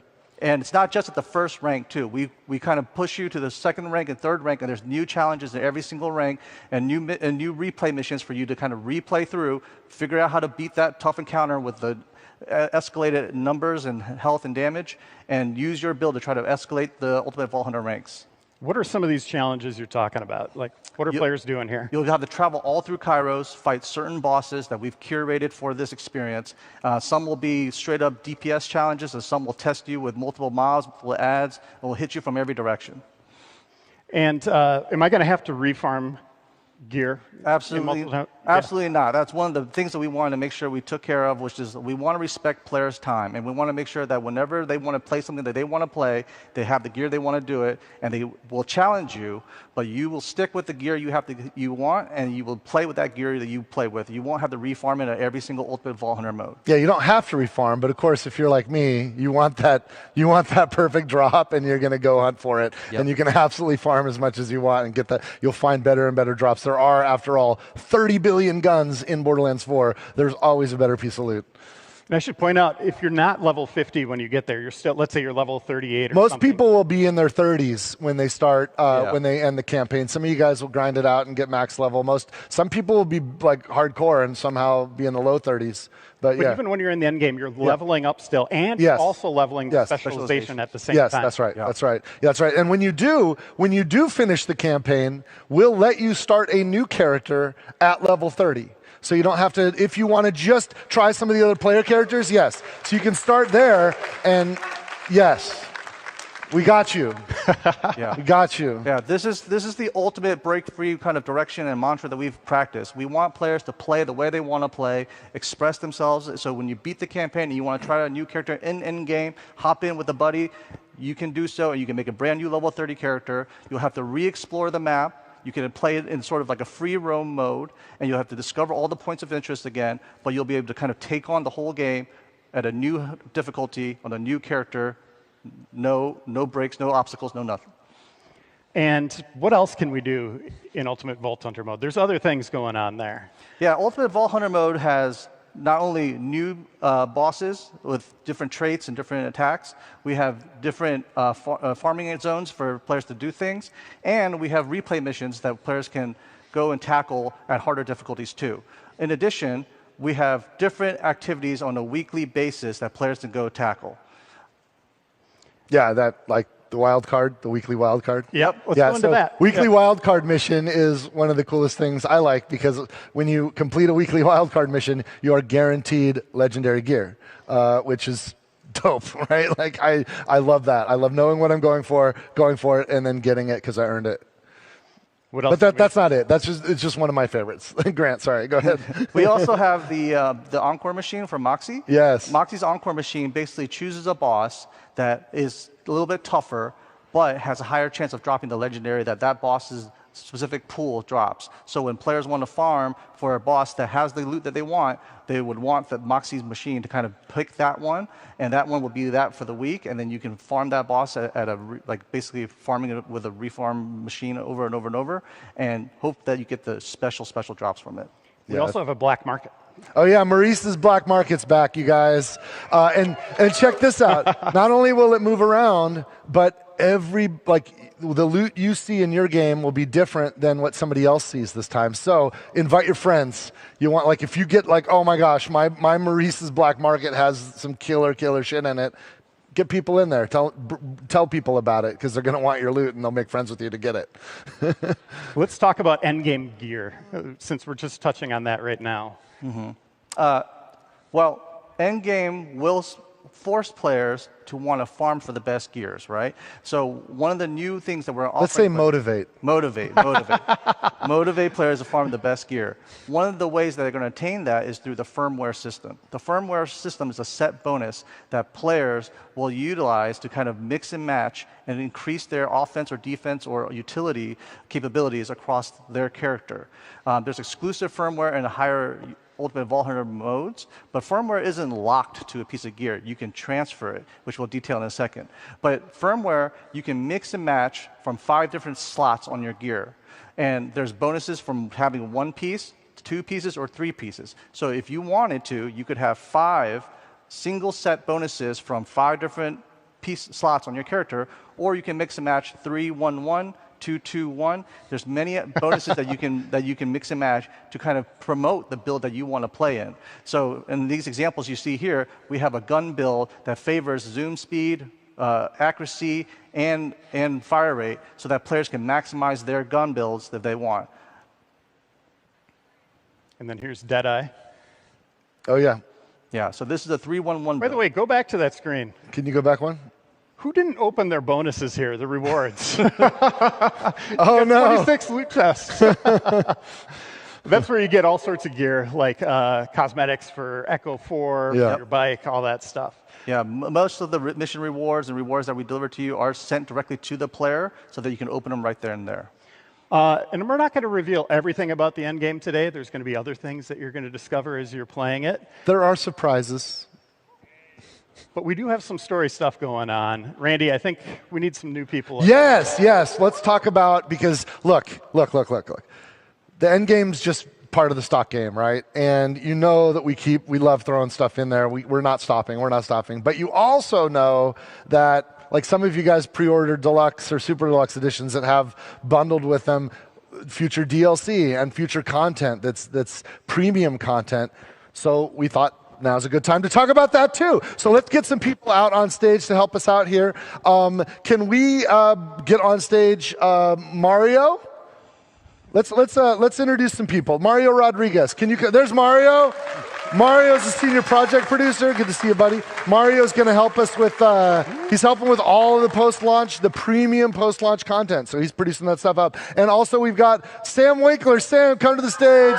He's on the writing team, our narrative director. Sam's in the house, yo. Sam, join us. And also, I want to bring to the stage Max Davenport. Max Davenport is on the art team. Max is awesome. This dude kicks ass. Have a seat, you guys. And and with them on stage, let's talk about more post-launch stuff. Let's overwhelm people with a giant slide here. Yeah. Randy, what are we looking at? There's a lot of stuff up here, right? Like right out of the gate, we're dropping some free content, seasonal mini events, Horrors of Kairos. It's going to have some new weapons, some new cosmetics, new weather variant. Because there's dynamic weather on Kairos. It's crazy. You guys haven't seen anything like this in a Borderlands game before, and that's free content. That's for everybody, whether you've done this stuff or not. But our first premium content is Bounty Pack 1. There's a new mission, a new boss, lots and lots of rewards tied to that one, and it's really, really fun and really, really gnarly, frankly. We're going to drop an Invincible and then Bounty Pack 2 before the first story pack. The first story pack is a big campaign DLC. It's awesome. It's crazy. We're going to talk about it a bit. Maybe I'll just shut up there and let us talk about sit down. that. Yeah, I'll sit down. I'm sorry. I get really pumped about this stuff. Mario, let's unpack that first one, the seasonal events. What can players expect there? Yeah, sure. So seasonal mini events are back. The first one coming in October. We're calling it Horrors of Kairos. And because it comes out so soon after launch, we didn't want to make sweeping changes just yet. So you should expect some tweaked gameplay with some spooky vibes, new legendaries, cosmetics, but only for a limited time, so make sure you don't miss them. And then invincible bosses. You can actually kill these. They're not invincible, but we call them invincible bosses because they're tough. Invincible bosses, and as you can see up there, there's 3 S's. So yes, multiple invincible bosses are planned for release. They'll take place in new arenas all around Kairos.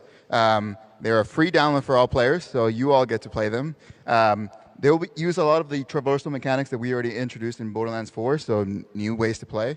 And yeah, they live up to the Invincible name, so they're going to be tough. So I can't wait to see you all's builds out there. And Sam, the story doesn't end with the campaign. You have big plans for what comes next. Let's talk about some of these first little bits of story that people will be able to play. Yeah, as we noted, we've got the bounty packs coming up, and these kind of content is going to be familiar to anyone who played Borderlands 2. If you remember our Headhunter packs, these are story-focused missions that focus on a particular character and a theme. And our first one is going to be focused on a character named Rush. Some of you may have seen in our promotional, and he's going to be spreading some holiday cheer. And there's a ton of content in these bounty packs. Max, Mario, do you want to kind of walk through? Absolutely. You know, we've got a couple mock-ups and concepts of what you can expect. We love to have fun. You know, yeah, vault cards are back here. You know, we're super excited. This is concept art, you guys. Super excited to offer, you know, some additional cosmetics for people. You know, we've got, I think each one has 24 cosmetics. You know, we've got skins for characters. We've got paint jobs for gear. We've got echo attachments. And I think my favorite thing that's coming out, each one comes with a brand new vehicle. Yeah, new vehicle skin, you guys. Yeah. They were loved by fans in Borderlands 3, so we were so excited to bring them back. And again, they'll have daily and weekly missions, so you can unlock all those awesome cosmetics. As you can see up there, we're killing it with those cosmetics. I think they're pretty cool. And we also have 2 giant story DLCs on the way that are kind of mini games in their own right, like fully featured. Sam, Max, walk us through them. I got to throw to Max. All right. Well, who here loves Borderlands DLC? That one guy, yeah. No, it really is. You know, we're super excited to bring back, you know, the tradition of providing, you know, these really awesome, you know, chock-full experiences for people to dig into. You know, it's a chance for us to experiment. It's a chance for us to explore all the cool new features from Borderlands 4 and, you know, keep things fresh, you know, for the longevity of the game. So, you know, on that, there's a ton of new features. I know, Randy, there's some cool new stuff in the game. Yeah, cool. So our one of our creative directors, Josh Jeffcoat, who I've been working on Borderlands with for 20 years, he pitched me on the story for this, and it's pretty cool. You might get to kill somebody you've really wanted to kill for a long time. I'm just going to leave it at that. Oh, my God. What you want? No, I don't know. We'll see what happens. Our first DLC is going to be reminiscent of Guns, Love, and Tentacles from Borderlands 3. We are leaning forward, some fans. We are leaning forward into cosmic horror. It's going to be bloodier, darker, and I mean, we might hear from like a familiar character or two. Familiar and favorite, if I do say so myself. And I should, considering I am the titular character in this here DLC, otherwise known as Mad Ellie and the Vault of the Damned. Now, I'd like to continue interrupting this here sausage fest and introduce to you my 4th favorite writer and also voice of me. Everybody give a big howdy to Jamie Markey.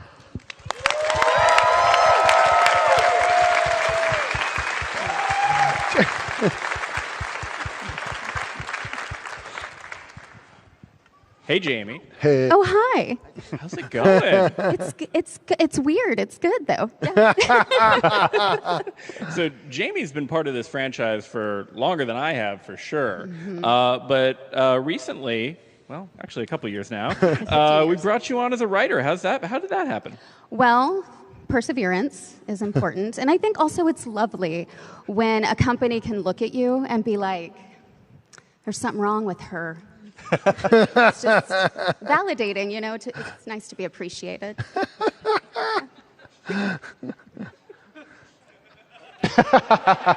Is that my line? I don't know. Oh, well, okay. We went through this. Okay, that's what Jamie's been up to. Yes. What's Ellie been up to? Ellie has found herself a little uneasy where she is. She's in a spookier area, not feeling quite herself in a frozen tundra wasteland. That's right. And it's not only Ellie that's experiencing some strangeness. This brand new map zone is going to offer players brand new challenges, new enemies, and a ton of new gear and loot to collect. So we're super excited about that. Yeah, and we're working on it right now. Like we pencils down on Borderlands 4, and we're like, okay, let's go, let's make this stuff, and it's so much fun. Like we're really good at some of us have been working on Borderlands for 20 years. We're starting to get pretty good at it, and when we ship a game, we really know everything about it. So that's one of the reasons why campaign DLC for Borderlands tends to be really, really great, because we are cooking at all cylinders. And in addition to the campaign DLC, at the same time, we're launching a new playable Vault Hunter. Yes. That's an actual silhouette of this character. Look, we didn't do it in Borderlands 3, and some of you guys hate us for it. Because you know, some of you, like Krieg and Gage, were some of your favorite characters in Borderlands 2. And you want to see what else we've got up our sleeves. So this silhouette here, this guy, literally has a lot up his sleeves. And I cannot wait to introduce him to you. We are working on him right now. I think we just settled on his name last week, right? And that's the smallest part of the work. I'm really excited about this character, and I think you will be too. Well, that's it for our Q&A. Randy, anything else you wanna note? Oh yeah. What have I forgotten? Oh, you know, this is cool. So a week ago, exactly 1 week ago. How many of you, look, I know this, like, I'm not from Butterfinger or anything, like I'm not trying to do a sales pitch here, but just out of curiosity, how many of you have pre-ordered Borderlands 4? How many of you have pre-ordered? Wow, yes, wow. Look, because of you guys, a week ago, Borderlands 4 topped, like 3 weeks before launch, it topped the charts. It was so Borderlands 4 is already a #1 game, and it's not even out yet.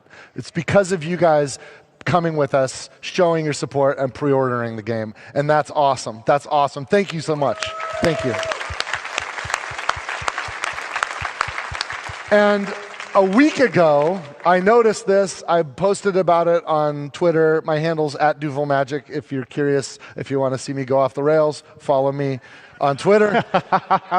And it was astonishing to me because this is the only incentive. There's no reason to pre-order, but just to get this pack up here that's on the screen, what we call the Gilded Glory Pack, which has some new skins for each of the Vault Hunters, a weapon skin, and a drone skin. Some cool cosmetics exclusive to pre-orders, but they're cosmetics. And this is all you had to motivate you, and you did it. And you made Borderlands literally #1 game in the world before it even launched, which is amazing. And I promised a week ago, it's like, you guys, I think we owe you something. I think we owe you something. So I promised we're going to sweeten the pot. And today I'm going to tell you how we're sweetening the pot. We have something really, really cool. Some awesome people worked really hard to create some new stuff. So now, for all of you people that have pre-ordered, you don't have to do anything. You've already done it. You're going to get some gear, and it's freaking cool gear. It is kick-ass, cool-ass gear. First of all, before I talk about this, well, let me tell you a little bit about the gear. We've got there is an SMG that's a Maliwan SMG. It's a level 1, but it's actually pretty useful at level 1. It'll actually be helpful even up to your first boss fight. So it'll probably be good. It'll be good even if you've got some other gear along the way between start of the game to the. But here's what's really cool about it. For the rest of the game, it also makes fireworks happen and explosive. It's basically like, so you'll keep this level 1 gun forever because you can only get it if you're pre-ordered, and it's the celebration machine. You're online with a friend who's having their birthday. Bring this baby out. Fireworks, fireworks. You want to propose to your girlfriend in the game? Fireworks, fireworks. It's awesome. It's so much fun. You'll have a blast. Now, earlier we were talking about, hey, when you complete the game, you can create new level 30 characters. We've got a couple pieces of level 30 ordnance. We've got a level 30 grenade and a level 30 rocket launcher, and these are kick-ass. I don't want to forget the details. So yes, the Sidewinder rocket launcher. It has pretty fast regen time, ammo regeneration, and relatively fast fire rate. It is a pretty straightforward old school rocket launcher, but it's badass and will be immediately there for you when you start that next character at level 30. And the transmitter, which is the Ripper grenade, it's insane. It spawns extra grenades, shredding through everything. It is a very, very powerful grenade for level 30. Highly recommend it. Both the rocket launcher and the Ripper grenade come with some pretty badass God Killer firmware, which you'll figure out what that is, but it's awesome, and that's baked into those level 30s. And then I think the coup de grace is a unique, legendary, level 50, peak level rifle. That guy right there, you're going to have that before you even start. It's waiting for you at endgame. And it fucking kicks ass. This fucking gun is so badass. You're going to shred with it. So it'll get you right going on endgame. And of course, and the other thing too about that, we're also going to throw in this Psycho Head. So every Vault Hunter can wear the Psycho Head. It's a customization, so it's not just the gear, it's also that. So that's a free added gift for everybody that's pre-ordered. I can't stop you from pre-ordering now if you do want to get in on this, if you haven't pre-ordered yet, but this is a gift to show everybody our thanks for making Borderlands #1 before we've even launched. Thank you guys so much. Yeah. That was a fantastic. Anything else you want to raise? Any words of wisdom or final party thoughts? Oh shit! I can't believe this. I'm such an idiot. One more thing. Grant, can you go get one of those guns? I got it right here, Randy. Oh, you got okay. So last time when Grant and I were at PAX East, some of you guys caught me teasing something. I don't want to be a tease. Grant's been working hard. Also, like some of the other folks have been working so hard. Jasper Foreman and Neil Johnson back home. These guys, the reason why you're getting that pack and the reason why this game is so solid is because of these guys. Lawrence Nash has been helping out with the production on that. These guys are badasses, and the team of the people that surround them make this possible. But Grant here has been working overtime, working late on Fridays because turn that gun over and move it a little bit. I don't know if that means anything to anybody, but the skin looks a little pearlescent, wouldn't you say? Wouldn't you say it looks a little pearlescent? Pearlescents are back. Pearlescents are back, baby. Pearlescent, and it's because of Grant and the guys on his team. And listen, it's not going to be easy. The droplet rates for when they can drop, it's less than 1%. So if you get one of these, you're lucky. You're lucky. But they're going in the game. So let's see where. Around when Bounty Pack 2 launches, which is in Q1 2026, that's when the Pearlescence will be added to the game. And it's free for all. Go for it. Go for it. Pearlescence added to Borderlands 4. Amazing. Yes. Thank you. Cheers. Thank you all. So give them a round of applause. Yes. That was a fantastic discussion. Hey, you know what? We're going to go over to, because, hey, if anybody wants to meet us, I think we're going to go somewhere to sign autographs. Dan's got some really, really important, cool stuff. Don't leave yet, because you definitely want to hear this. But we're going to get off the stage so we can go meet you over there and be ready, okay? Absolutely. You got this, Dan? I got it. Okay, he's got some cool stuff to close you out. Thanks, you guys. Everybody. Thank you guys. We'll see you in the Borderlands on September 12th. Thank you so much for joining us today. Couple things that I want to give you a heads up on. First, if you are here at PAX, be sure to stop by booth 403. You can play all 4 Vault Hunters this weekend. You can also participate in the Rage Room. I did it. It's amazing. You can break all kinds of things up, really work out some issues, which I kind of loved. Also, if you are in Dallas, if you are coming to Dallas, if you've ever wanted to go to a launch party, come to our launch party on September 12th. You are cordially invited to join us at Gillies and just have a great time with the team.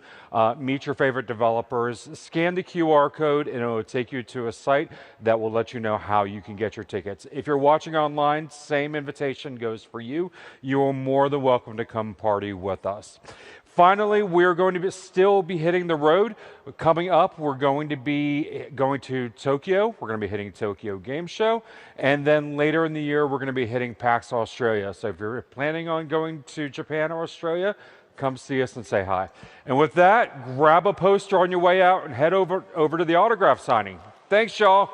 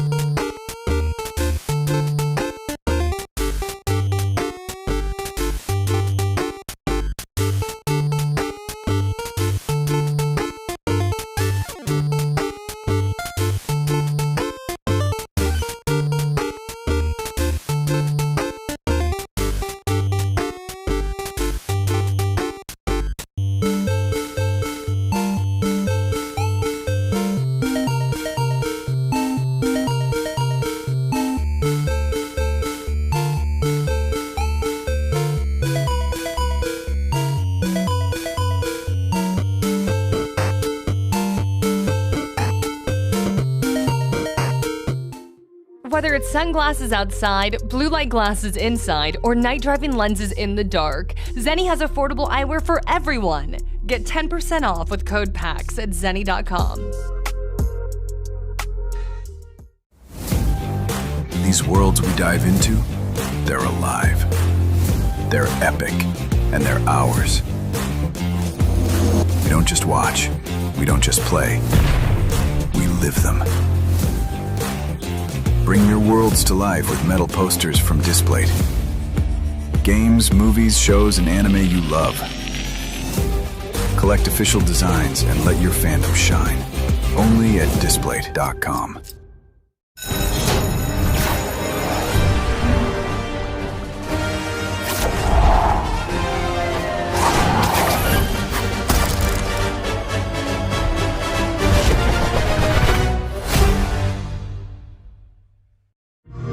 This is Sloan Beaumont speaking. Yes, from the commercials. Listen, I was given the chance to run a massive research project out of the local park. So, no leaks, no teams, just calm, cool science. It's gonna be amazing.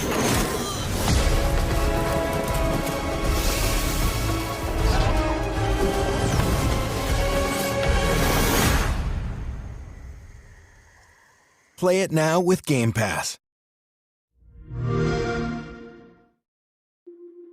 Whether it's sunglasses outside, blue light glasses inside, or night driving lenses in the dark, Zenni has affordable eyewear for everyone. Get 10% off with code PAX at zenni.com.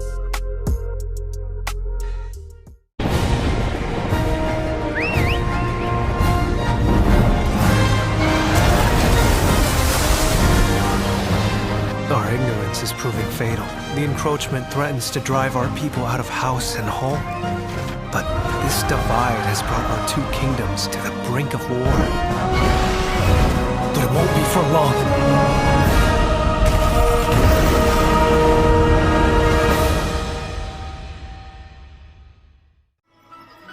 Why do you fight? Why walk this path of subterfuge and conflict? If you feel wronged, blame yourself or the Father. The powerful must rule the weak. It is our duty. Heavens fall upon your crown! This vile charade has gone on long enough. It ends now. Do you remember when your father showed us how to make a whistle of a blade of grass? Whether it's sunglasses outside, blue light glasses inside, or night driving lenses in the dark, Zenni has affordable eyewear for everyone. Get 10% off with code PAX at zenni.com.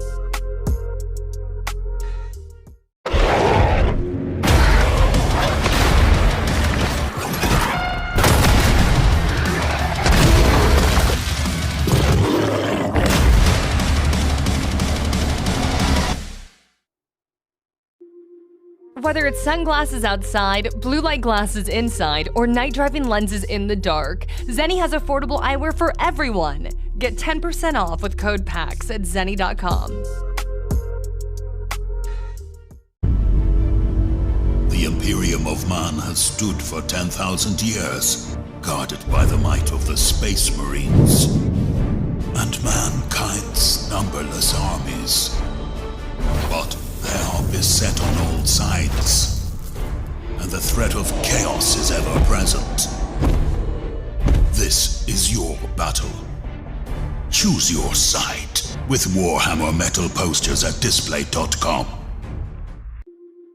Whether it's sunglasses outside, blue light glasses inside, or night driving lenses in the dark, Zenni has affordable eyewear for everyone. Get 10% off with code PAX at zenni.com.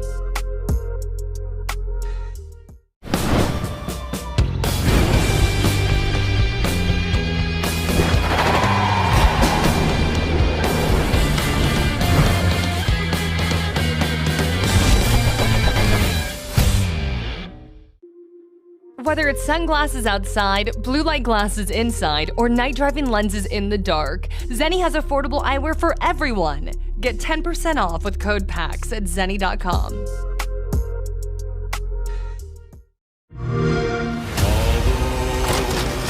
The cost may be high. One day, I know you'll be mine. 'Cause I'm yearning and burning for you. Celebrate the beauty of capitalism by pre-ordering today. Play it day one with Game Pass. Why do you fight? Why walk this path of subterfuge and conflict? If you feel wronged, blame yourself or the Father. The powerful must rule the weak. It is our duty. Heavens fall upon your crown! This vile charade has gone on long enough. It ends now. Do you remember when your father showed us how to make a whistle of a blade of grass?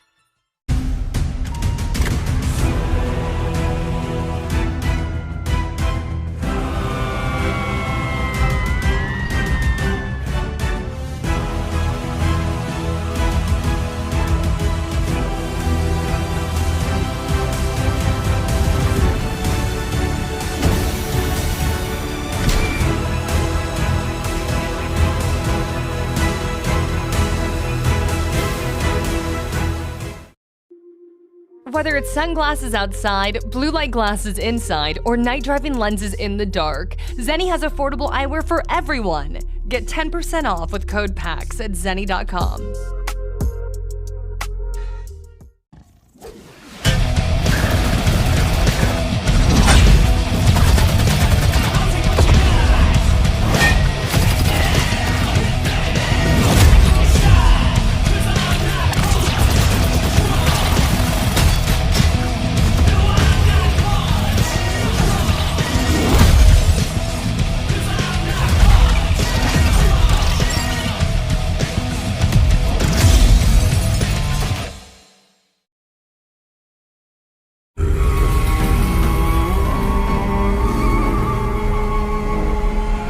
Let's see your best then, eh?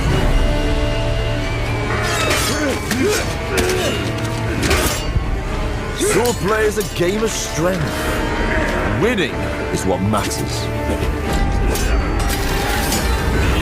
And you can bring as many friends as you want. Not good.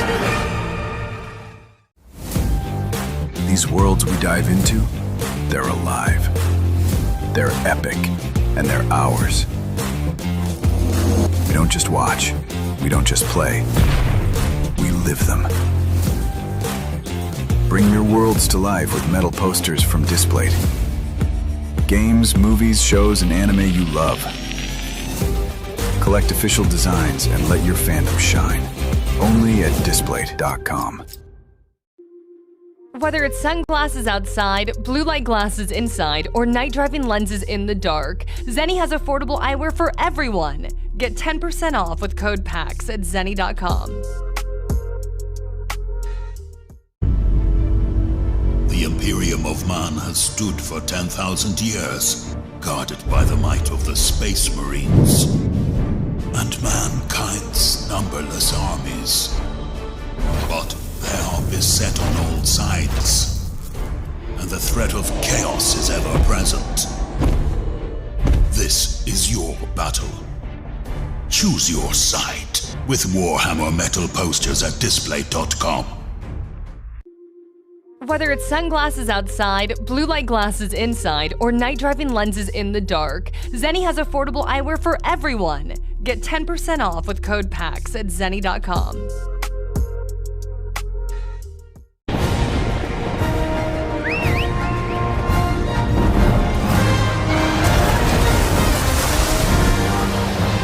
Our ignorance is proving fatal. The encroachment threatens to drive our people out of house and home. But this divide has brought our two kingdoms to the brink of war. But it won't be for long.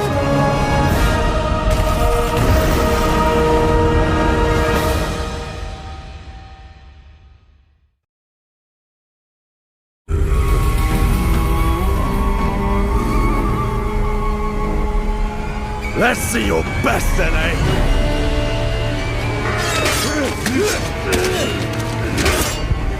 Swordplay is a game of strength.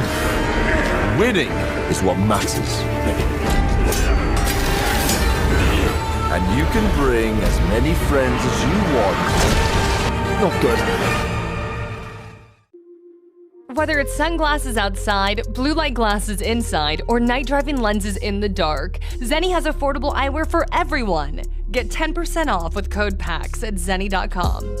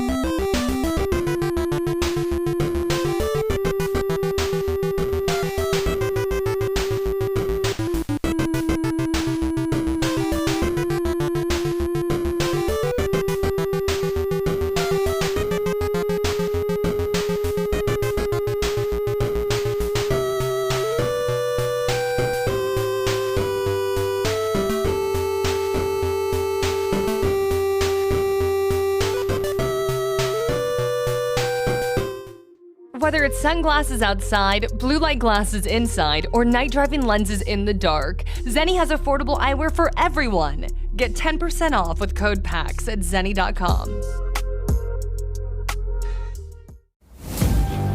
These worlds we dive into, they're alive.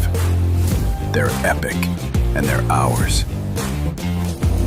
We don't just watch, we don't just play, we live them. Bring your worlds to life with metal posters from Displate. Games, movies, shows, and anime you love. Collect official designs and let your fandom shine. Only at Displate.com.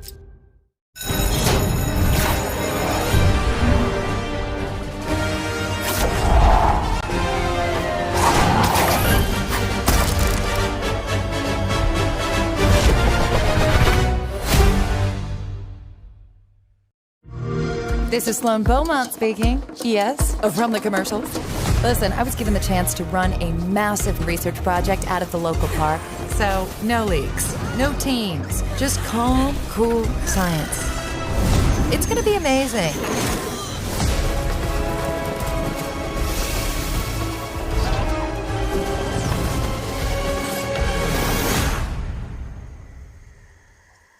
Play it now with Game Pass. Whether it's sunglasses outside, blue light glasses inside, or night driving lenses in the dark, Zenni has affordable eyewear for everyone. Get 10% off with code PAX at zenni.com.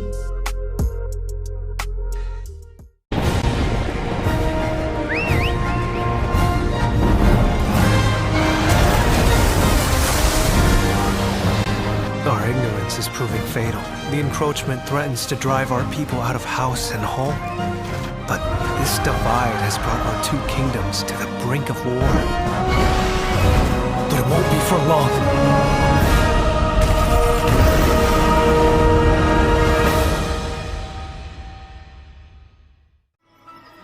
Why do you fight? Why walk this path of subterfuge and conflict? If you feel wronged, blame yourself or the father. The powerful must rule the weak. It is our duty. Heavens fall upon your crown! This vile charade has gone on long enough. It ends now. Do you remember when your father showed us how to make a whistle of a blade of grass? Whether it's sunglasses outside, blue light glasses inside, or night driving lenses in the dark, Zenni has affordable eyewear for everyone. Get 10% off with code PAX at zenni.com.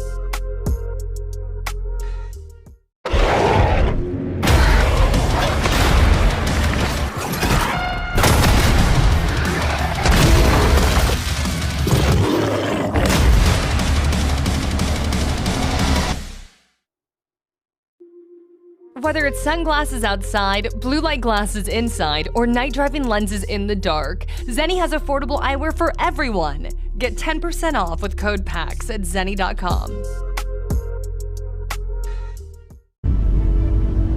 The Imperium of Man has stood for 10,000 years, guarded by the might of the Space Marines and mankind's numberless armies.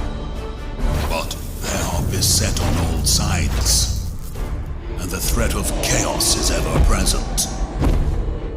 This is your battle. Choose your side with Warhammer metal posters at Displate.com. Whether it's sunglasses outside, blue light glasses inside, or night driving lenses in the dark, Zenni has affordable eyewear for everyone. Get 10% off with code PAX at zenni.com.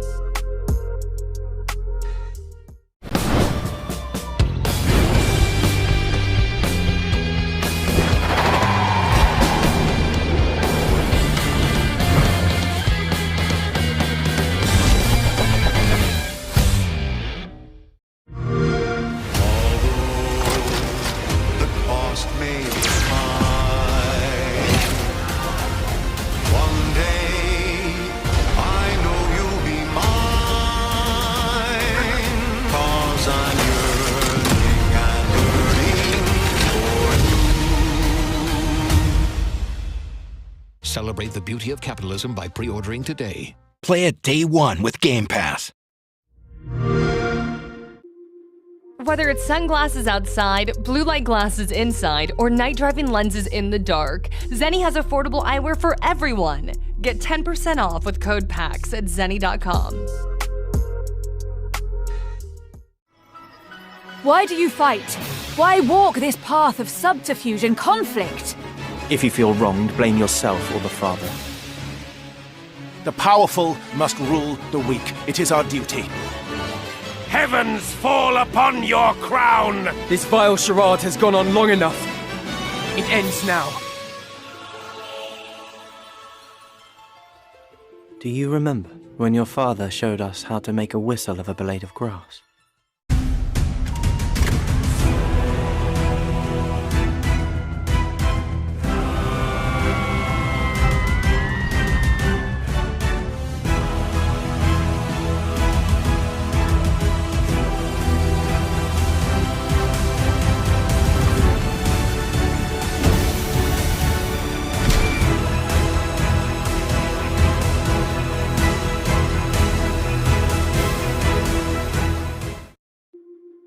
Whether it's sunglasses outside, blue light glasses inside, or night driving lenses in the dark, Zenni has affordable eyewear for everyone.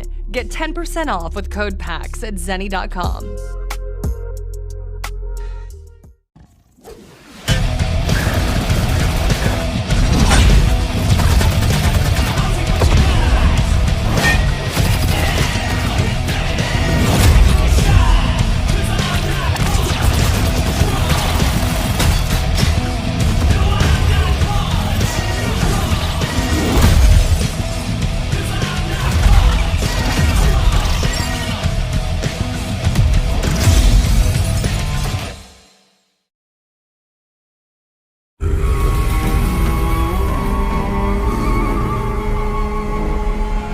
Let's see your best then, eh?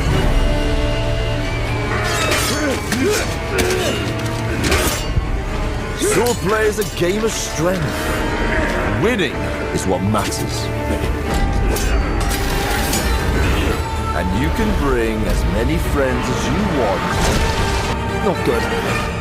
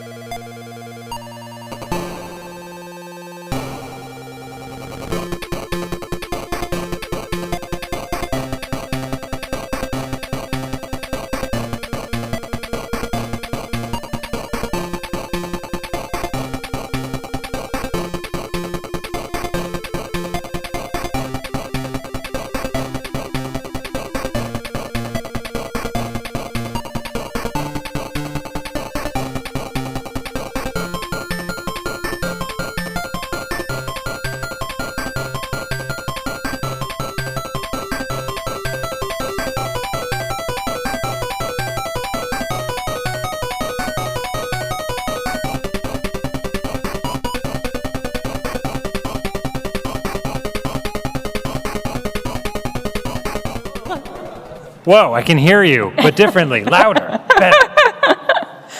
Hi, everyone. How's it going? You guys want to learn about Nintendo? Can we get our slides on the screen? Oh, we have them on the side. Great. Yeah. Okay. We're flanked. Hi, everyone. I'm Frank Cifaldi. I'm the founder of a nonprofit called the Video Game History Foundation, and thank you so much. Appreciate that. Yeah.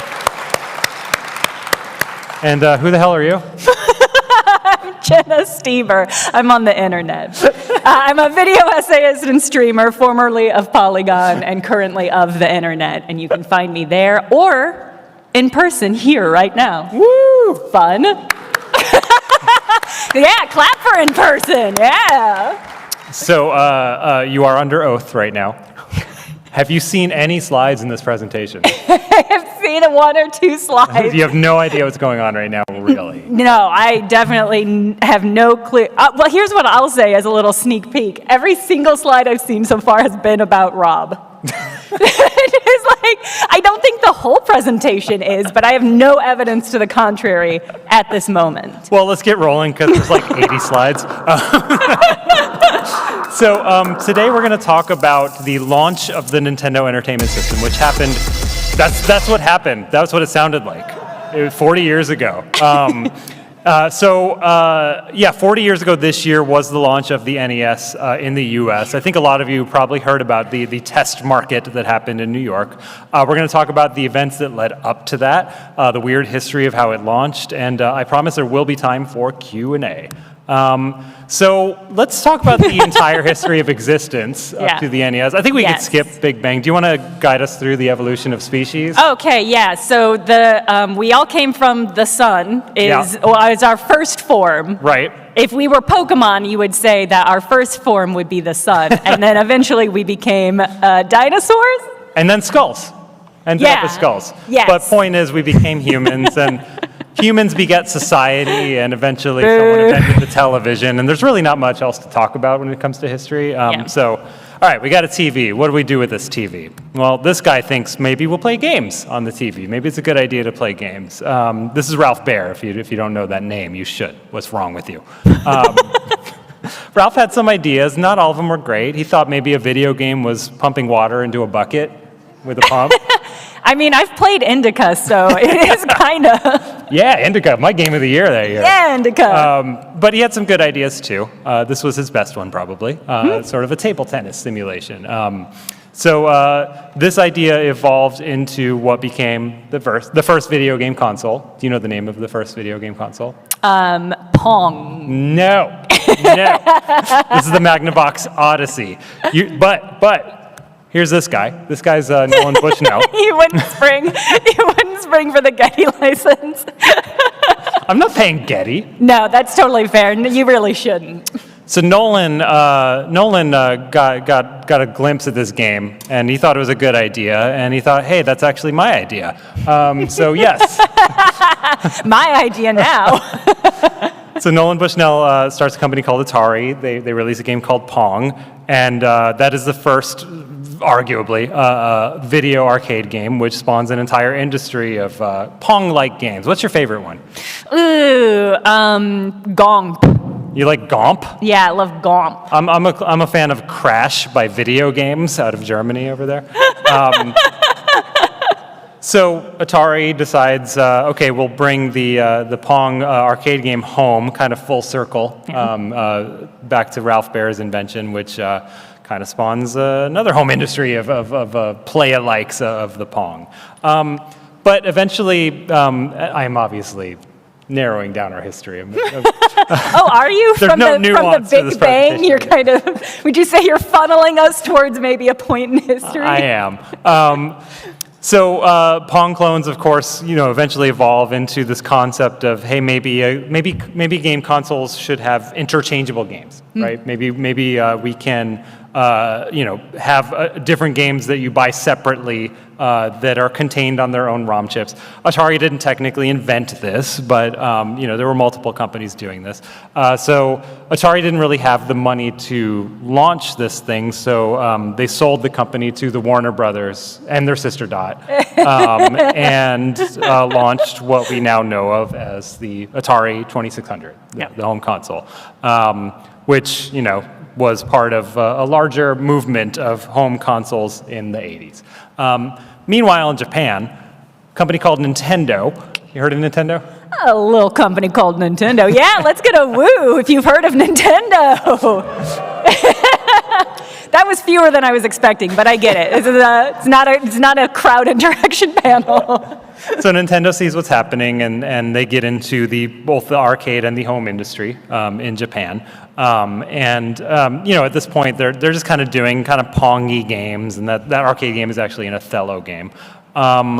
The chairman of this company hires his son-in-law, because nepotism, to run the American division of Nintendo. And Nintendo of America at that time, in the early 80s, primarily what they did was they took Nintendo's arcade games and they marketed them here, and as well as the Game & Watch, these tiny little handheld guys.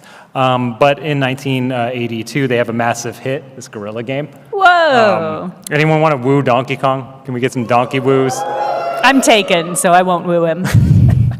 They should make a new Donkey Kong. I don't know. Is anybody even into him anymore? I'm kind of more into this little guy at the bottom.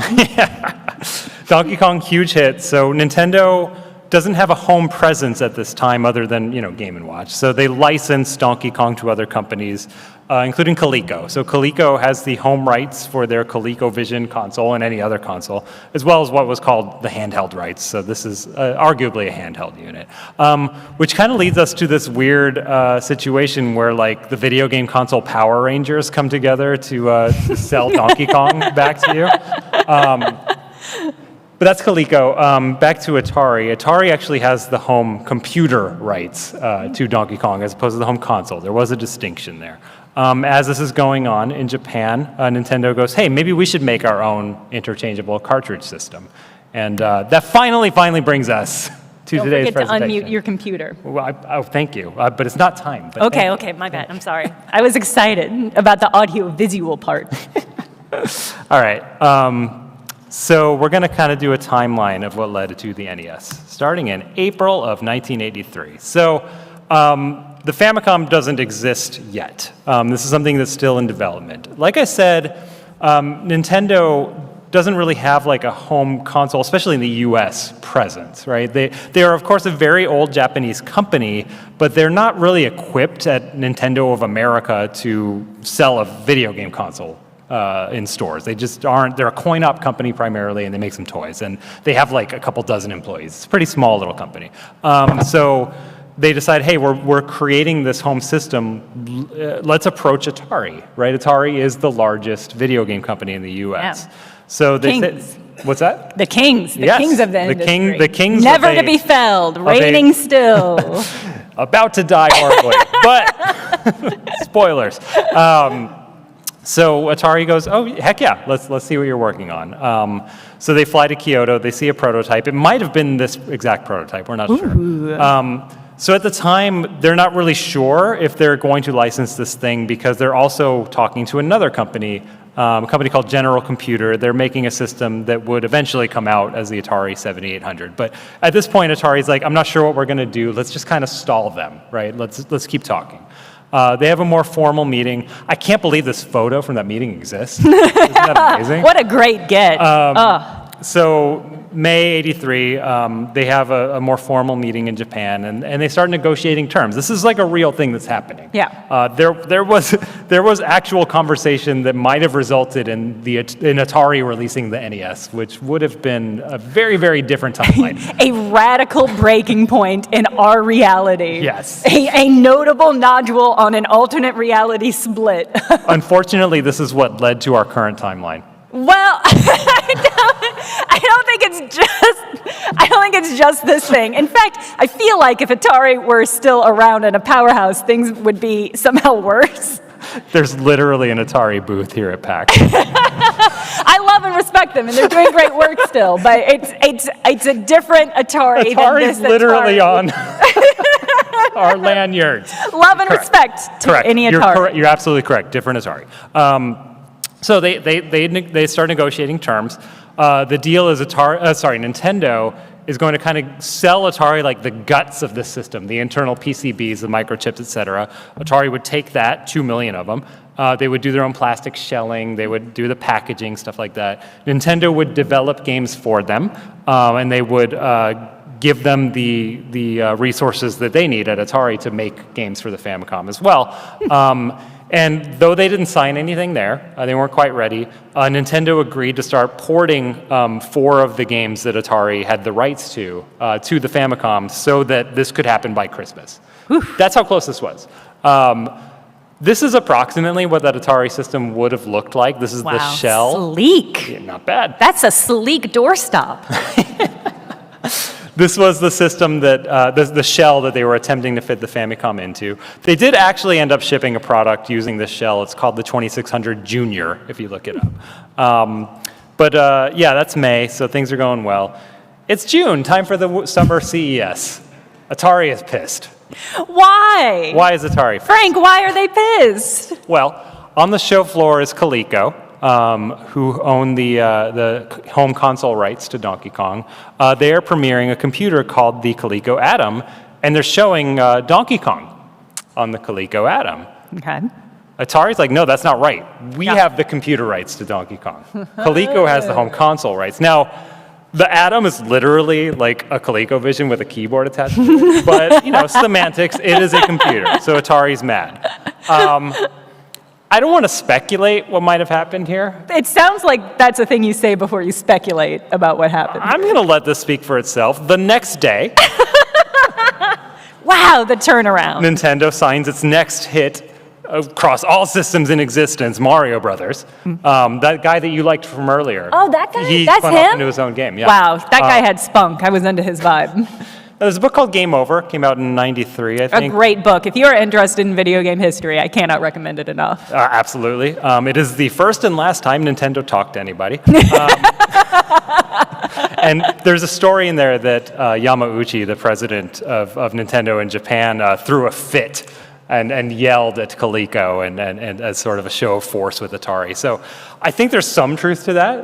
But I think the more important takeaway that we should kind of understand as we continue forward in this timeline is Nintendo's really trying to make this deal happen. Yeah. They really believe in this. They want Atari to distribute this thing. Yeah. All right, going forward in time. June 14th, I call this out because the only documentation that we had about this deal happening at all was actually leaked to the internet in the late 90s. It was in this internal memo. Whoa. And it's been around forever. And I point this out because this is where our perspective from Atari's ends. We don't know Atari's perspective from here at all. But as of this point, June 14th, they're still on the fence. They don't know. They're still kind of stalling, right? July 7th, the CEO of Atari, Ray Kassar, is forced out of the company. He kind of sort of sold a bunch of shares in the company right before announcing a loss. So they outed him because they were like, there might be some dodgy speculation here. Please don't sue us. We got speculation. He claims it was something a little more innocent. And then in the middle of all this, Nintendo launches a console in Japan. So they're a little too busy to kind of play with Atari here. But somewhere around here, they start going, I don't think these guys are serious. So Arakawa, the president of Nintendo of America at the time, the guy I showed earlier, he makes the call that like, this isn't happening. Let's just take this back. And they're starting to think about maybe we should do this ourselves, right? Not really equipped yet, and at this point, the video game industry isn't doing great. He's showing the Famicom. Well, it hasn't completely dissolved yet. Okay. But he's showing the Famicom to like toy stores, asking their opinion, and they're not super into it because things aren't going well. And besides that, they're still a coin-op company. They're still small, little startup. Basically offshoot. no presence in America. Yeah, and other than Donkey Kong, Yeah. but they're really like a licensing house for Donkey Kong. Yeah, and think Donkey Kong itself, Nintendo of America was so small that Donkey Kong released in, I believe, 2 bars in Seattle. Yeah. And that was it. That was like their initial launch. You had to go to 2 physical bars in Seattle to play Donkey Kong, and they were like, all right. Talk about a test market. All right, so that's June, July. So August, Nintendo comes back to Atari, like, hey, remember those 4 games? You need to pay us for those. And so at this point, the deal's off for the console, but Atari has to pay up for these 4 games that Nintendo converted for them. And as part of that, Atari had the rights to publish these 4 games for the Famicom. They might still have those rights. I don't know if anyone knows. Oh, that's incredible. Okay. They're still kind of mad about the whole Coleco situation, and maybe as part of that, Nintendo gives Atari what's called the right of first refusal for any new dedicated arcade games that they make. Okay. That term, do you know that term, right of first refusal? It means they get the choice to refuse first. Basically, yes, very good, very good, very good. Essentially, like we present it to you before we present it to anyone else, and you have a set term to negotiate in good faith if you want to license the thing. Right. So they're saying, like, from now on, we got your back on any of our games coming out. September, in Japan, Nintendo delivers those final games to Atari, and in the US, Atari buries a bunch of ET cartridges in a desert.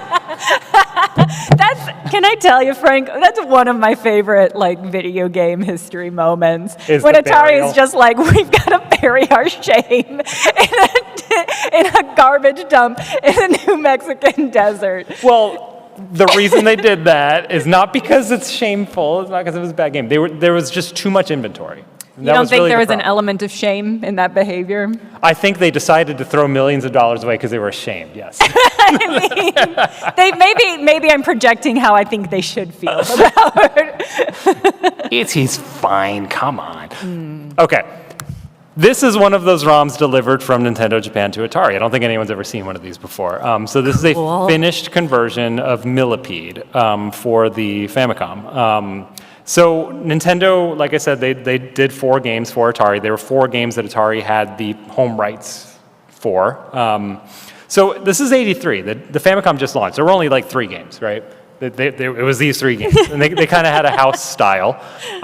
When they converted games for Atari, they kind of followed that house style, which was the sort of arcade logo up top, the 2 game modes, 1 or 2 player. You'll note they just kind of changed the copyright to copyright 1983 Atari. Yeah. Here's the thing, these aren't like newly discovered prototypes or anything. Like, these games actually did come out in 1987, so years from then. So these games were actually, Nintendo didn't make them internally, they were farmed out to HAL. Joust is, as far as we know, Iwata's first game for Nintendo. Really? Yeah. I didn't know that. Yeah. So that's Satoru Iwata, future Nintendo CEO and president. Thank you. I guess I just assumed everyone knew that, but and just delightful human, just all around good miss guy. that guy. Yeah. But yeah, so these games did come out, and if you find box versions of these games, they just straight up say copyright Atari on the box, and in fact, like, those copyrights from '83 are still in there. They were unreleased for 4 years. Kind of interesting. I said there were 4 games. Yeah, I did notice that. These are some ROM chips that were located inside of Atari in the 80s. So we already had Millipede, you got Stargate, you got Joust. Can you read the one on the bottom? Galaga. So that is Galaga. So that is, unfortunately, so the way the Famicom works and the NES is that graphics and program are 2 separate chips, right? Okay. So the program itself has to talk to the graphics chips to get the tiles. How many Galaga chips do we have? I see. I can't help but notice that there is only 1. Yeah, so we have preserved the program for Galaga, but if you play it, it looks like that. Oh, no. A little bit unfortunate. But I kind of rolled up my sleeves and started kind of plopping in some tiles. Looks approximately like this. I can give you a quick gameplay demonstration. This is where the audio comes in. Yeah, world debut of Galaga by HAL for the NES. So we're going to watch me play Galaga for the next 30 minutes. Is there anybody in the audience that is like genuinely a Galaga head? Yeah? Some of you? Okay, 5 people. okay.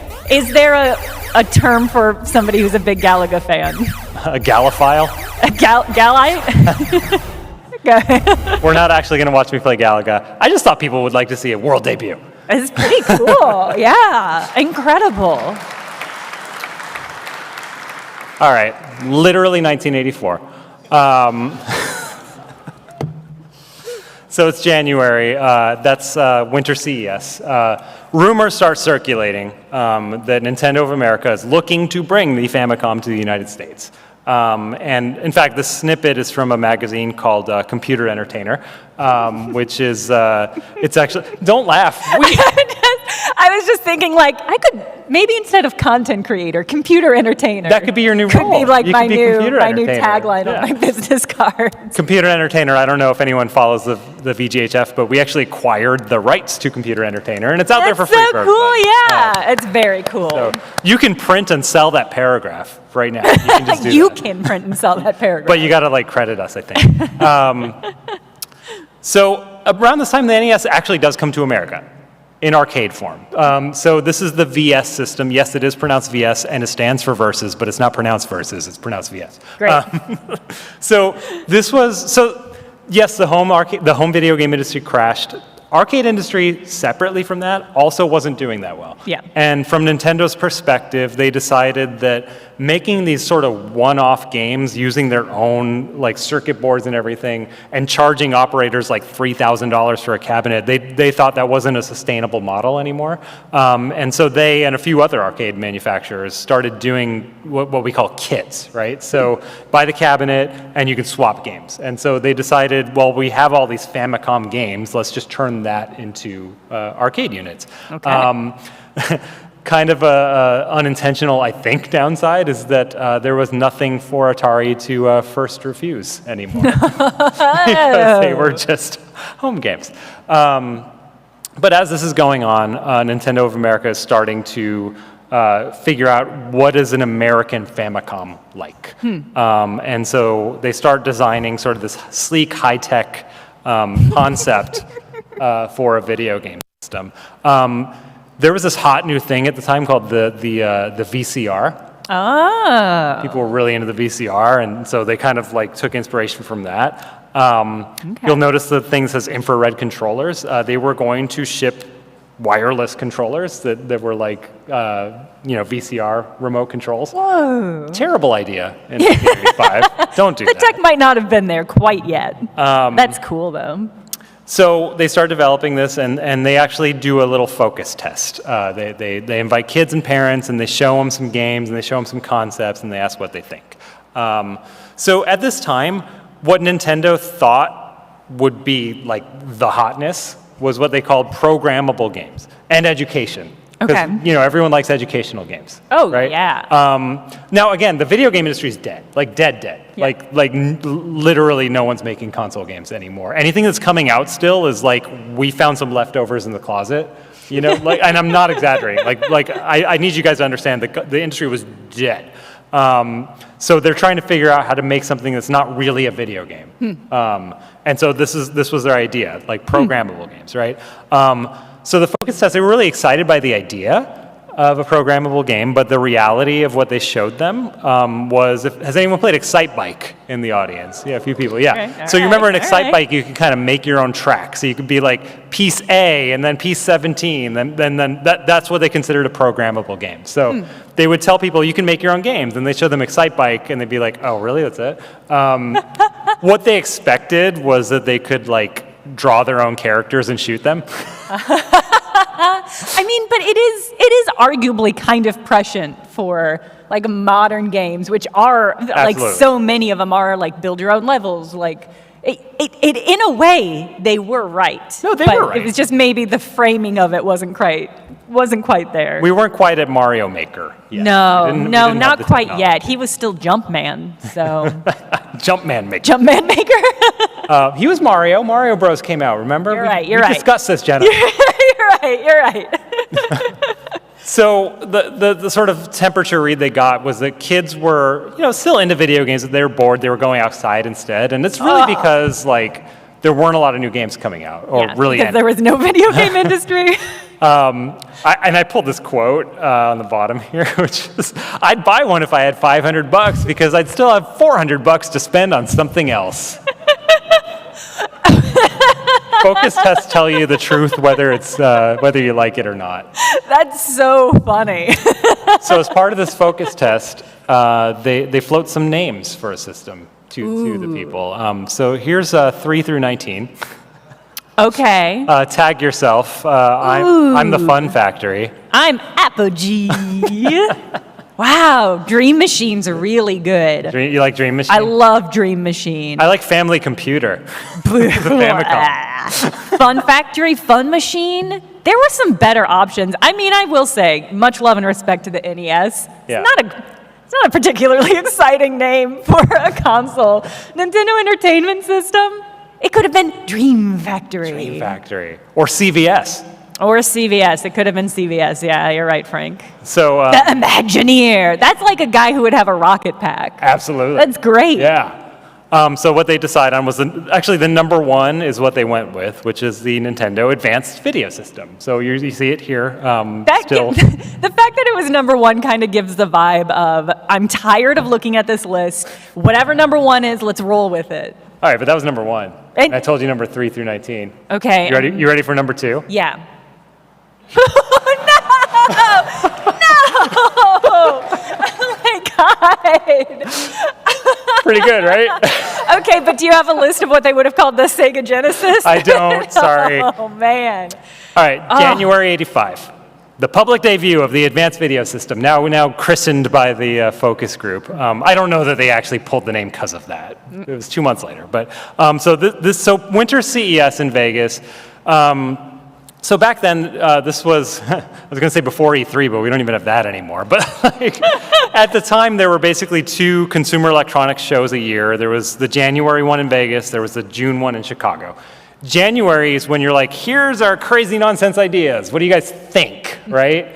And that would kind of get a temperature gauge on what they should like pursue further development on. Okay. And then the June show was more of the like, okay, place your orders, right? Like here's the actual finished product. So Pie in the Sky show, you can see an AVS down there on the right. There's someone playing it. The AVS was smoke and mirrors. That is not a playable system.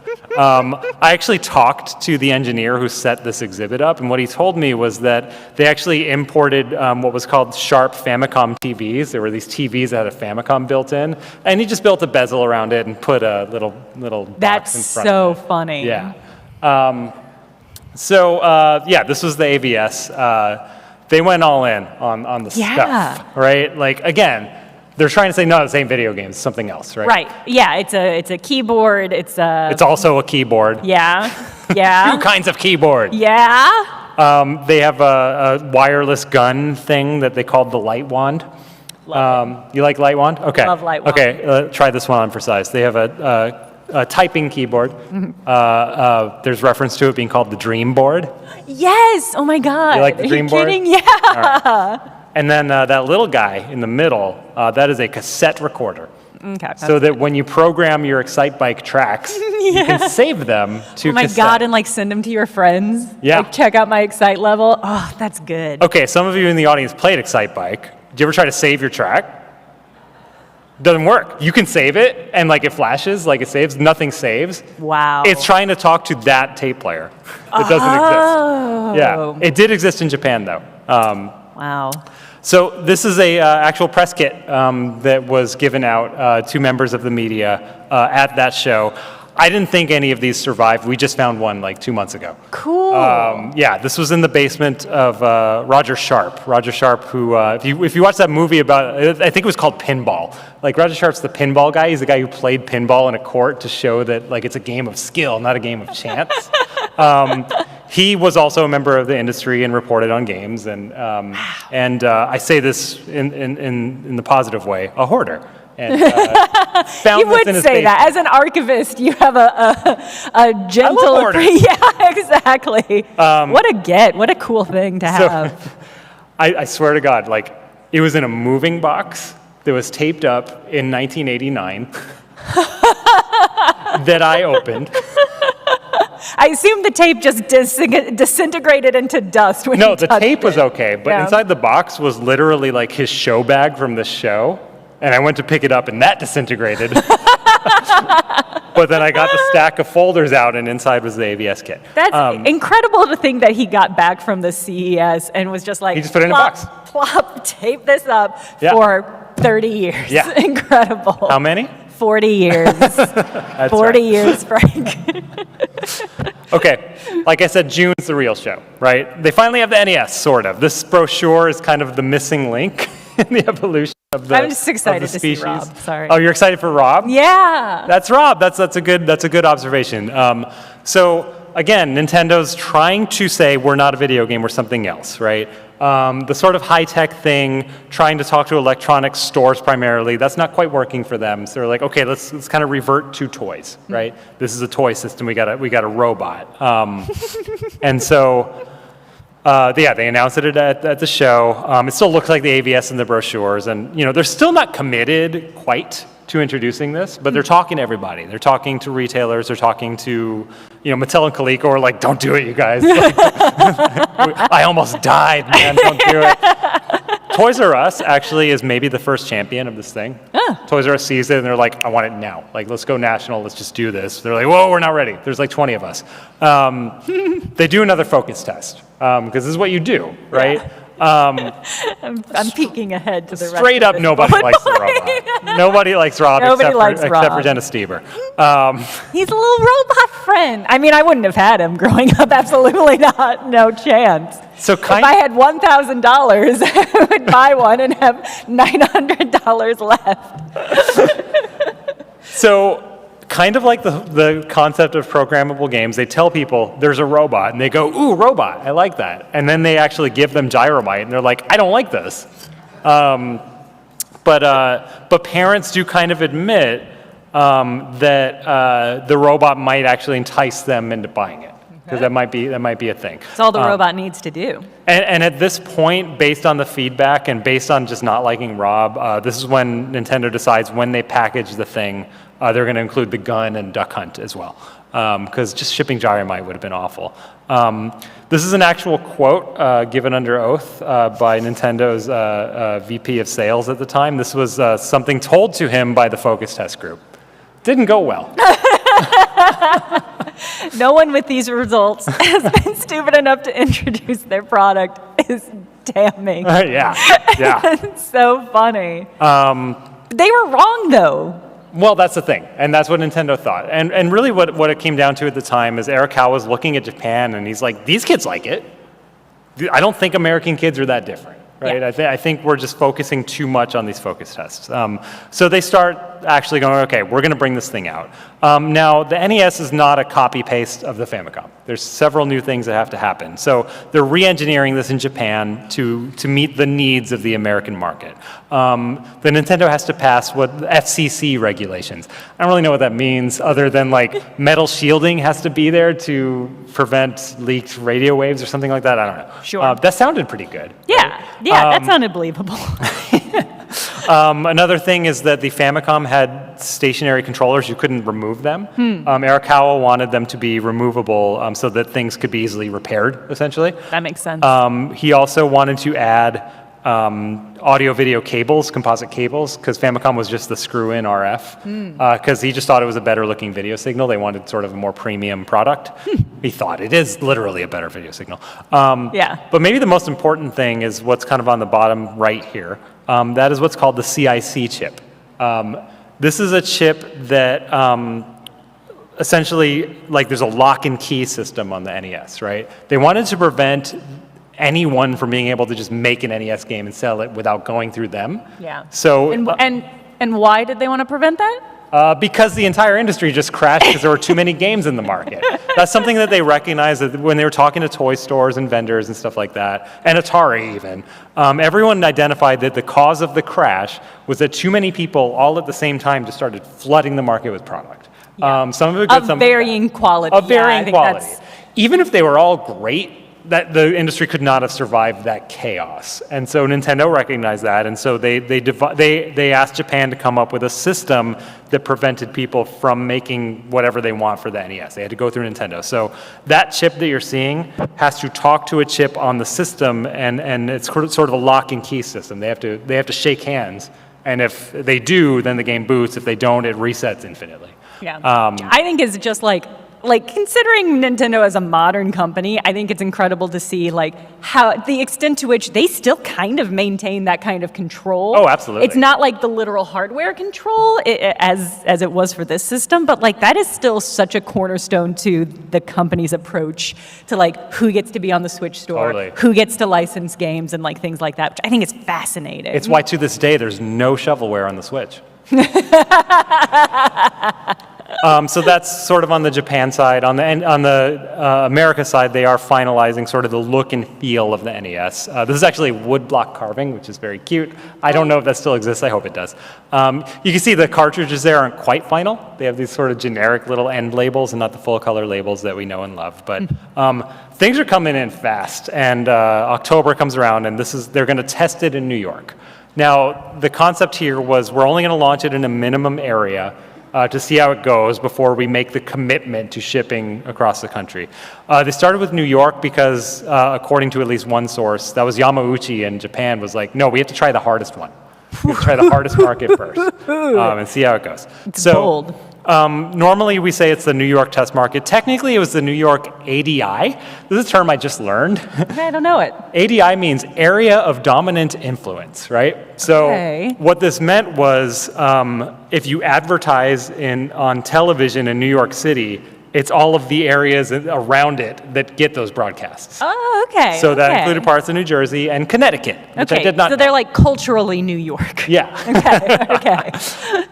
They offered pretty good terms to retailers who were scared. There's some debate about exactly what they did here, but essentially, like, at least some retailers, they were like, we will buy back what you don't sell. There's no risk here. All the demonstrations that they did really focused on Rob the robot, your buddy, and the Zapper games, mostly Duck Hunt. And in fact, the system, like we said, came with Rob, the Zapper, Gyromite, and Duck Hunt. You couldn't just buy it on its own. Right. You had to buy this giant box that had Why would you want to? You don't want to buy Rob? You don't want to buy Rob? No one wants to buy video games. They want to buy this giant robot thing. Yeah, who can do very little. not a good toy. MSRP was very cheap. $140. Not bad. At some retailers. There were 15 games available as well, including Super Mario Brothers. Super Mario Brothers had just come out in like September 17th, I think it was, in Japan. So like this was just fresh out of the oven, this game. This is their newest game. But they didn't promote it because they didn't know what they had yet. Yeah. But they were selling it technically. These are the first NES units being flown in from Japan to the warehouse that they rented in Hackensack, New Jersey. I stole these from a YouTube video. This was Don James, who just retired from NOA. He was maybe the last person there who worked at that time. Wow. This was at DICE this year. They gave him a lifetime achievement and very much deserved. And these were photos that were in there, as were these. So this is them sort of demonstrating the system at FAO Schwartz in New York, the famous toy store, where Tom Hanks played the giant where Big piano. was big. Yeah, when Big was big. Yeah, That's when right. the big guy was big, yeah. These are a couple other shots from FAO Schwartz, technically from 1986, these photos, but good enough. They ran advertising. This was the magazine ad they ran in New York Magazine for the highbrow parents. And as you can see, like, they didn't quite nail, like, they're not saying now you're playing with power yet, right? It's the first to move video action off the screen. A little bit awkward. It is incredible to see the extent to which they have minimized the console. It's a robot. It is like, this is a robot system that can also play video games, but Also, the robot hatched from an egg. Yeah, and that is thematically so perplexing. Do you guys want to watch Rob hatch from an egg? Okay. Yeah, you do. This is a 1-minute commercial spot that ran in New York.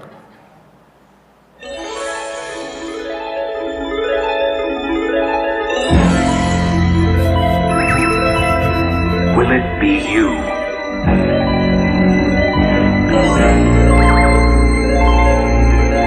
Will your family be the first to witness the birth of the incredible Nintendo Entertainment System? Will you be the first to see, to touch, to play with Rob, the extraordinary video robot? He follows the commands you put on screen to help you tackle even the toughest challenge. Will you be the first to raise the incredibly accurate Zapper and play games like Duck Hunt and Hogan's Alley? The first to build a library of game packs like Kung Fu and golf, even games like Excitebike that you program yourself. Will you be the first to get all this in one package? The Nintendo Entertainment System, where video technology is more than a game. Where video technology is more than a game. It's not a game. The vibes of the first half of that commercial are so like Alien. Yeah. I mean, like the movie Alien, like the splitting of the egg and like the light ominously coming out from it. It is sinister. Yeah. I really like it. They ran another commercial where Rob like came out of someone's stomach. Real? No. So this is a true. Frank. I also noticed everybody got to play the game except the mom. So that's a shame. Because I know moms were out there playing this game when their kids were at school, obviously. So here's some newspaper ads from retailers that were selling the NES. You could have bought it at Macy's, you could have bought it at Toys R Us. I don't know if you could see, they're both calling it the Video Robot Entertainment System. I love it. I love it. I love the extent to which, because we take for granted the phrase video games now, but video games as like the standardized term for all of this mess, it came pretty late. It came pretty late in the industry. This is an advertisement from Brick Church, not a retailer I've ever heard of. Brick Church? They may have been the first retailer to sell the NES. I have some reference to that in material that we have, and it was maybe at this show that they had at Giant Stadium where you could chat with Nintendo's 5-foot-tall talking robot. What was it, though? Because it wasn't a 5-foot-tall talking robot. We literally don't know. No! This is lost media. That drives me crazy. Thank God there are people out there archiving stuff so that we at least know that this exists. It had to have been like a dude in a suit, right? I think so. It had to have been. Or a real robot. I need you to decide. So these are the cheapest ones I could find. So Okay. you could get it for $137.82 if you went to consumers, right? Or $139.95, but you get a free 35mm camera. What's the better deal? Ooh, I mean, I'm going to take the camera. I'm gonna That's go a for the sweet camera. deal. Not bad, not bad. They also did what they called a mall tour, where Nintendo of America would set up in malls and demonstrate the thing and essentially try to get retailers to notice them. You know, like, look, people are playing this thing. Do you guys want to try to sell this? I love that. That's a really funny strategy to go outside of a store that does not sell your product and just set up your booth and it's like, oh, wow, look at all these people playing this thing. Is it so, oh my God, look at what a great time they're having. I'll order 10. To sweeten the deal, they licensed some players from the New York Mets. They were the team at the time, not the Yankees, the Mets. Okay. They didn't get Darryl Strawberry. He was the guy at the time, but they got Mookie Wilson. And you know, if you went on Sunday, you would have enough time after the 2 p.m. to go to the dinner dance at the Ridgeview Church. And that's your weekend. Yeah. That's your weekend good to go. What were the baseball players doing? Were they just like Signing hanging out and autographs. Signing autographs. next to a Nintendo? Well, they were like demonstrating baseball. They might have had like a script that they read because they were selling the baseball video game. Yeah, okay. And as you can see, if you went, you got balloons and a button and posters. This is actually, we have this, one of the buttons that you would have gotten if you met Mookie Wilson. What an icon. During the mall tour. So how did it go? If this were an episode of Drunk History, this is when like the uplifting, swelling music would happen at the end, right? And like history changed forever, but like it's not actually that simple. So they sold about half of what they ordered. I don't really know what the expectations were, honestly. I do have a quote from Yamauchi in Japan who's like, I don't think they did that well, that's my memory. We do have some sales numbers. We know that the top selling game was actually Kung Fu.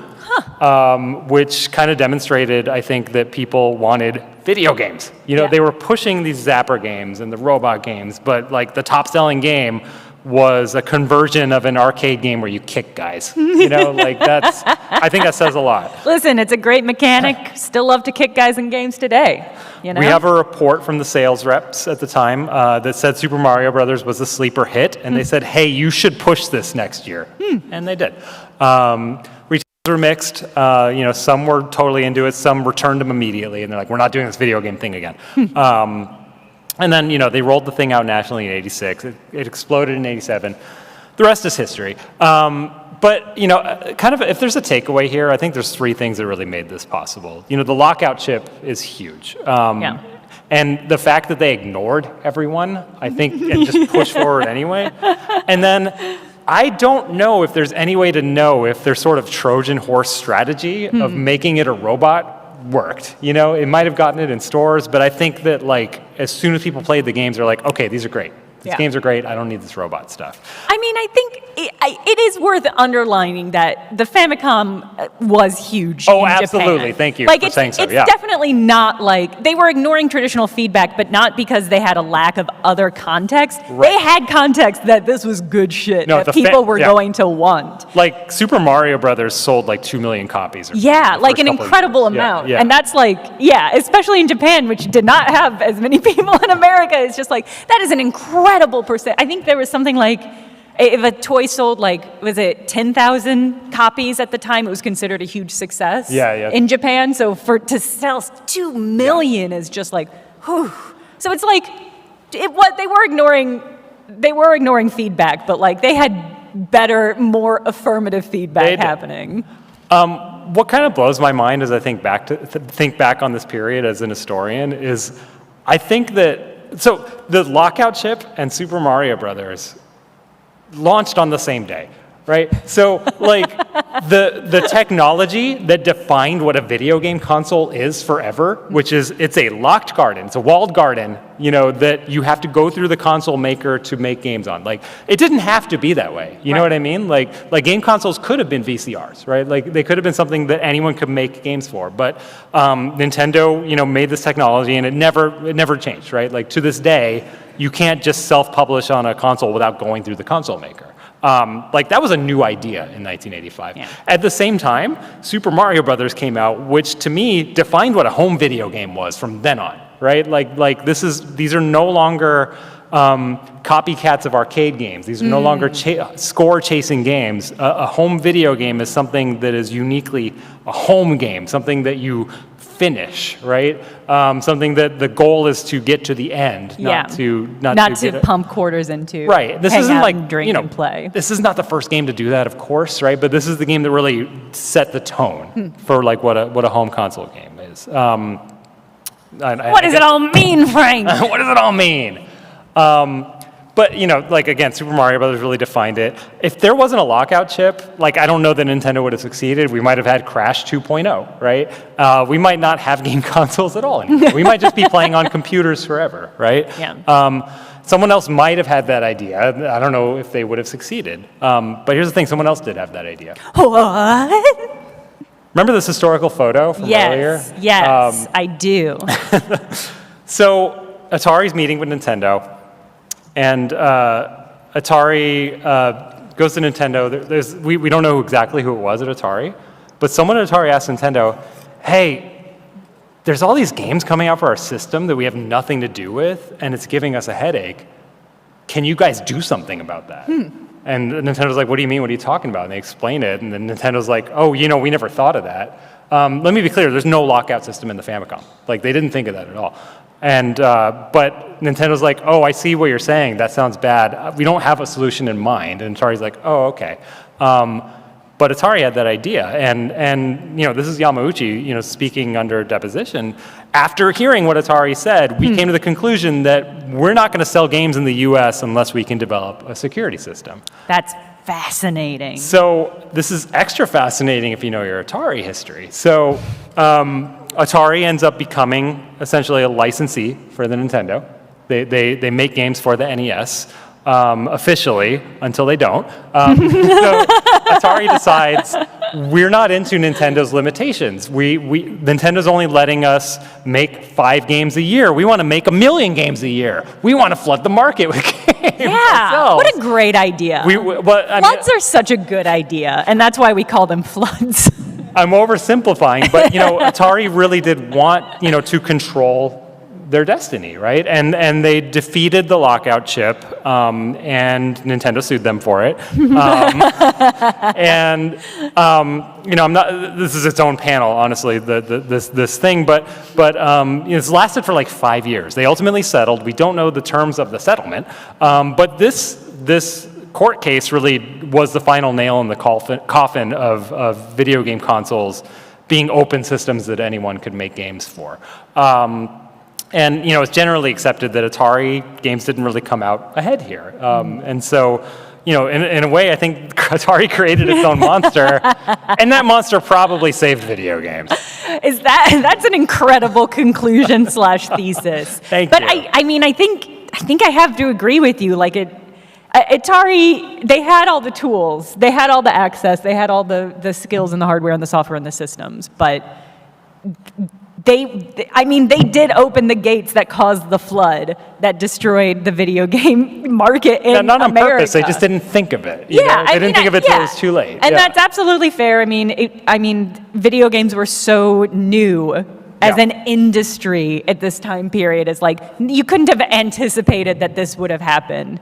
And like all of the knockoffs and all of the rip-offs and all of the just like varieties of games causing like consumer confidence to drop is something that you couldn't have guessed. But it is also interesting because it's like all of this is still impacting the way that games are made today. Absolutely. Yeah. In every way. And it's just like incredible to think about what had happened if it hadn't have crashed. We have 8 minutes and 55 seconds for questions. If anyone wants to line up to this middle part. In the meantime, I'm going to give a little pitch. The Video Game History Foundation is a charity.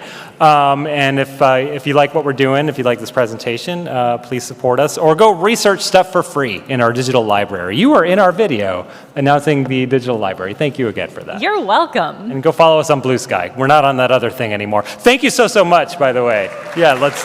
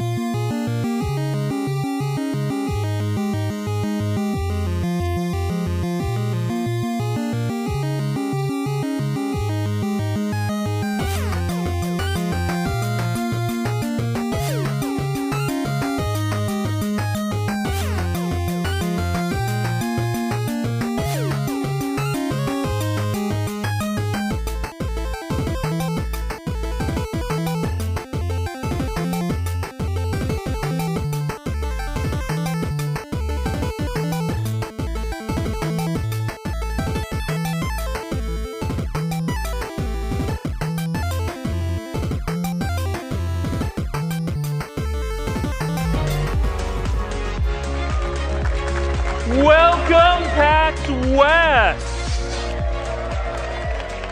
Oh, what a fantastic crowd already. I am so excited. I am bursting with excitement to be here today, hosting the debut panel for Magic the Gathering's next set, Marvel's Spider-Man. Let's hear, who here in the audience is a Spider-Man fan?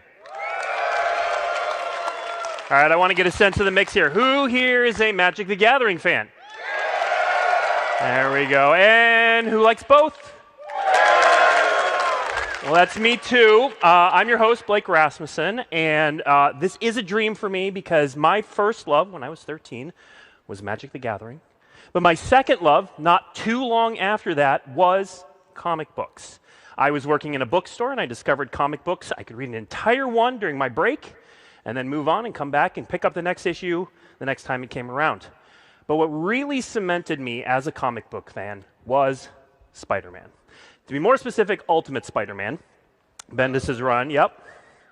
So the original Ultimate Universe, I got hooked when, like 20-plus year spoiler alert, when they actually killed Ultimate Peter Parker and brought on Miles Morales. Yep, Miles Morales, still one of my favorite comic book moments of all times is when he saved the multiverse with a hamburger to the Molecule Man. Just absolute peak. But now that I'm a little older and a dad, I have cosplayed as Peter B. Parker.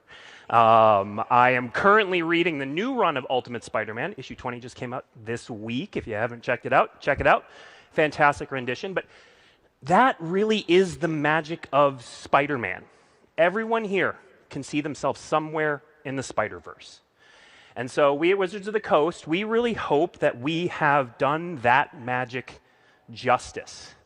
And so today, we're going to show you a bit from the set. We're going to talk a lot about mechanics. We're going to show you some heroes. We're going to show you a lot of villains. This show is villain heavy. If you love the foes of Spider-Man, we have a lot of them. We're going to show you art. We're going to show you like really cool characteristics of Spider-Man's New York, all of that stuff. And we hope we do it justice. But to do that, I have some friends of mine from Wizards of the Coast who are going to come out here.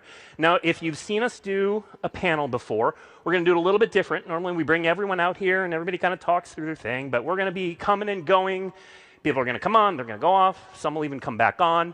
But we're going to talk through all of the amazing highlights of this set as we kick off preview season. So, to do that, let's start with someone pretty familiar to all of you Magic fans out here. Let's bring out head designer Mark Rosewater. All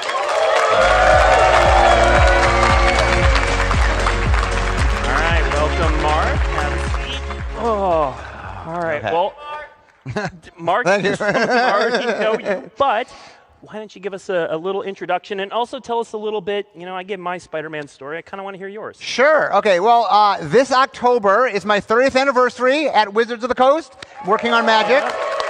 And since 2003, I've been head designer, but that's Magic. Let's talk Spider-Man. So when I was a little kid, I remember I woke up one day, my dad had bought comics from the local store, and he just left them for me to find when he woke up. One of those was a Spider-Man comic. And it started a lifelong love of comics. In fact, when we began doing Universes Beyond, the thing I was most excited about is one day, maybe we would do Marvel. And so the fact that we got to make Marvel Magic has been so exciting. All right, so beside your boyhood dream, what is it about comic books and Spider-Man that makes it such a good fit for Magic? So one of the things when we're making a Magic card, we want to make a card that really speaks out and does something and is dramatic and has some really cool effect. Well, Marvel's full of superheroes that have amazing powers and are literally drawn to look as cool as they could look. Like, you know, comics are a visual medium. So like, it was like tailor-made to make cool Magic cards. And you guys are going to see today, like the cards really, like you see the character, like, oh, I know what I'm doing. The cards kind of speak for themselves because the characters are so three-dimensional, have such cool ideas, and then they just make really fun Magic cards. So let's jump into letting the characters speak for themselves. Mark, where do you want to go first? What character do you want to see first? Okay, so at San Diego Comic-Con, we showed off the double-face cards. We, for the first time ever, had cards that were both modal and they transform. And we showed off Peter Parker and Spider-Man and Miles and Gwen, but we didn't show off any villains. So our first card up today is a reporter I believe, from the Daily Bugle, who has a beef with Peter Parker. Let's take a look at Eddie Brock. All right, tell us a little bit about Eddie Brock here, Mark. So Eddie Brock, he was not a fan of Peter Parker. A little bit, things didn't quite go his way, and he was kind of really mad at Peter. And it turns out that there's this symbiote from across the galaxy that had a beef with Spider-Man.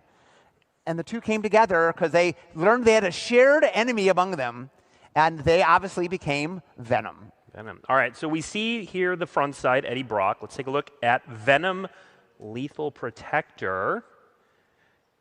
Mark, tell us about this card.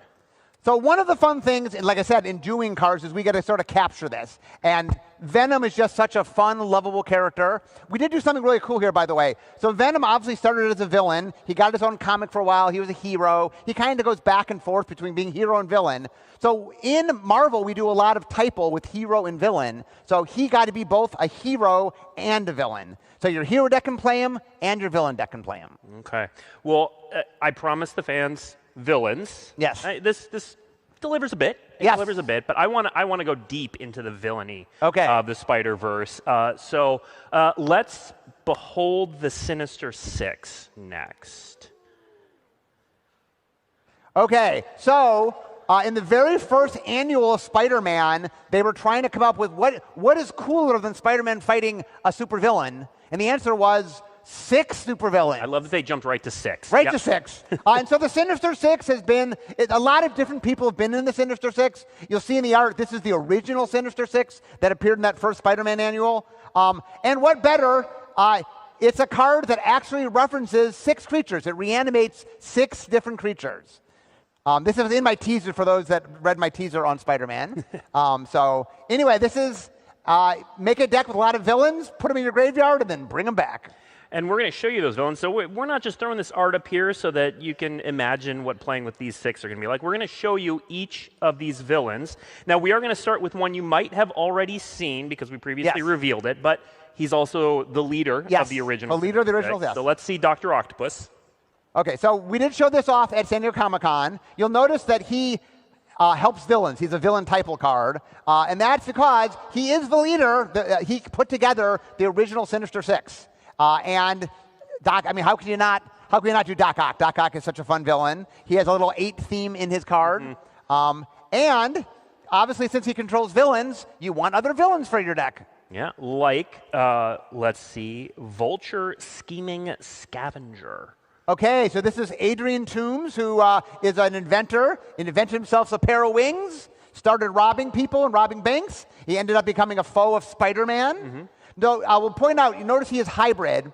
So we're going to introduce, there's a new draft we're going to talk about a little bit later. And in order to help facilitate that, there's more hybrid in the set. And so you'll see a bunch of hybrid cards today. And that really helps sort of, it helps make the limited work better. So this is a good example of some of the hybrid stuff you'll be seeing. All right, next up we have one of my favorite villains. We're going to see my favorite villain later in this presentation, but one of my favorite villains in this one, Mysterio, Master of Illusion. Oh, yes. So Mysterio, basically his shtick is he makes illusions, and Spider-Man never knows what's real and what's not. So we made a fun design with him where he literally makes illusions.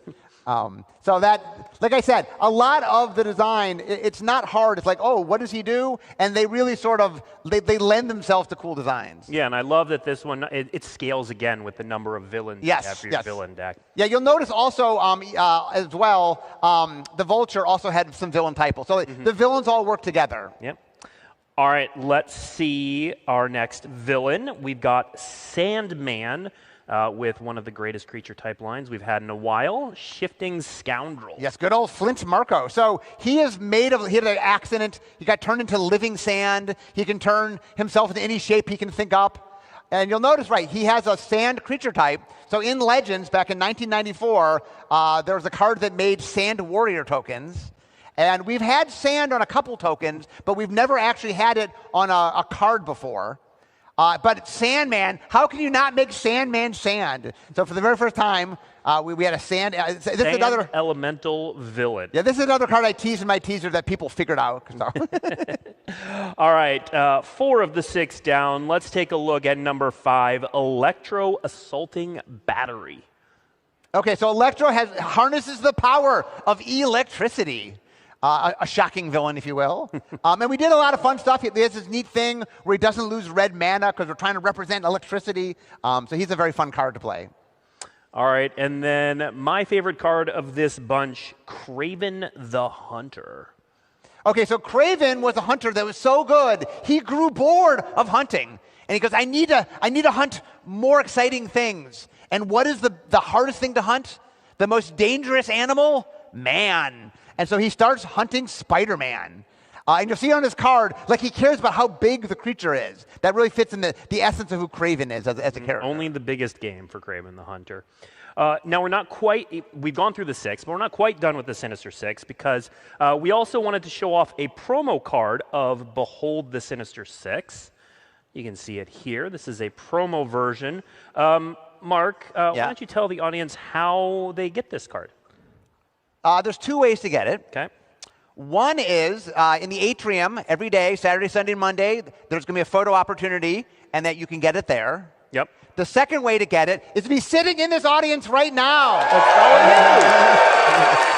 So on your way out, you guys will all get. Don't leave without one. We've got this card for everyone in the audience. All right. So, but if you somehow do miss it, again, Saturday, Sunday, Monday, starting at 3:32 in the atrium photo opportunity. Okay. Well, we're not done with Mark, but we're kind of done with him for now. So we're going to let you go. And we are going to bring out Jadine Klumparents. Come on out, Jadine. Come on out. Welcome. All right, have a seat. All right, so Jadine, tell us about yourself. Tell us about what Spider-Man means to you, all that jazz. Yeah, I am Jadine Klumparents. I am the play design lead for Magic, which means I work on cards in like the last 6 months or so, working on the balance and the final numbers. I kind of got to Marvel a little bit later than most of my colleagues. I was introduced to the characters and plot lines for the first time with the movies while I was in college. And then I got to dive so much deeper while working on this set. And I'm really kind of kicking myself for not finding it sooner because honestly, I would have loved this as a teenager. And I'm so excited to get to share some of the mechanics with the set with you today. Yeah, we're going to talk mechanics in this section. Where would you like to start, JD? Can you pull up Spider-Man India, please? That's not Spider-Man India. Let's see. One more. Almost. All right. India with that web-slinging ability. Yeah, so one of the great things about doing a set all about Spider-Man was getting to make cards for so many different spider heroes and kind of show off the whole breadth of the Spider-Verse. And one of the things we knew we were going to want to do was have a mechanic to represent Spider-Man's webs. As far as superpowers go, the webs of Spider-Man are so unique and just kind of used in so many different ways by Spider-Man, whether it's transportation around the city, rescuing a bystander, or even in combat, kind of restraining the enemy a little bit. And we knew we needed to make a mechanic for this that we could put on many different spider heroes that would kind of capture all of the different ways that Spider-Man uses the webs. So the web slinging ability is an alternative cast to casting a card. It has a different mana cost, almost always cheaper, and you can use that ability and cast it for that cost if you also return a tapped creature you control to your hand. So you're getting it down early, representing some of that mobility of the webs, and at the same time, you're picking up a creature of yours, using the webs to transport it back to your hand, where maybe it'll be a little bit safer, and then you'll be able to reuse it, get any enters abilities it's have, or the set is chock full of different ways to benefit from having more creatures to play. If you take a look at the second line on Spider-Man India, you can see such an effect, a little cast trigger for creature spells that'll benefit you for recasting the thing you just put back in your hand. All right, for our next mechanic, I want to go into the costume closet. Let's pull up the next card. Yeah, so Costume Closet here is featuring the Modified mechanic. Modified is a returning mechanic. We've used it before. Creatures you control that are equipped, enchanted, or have a counter on them are considered modified. and we have cards in the set that benefit you for having creatures. It represents all the different ways in the world of Spider-Man to kind of get a boost from having the right gear or to have some technology aiding you. I really love the costume closet here. It's such a great depiction of all of the different suits and just this idea that you can continually get some boosts. Yeah. All right. We've had two very hero-focused cards in a row, which makes me a little ill. So we're going to move back to villainy. And in fact, we are going to go with maybe Spider-Man's greatest villain. Let's take a look at Norman Osborn. Yeah, so there is a lot on this card. This is one of the transforming modal double-face cards that we've brought you before and you've seen. Norman Osborn here, the front side of this card, is using the connive mechanic. Connive is another one of the returning mechanics in this set. It is representing the plotting behind-the-scenes nature of villainy in the Spider-Man world. So, you know, while Peter Parker is out in the world doing civilian stuff, the villain are out in the scene planning, and you as the player will get to plot some too when you're using these villain cards. The connive mechanic allows you, and the creature that's performing the action, you draw a card, then discard a card. If you discard a non-land card this way, you'll put a +1/+1 counter on the creature. So you as the player are going to sculpt your hand, get your plans in motion and ready for next, and at the same time, the creatures that are conniving are going to find themselves a little bit stronger as things go on. Well, and before we see the backside of this card, which I guarantee you can guess what the name of it is, this isn't the art section, but I have to point out, I love this art. I love seeing the Green Goblin in Norman Osborn's reflection there as another aspect of his personality. And of course, it signals what the backside looks like. So let's take a look at Green Goblin. Here is the Green Goblin. The time for planning is over. It is now time for chaos in the city, represented with the mayhem mechanic. So when the villains are out wreaking havoc on the city, we're representing that form of villainy with the mayhem mechanic, which is new for the Spider-Man set. It is another alternative way to play a card. Cards with the Mayhem ability, while they are in your graveyard, if you discarded them this turn, you may cast them for their Mayhem cost. So Green Goblin here is granting the Mayhem ability to all the cards in your graveyard. Other cards in the set just have the Mayhem ability themselves, and those will often have a lower mana cost on the Mayhem ability than the actual cost to cast the card. So Green Goblin and Norman Osborn here is a really complete package. You can play the Norman Osborn half, get in a few times, connive, and then eventually you'll find a card you discarded that you actually want to cast, and after you attack that turn, you can transform to the Green Goblin, give that card you just discarded the Mayhem ability, and put it back into play. So just a very cool, was really awesome to see us find a way to tie both of the villain mechanics together on this card, and the whole package turned out awesome. Well, yeah, I love the story it tells. It's Norman Osborn schemes and connives on one side, and then the Green Goblin takes advantage of the mayhem caused by those schemes on the other. It's absolutely perfect. I love it. All right, those are the mechanics we're talking about now, which means, J. Dean, I'm going to swap you for Corey. Let's bring out Corey Bowen, everyone. Come on out, Corey. All right, welcome. Thank you. All right, Corey, you know the drill by now. Tell us a bit about yourself and your love of Spider-Man. Great, well, thanks for having me, Blake. I'm Corey Bowen. I'm the lead set designer on Magic the Gathering Marvel Spider-Man, and I'm so excited to be here. As for Spider-Man, my experience, I was only like 6 years old when the first Tobey Maguire Spider-Man movie came out. Which is how Corey makes me feel old, but continue. Yes. But I just grew up with those Spider-Man movies. All of the Spider-Man movies really shaped what I love about superheroes. And even when I was young, I remember going to Free Comic Book Day and walking back home with 3 different Spider-Man comics from different Spider-Man runs. Very, very cool. Yeah. So, Corey, you're here because we're going to talk about a new draft format being introduced with this set called Pick 2 Draft. So give us the overview. Right, so Pick 2 Draft is a brand new way that we have to draft. We announced it earlier this year.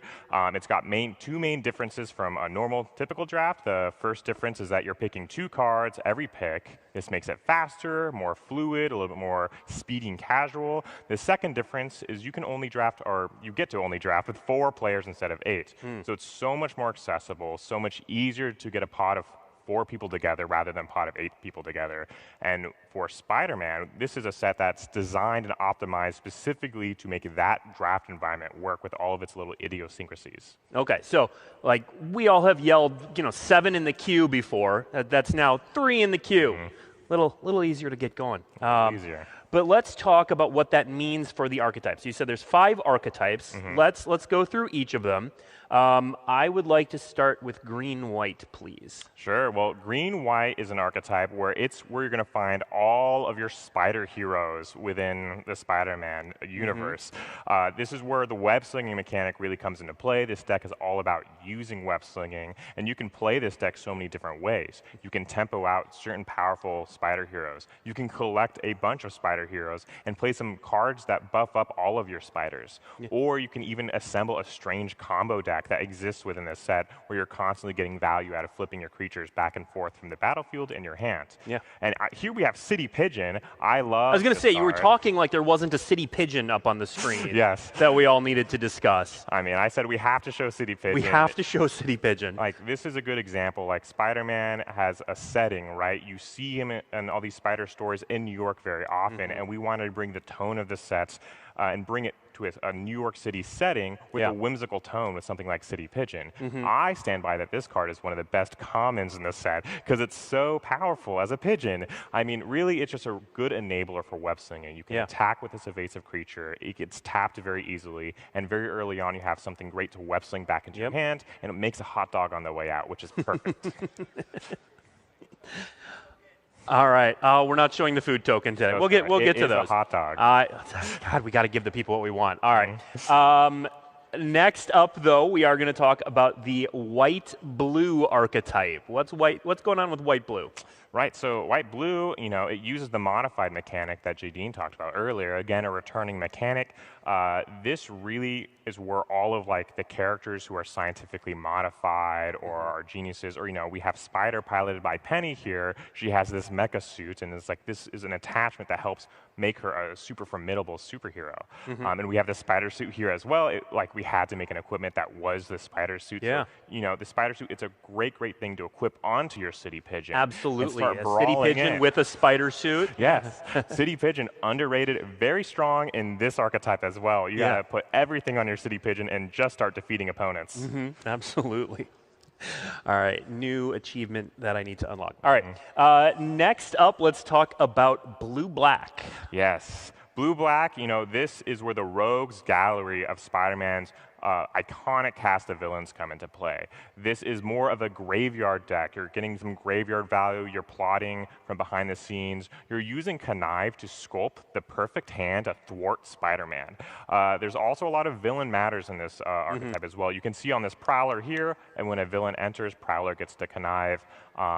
These cards work really well with some of the Mayhem cards you'll find in the set as well, because Connive and Mayhem just naturally work well together. Right. And Connive, you get to put counters on creatures to, benefit your modified rewards as well. So everything works really well together, and that was a really important part about getting the Pick 2 draft format to be very smooth. Yep. All right, next, let's go to red-green. Right, so every Magic set needs a place to put its big stuff. And here we have Rhino as a huge 7-drop, and we have Spider-Rex from one of the more recent Spider-Verse series. Yeah, and also, if you haven't been reading the flavor text along the way, this is a great place to remind you, check out the flavor text, especially for Spider-Rex, but it's been fantastic in all regards. Anyway, continue on. This deck really wants to play large spells. It has a theme about caring about mana value 4 or greater. Okay. And with Web Slinging and Mayhem as cost reduction mechanics, you're going to be able to cast spells with mana value 4 or greater without spending 4 mana turn to turn. So this deck really puts those things together and lets us put a dinosaur that's Spider-Man in the set, which is just awesome. You gotta. All right, speaking of mayhem, let's take a look at our last draft archetype, which is black-red. Yes, this is again, mayhem. It's a very discard-focused archetype. There's so many awesome iterations of Green Goblin or Hobgoblin or different Goblin-adjacent characters. We really wanted to show off more of the chaotic, reckless villains in Spider-Man, and we thought discarding cards and playing them from your graveyard felt very resonant in that way. Yeah. So we used the mayhem mechanic, a new mechanic that harkens that back to an older Magic mechanic, Madness, but it's a lot easier to play with. Here we have Green Goblin, fantastic if you're discarding multiple cards in a turn, and Raging Goblinoids is the perfect example of an overcosted creature that you can get out for cheap if you have a great way to discard cards. Well, and earlier we showed the OG Green Goblin, Norman Osborn. Here we've got Harry. There is another Green Goblin we want to show off at this point for a very specific reason. Let's put Ultimate Green Goblin up here. Yeah, so this is a promo. We're going to talk about that in a moment. But first, talk about this card in the Mayhem archetype. Yeah, Ultimate Green Goblin. This is a Green Goblin from the Ultimate Universe where he is a big hulking goblin. This is one of our favorite Mayhem cards in this set. It's a very powerful Mayhem card. It's also a hybrid rare, which will be in this set as well. We're kind of using hybrid at all rarities to really help that pick 2 draft format. But this card's great. It's an overcosted creature. It lets you discard a card every turn to make a treasure, but this also lets you achieve your Mayhem turn per turn. And if you already have a Mayhem engine, you could cast this for Mayhem and get some card advantage. So we've had a lot of fun playing this card, and we hope everyone else is going to too. Yeah. And we're going to show the main set version of this one later, but this promo specifically is going to be available at an event called Magic Presents Friendly Neighborhood Draft. That's going to be taking place at your local WPN stores September 26th through November 13th, so check with them when they're running it.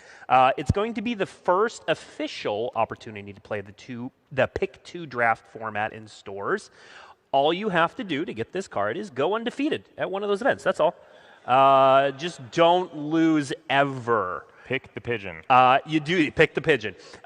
You will then receive a traditional foil of this Ultimate Green Goblin promo card while supplies last.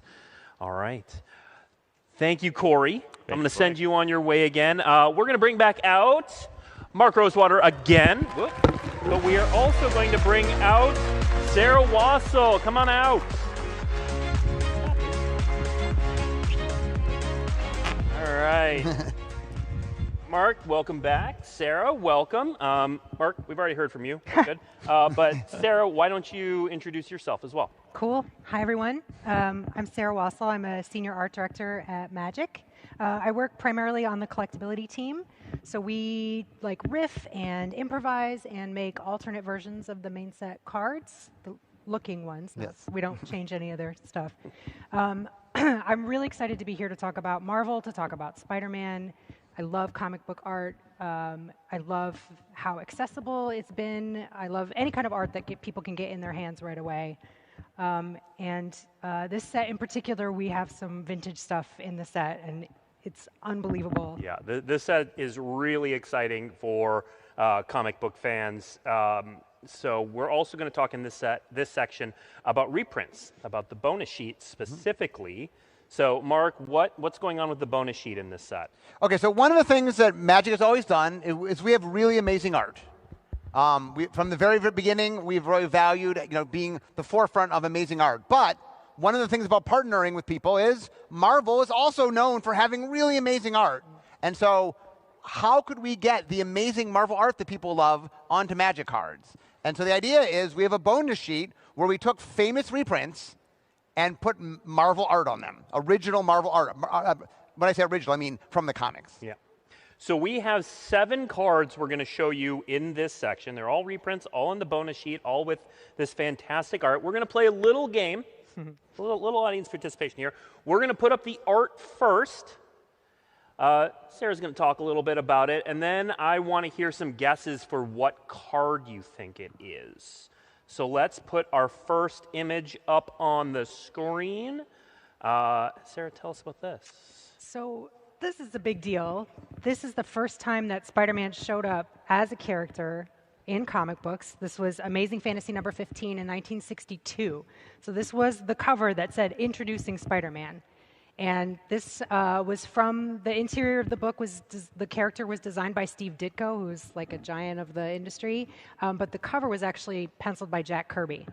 Yeah, like we're going to have an artist line that says Ditko and Kirby, which is just insane. On a magic card. On a magic hold card. in your hand. Yeah. All right, it may take you a couple to get into this, but let's hear some guesses. What do we think this card is? I heard it over here. All right, let's see it. Put it up on the screen. Ooh.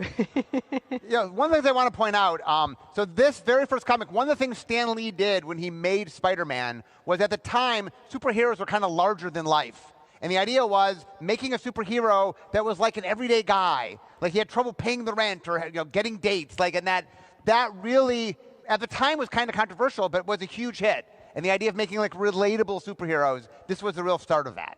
Yeah. Yeah. Next up, let's put our next piece of art up on the screen. Okay, I hope you can guess this. This is one of my favorite pairings with the card title. It's emotionally very devastating. So this was from 1967, so we're moving forward in time a little bit. So at this point now the comic book is called Amazing Spider-Man. We went from the character being started to now having his own book name. And at this point he's being drawn by John Romita Sr., who was the second in line of Spider-Man artists. One of the cool things about Romita Sr. is that he had kind of a background in romance comics. So he was really good in particular at making the female characters in the Spider-Man universe really like attractive and stylish and beautiful and compelling. So he really like amped up that part of the story a lot. All right, let's hear some guesses for this one. I heard it. You heard it? I heard it. Okay, let's throw up Path to Exile. Yeah. Poor Spidey. Yeah, so this is from a run called Spider-Man No More, where Peter Parker, it gets to him. There's so much, it's so hard being Spider-Man that he walks away from being Spider-Man. To exile, I guess. It's a path to exile. So. All right, this next one, I'm going to be really impressed if anyone guesses it. It's fantastic, but it's a little bit more obscure than Path to Exile. Yeah, Let's hear from this one. Okay, so this is going to be a tough one. You're right. Yeah. But this is from Amazing Spider-Man number 55 in 1967.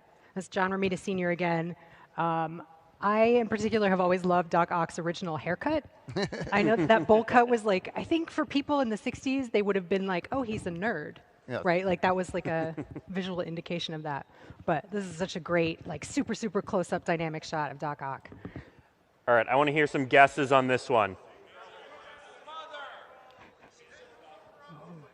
I don't think I heard it, so let's see. Lorthos the Tidemaker, also known as Doc Ock, armed and dangerous. So one of the things that we talked about this at San Diego Comic-Con, we're very careful when we choose creature types. So Dr. Octopus is not actually an octopus, so we did not make him creature type octopus. But we couldn't pass the opportunity to make an octopus that is Dr. Octopus. Yeah. All right, for this next one, which is going to be a layup, guys. We're going to keep the John Romita Sr. train going with this piece of art. Right? This one's got to be. All right. Everyone's got to be. Tell us about this one, Sarah. Well, I do know that that's not electricity. Yes, it's not electricity. Yeah. Mm-hmm. Yeah. But what's this guy's name, Mark? You want to give them a hint? Well, his name is the Shocker. Huh? Shock, there you go. All right. Yeah, every game has a free space. When we first started working on Spider-Man, there were a couple low-hanging things. One was, okay, you got to make a J. Jonah Jameson that references Menace, and the other one was, we have to have a Shocker with Shock. Yeah. So. All right, next up, this is one of my favorite pieces in the set. I know I say that a lot, but this one hits hard, it resonates, it really feels good on the card. So let's throw the next piece of art up on the screen. Tell us about this one, Sarah. I know, so cool. Well, spoiler alert. So at this point, I think we're in the dark ages of comics. This is penciled by Mike Zeck and colored by Bob McLeod. And the book is Web of Spider-Man 32. And somebody already called it. Yep. Yeah, it's Reanimate. It's, yeah. But the rules text basically reads like a description of the art. It's incredible. So this is from a storyline called Kraven's Last Hunt, where Kraven buries Spider-Man, and spoiler, he's not dead. But anyway, this is a really famous shot. So the fact that we got to use this on Reanimated. Yep. No, it's perfect. Perfect. All right. Exciting. Next up, let's see. This was a what? This was Craven's Last Hunt. Yeah, that's right. Oh, sorry. Yeah, San Diego Comic-Con. So one of the things we did was we made a cycle of sagas. And that one of the sagas which we showed at San Diego Comic-Con was Craven's Last Hunt. And the idea is there's so many great storylines. Sagas represent stories. And that just seemed like the perfect marriage. Yeah. You want to talk about the thing next to it? Yeah, of course. Yeah, that's we also knew from really early on working on this set. You know, we have really like baby brainstorms at the very, very, very beginning years ago at this point, and we knew as a studio that we really wanted to try to figure out how to make Magic cards look like comic book pages, and sagas were like this perfect marriage of like giving us that graphic opportunity. But as simple as this looks, and as well as it's working, it did actually take a lot of work to kind of like tinker with it to get it to come out well. And the artists that we worked with here, Laniel Francis Yu and Sunny Go, both work for Marvel, have been for a long time, and they're just so good at using color and shadow to really like delineate those spaces really clearly. And each comic panel represents a different part of the story. It's very cool. Yeah. And we'll have another saga we're going to show off later. Yeah. All right, we've got 2 more of these left in our little game. Let's throw, you know, in my youth, this was like the comic book art. Yeah. So tell us about this one. Yeah, so this is Todd McFarlane drawing Spider-Man, and this was like a big moment in the character's design and the design of the webbing even. So Todd McFarlane, you know, he kind of took like a little bit from Steve Ditko from the beginning, where he really like used Spidey's body in really like arachnid kind of ways and really like emphasized that strange physiognomy of what he's like doing as this Spider-Man. He also made the eyes really, really big, and that webbing design in particular is something that's been really iconic and has stuck with the character. All right, let's hear guesses on this one. Yes! Oh! There you go. Nice. That is impressive. One of the things we were trying to do is cover a lot of different eras. This is a really fun era of Spider-Man where they get into like the mythos of what it means, the spider totem, and like, was the spider an accident or was it always destined to bite him? And so this is a really fun storyline. Yeah. All right, for our final one, we're actually moving forward in time quite a bit to something a little bit more recent. So let's throw the next piece of art up there. Yeah. One of my favorite character designs of all time. Venom is just the combination of like total gnarly fear and absolute glee with this character constantly like exudes. It's just like it just keeps like, it's like a pinball game in my brain. But this one was 2021. Ryan Stegman was the artist here, and J.P. Meyer, and then Frank Martin did the colors. And what could it be? What do we think this one is? He has wings. Ooh. I don't think I've heard it, but let's throw it up there. Skitterick, also known as Venom King in Black. Yeah, the idea of making a venomous Venom seems too cool to pass up on. So. All right, now these are the only one. This is the last one we've shown for today, but Sarah, there are going to be more classic comic book artists included in this, Yeah, correct? there are more of these, and we have names on Magic cards crediting the art, like Mark Bagley, Mobius, Eric Larson, Sarah Pacelli. There's just like chock full of these amazing pieces in the set. If you are a fan of Spider-Man artists, like, we've got them in spades. All right. Okay, so people are going to want those bonus cards for sure, but we have a range of collectible and cool designs that we've done to create really cool cards. Why don't you walk us through kind of the new and shiny here? Sure, yeah. Okay, so we are going to start by looking at one of the most powerful objects in this universe. One of 6. I said one of. The Soul Stone. So you have 3 beautiful versions to pick from. I'm sure you'll pull all 3 of them. The one on the far left is painted by Vulcan Baga, and he mimicked his his original like Mox compositions, right? So we're really like Magic and Marvel like together, chocolate and peanut butter in a beautiful way. The in-betweener is the one holding that Soul Stone, who has like a super sweet color block outfit. And then in the middle, we have our gauntlet version. So you get Thanos, you get comic style, you get that sweet Marvel art. And then on the far, far right, the most rare, the most precious. This is the Soul Stone, like in the cosmos, and that card has been tricked out with so many print techniques and fancy things that it will feel just as precious. Yeah, as this the stone itself. doesn't do it justice. Yeah. So if you're familiar with our headliner program, this is the headliner for this set. This is the only Infinity Stone in this set. That is correct. Yes. Yeah. Yeah, we can say that. Yes. We can say that. All right. And before we're done, we will do all the Infinity Stones. What else do we have, Sarah? Okay, so another thing that we've done with original comic art, in addition to the bonus sheet examples that you were seeing, is that we are doing classic cover cards where we're taking an original comic book cover and we are turning it into a Magic card. Yeah. So on the front side of the card, you've got Peter Parker and Eddie Brock, and that's Peter Parker the first time that he was ever bit by a Spider-Man ever in any universe. That's the art from that moment. He is a teenager at this time in his like depictions, which I find fascinating that in the 60s this is what a teenager looked like. But then so we've taken the actual comic books with their original wording and everything, but we've replaced the text with Magic rules text. So you get a miniature comic book cover to put in your deck. It's really cool. All right, let's see the next one, the web frame. Yeah, so here's a custom frame that we designed for this set. This is the web frame, and our in-house designer, Dalton Pencarina, really based the webbing on the frame on Todd McFarlane's design. It's really like detailed and really like gnarly. We really envisioned this frame, like as if the Magic frame was an in-world object, and Spidey is like attaching to it and swinging along and going around. I wanted to call it the sticky frame, but no one. Marketing overruled her. Yeah, that's a different department. Yeah.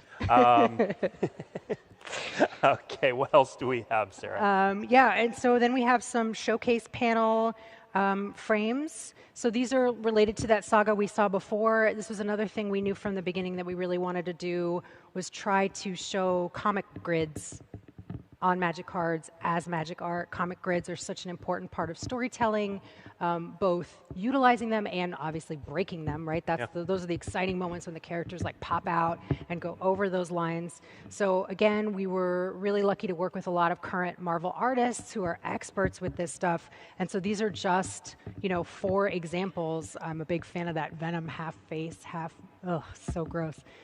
All right, I got another pop quiz for the audience before we move on to the next card. So we said we were going to reveal another saga. If you're a Spider-Man fan and you hear the word saga, where does your mind go? Like in unison. Perfect. All right, let's see the Clone Saga.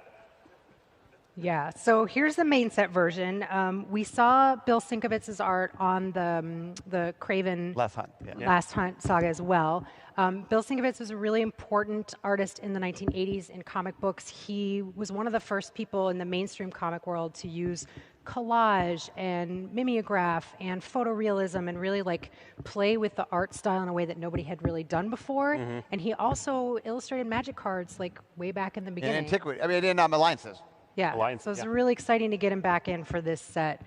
Like another one of those perfect moments of things kind of all coming together. And we have showcase panel versions of this as well. So in the main picture, the bad guy is cloned Spider-Man. The Jackal is cloned Spider-Man. And this is one of my all-time favorite moments in Spider-Man, where we're following Peter Parker as he's trying to figure out all the clones, and then we realize that he is a clone. It was a very, for the Spider-Man readers, that's one of my favorite moments. And we did know, by the way, when we started making this set and we decided to do sagas, it was a given that we were doing the Clone Saga, because there was no way in the world we're doing sagas and not doing the Clone Saga. How could we let you all down? You all knew we had to do it. People have bugged me about this online, like, you better be doing the Clone Saga. We did. Another thing we did in the collectability space is, of course, this is the Spider-Man set. We had to focus on Spider-Man. Yep. And so let's start showing this video that runs through. Okay, we've got spectacular Spider-Man in the black suit, and then this whole idea gave us a couple of fun things to do. One was use a bunch of Spider-Mans that weren't in the set. Yep. And another is to make and some of which are on the set. And some of which are on the set. And to also riff on the idea of like variant covers that comic books do that people get really excited about, right? So there's 8 different We're going to come back to each one of Yeah, these. there's 8 different versions of these. They're all drawn by the same artist, Roberta in Granada, who totally like knocked it out of the park. Yeah. All right. Well, let's go through these one by one. So let's move to the Spectacular Spider-Man.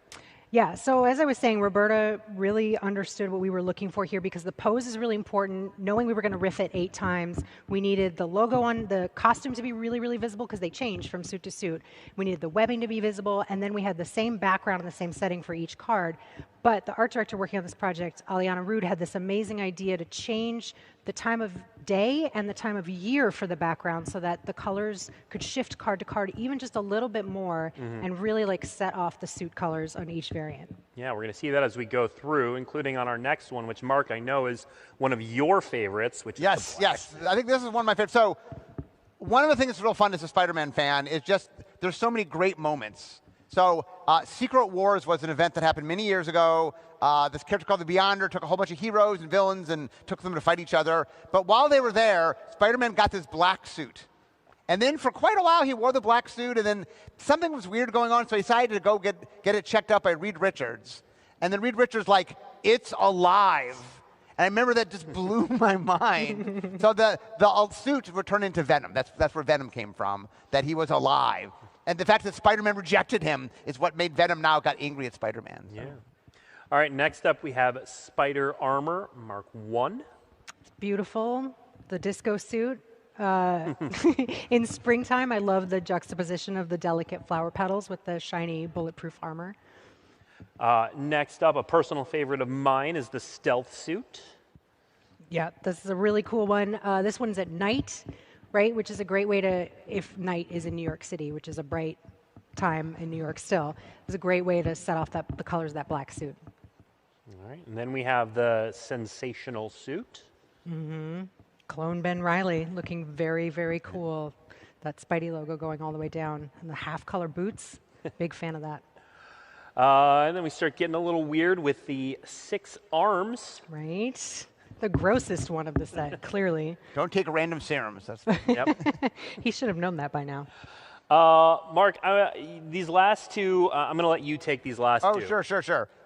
So apparently all my stories involve the Fantastic Four. So there's a period in time where Johnny Storm died, although, spoilers, he didn't. But Spider-Man joined the Fantastic Four. And while he was in the Fantastic Four, they made a special suit called the Future Foundation suit, which was this white suit, which I always really liked. And it matched, the rest of the Fantastic Four had white suits as well.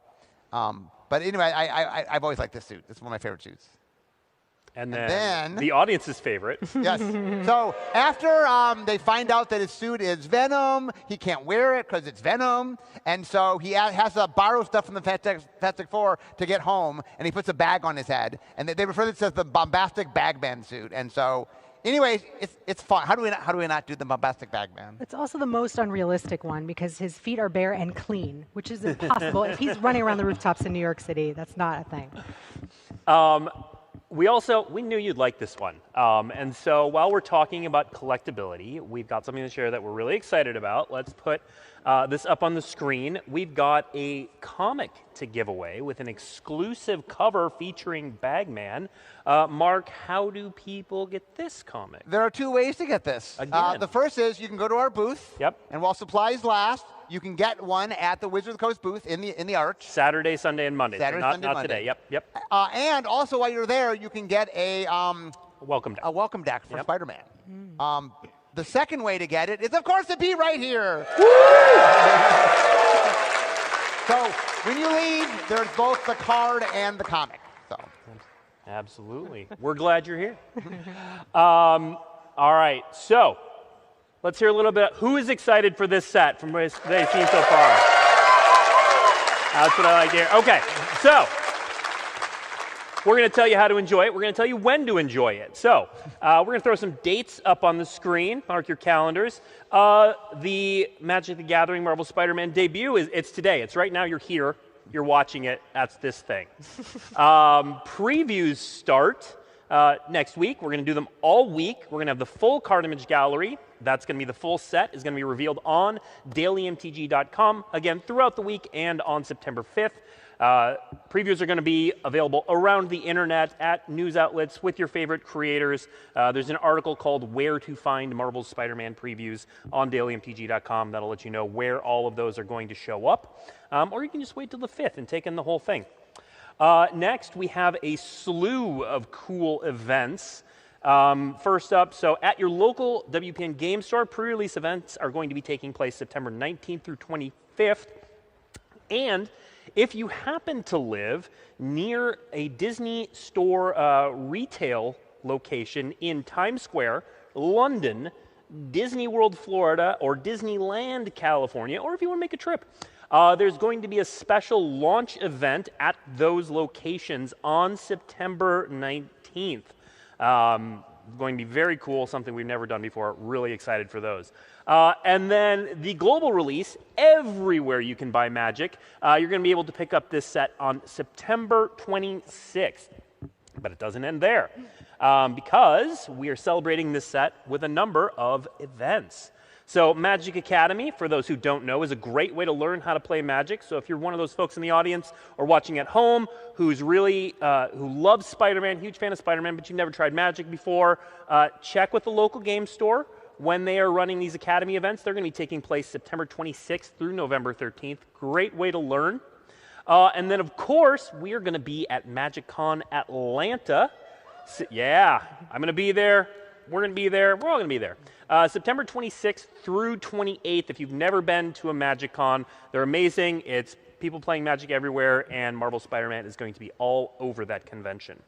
If you're looking to play in a standard event, we have 2 spotlights, Magic Spotlights. So these are large, in this case, standard tournaments. They're taking place in Baltimore and Liverpool, October 24th through 26th for Baltimore, and October 31st through November 2nd in Liverpool.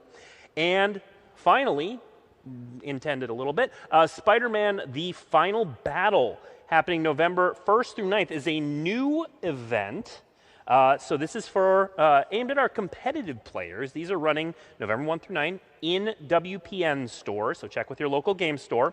It's going to be a standard constructed event, and it's going to have the winner of the event is going to receive a special variant cover copy of The Amazing Spider-Man #1, 2025. And we're going to reveal what that cover, what that comic looks like later this week. Again, head to dailymtg.com, look for an article titled Where to Play Marvel's Spider-Man. That's going to show off what that comic looks like, but look for The Final Battle at a local game store near you.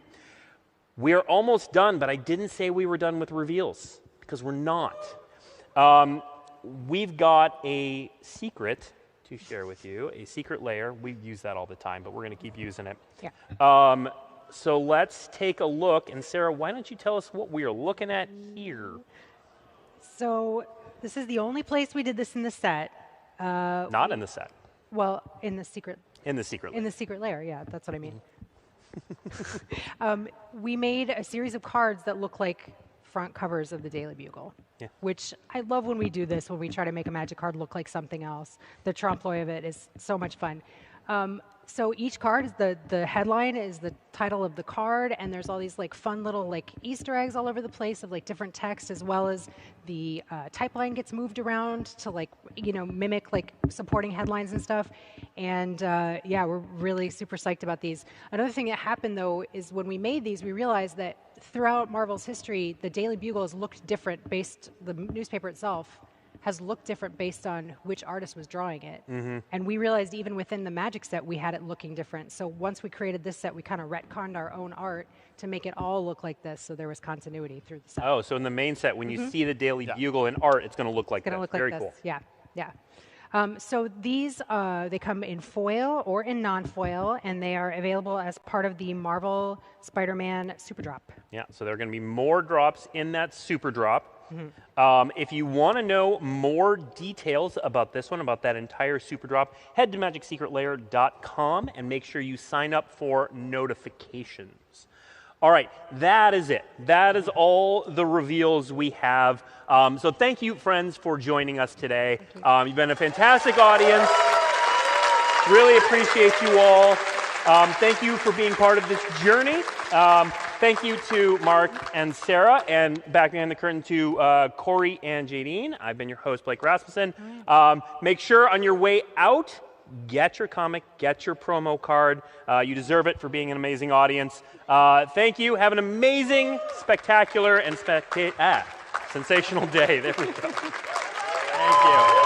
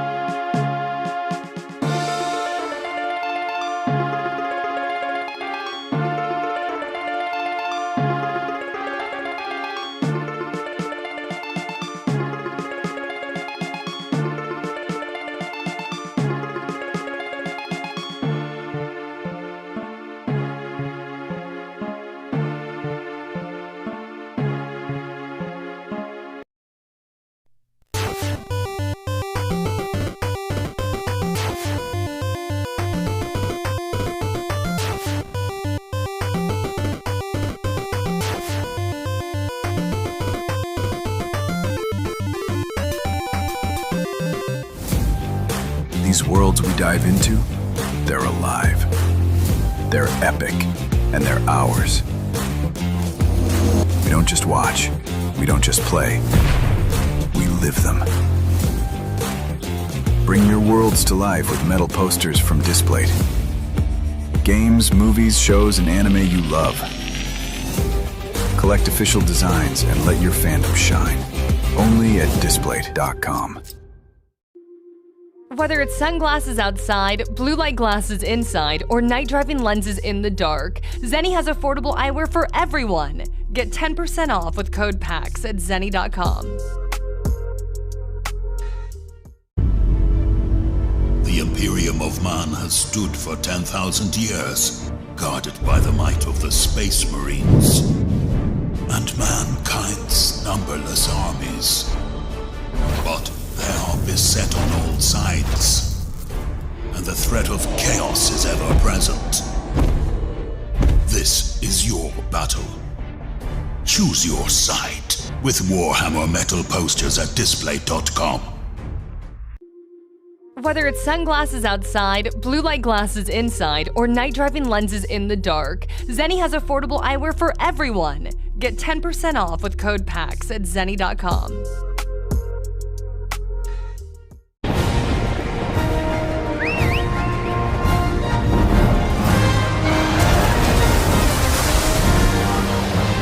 Our ignorance is proving fatal. The encroachment threatens to drive our people out of house and home. But this divide has brought our two kingdoms to the brink of war. But it won't be for long.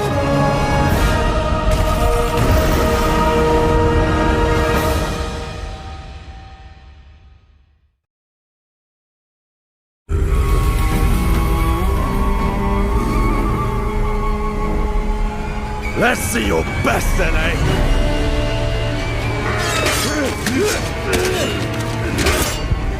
Swordplay is a game of strength.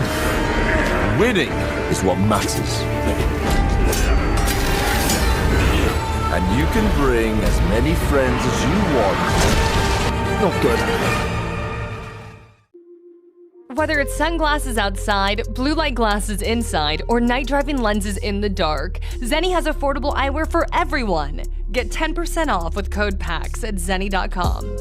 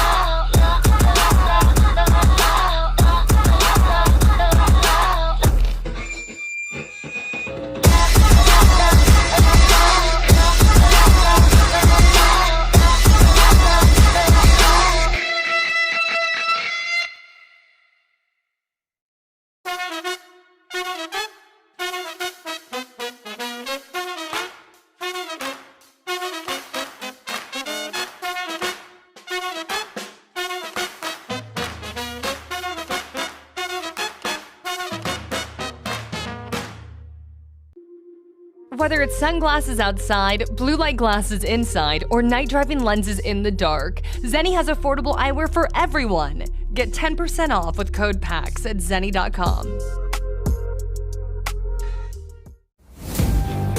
These worlds we dive into, they're alive. They're epic, and they're ours.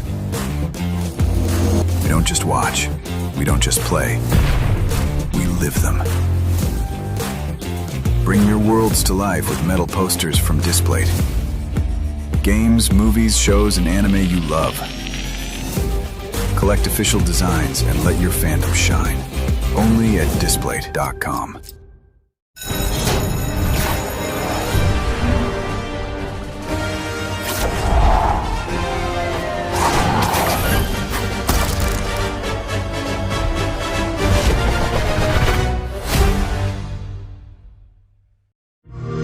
This is Sloan Beaumont speaking. Yes, from the commercials. Listen, I was given the chance to run a massive research project out at the local park. So, no leaks, no teams, just calm, cool science. It's gonna be amazing.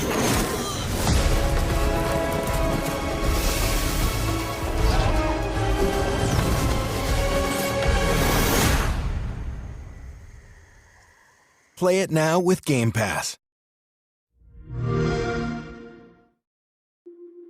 Whether it's sunglasses outside, blue light glasses inside, or night driving lenses in the dark, Zenni has affordable eyewear for everyone. Get 10% off with code PAX at zenni.com.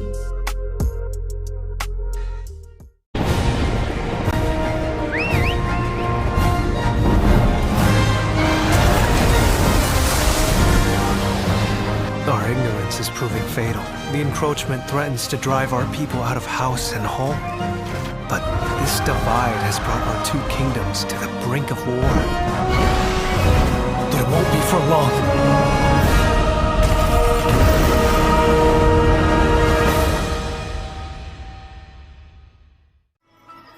Why do you fight? Why walk this path of subterfuge and conflict? If you feel wronged, blame yourself or the father. The powerful must rule the weak. It is our duty. Heavens fall upon your crown! This vile charade has gone on long enough. It ends now. Do you remember when your father showed us how to make a whistle of a blade of grass? Whether it's sunglasses outside, blue light glasses inside, or night driving lenses in the dark, Zenni has affordable eyewear for everyone. Get 10% off with code PAX at zenni.com.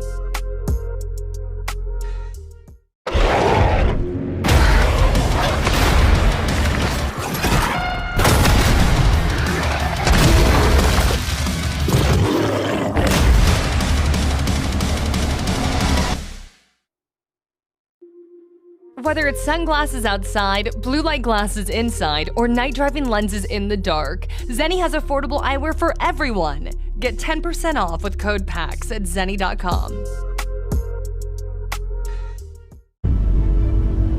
The Imperium of Man has stood for 10,000 years, guarded by the might of the Space Marines and mankind's numberless armies.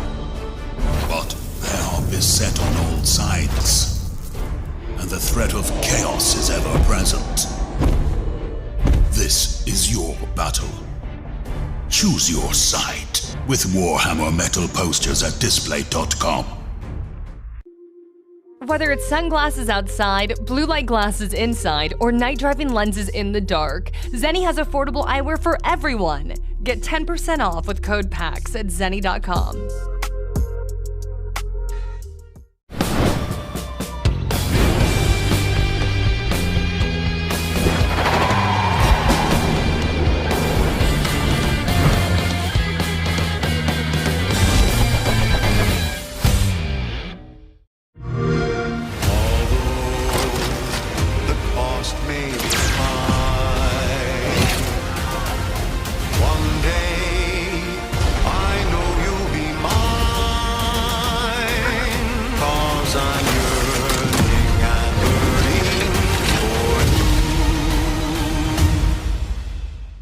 Celebrate the beauty of capitalism by pre-ordering today. Play it day one with Game Pass.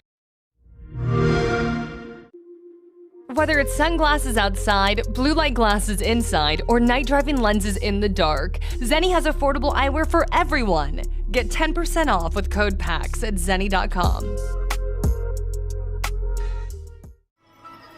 Why do you fight? Why walk this path of subterfuge and conflict? If you feel wronged, blame yourself or the Father. The powerful must rule the weak. It is our duty. Heavens fall upon your crown! This vile charade has gone on long enough. It ends now.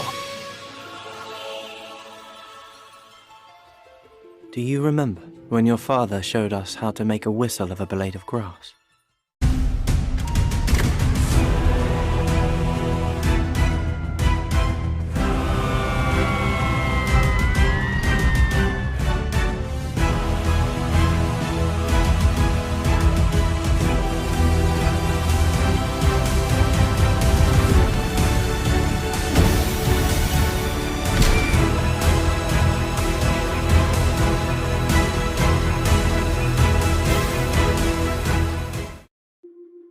Whether it's sunglasses outside, blue light glasses inside, or night driving lenses in the dark, Zenni has affordable eyewear for everyone. Get 10% off with code PAX at zenni.com.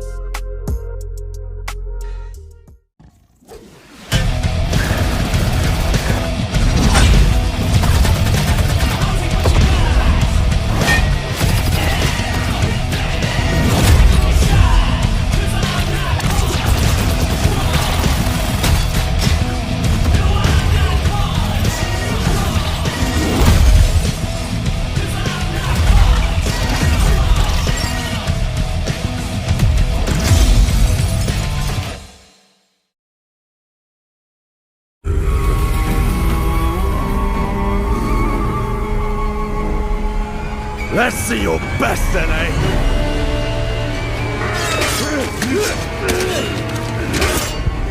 Sword play is a game of strength. Winning is what matters. And you can bring as many friends as Not good. These worlds we dive into, they're alive. They're epic, and they're ours. We don't just watch, we don't just play, we live them. Bring your worlds to life with metal posters from Displate. Games, movies, shows, and anime you love. Collect official designs and let your fandom shine. Only at Displate.com. Whether it's sunglasses outside, blue light glasses inside, or night driving lenses in the dark, Zenni has affordable eyewear for everyone. Get 10% off with code PAX at zenni.com. The Imperium of Man has stood for 10,000 years, guarded by the might of the Space Marines and mankind's numberless armies. But they are beset on all sides, and the threat of chaos is ever present. This is your battle. Choose your side with Warhammer metal posters at Displate.com. Whether it's sunglasses outside, blue light glasses inside, or night driving lenses in the dark, Zenni has affordable eyewear for everyone. Get 10% off with code PAX at zenni.com.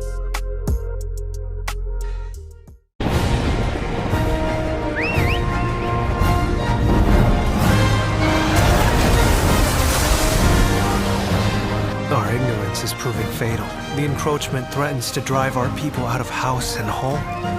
But this divide has brought our two kingdoms to the brink of war. But it won't be for long.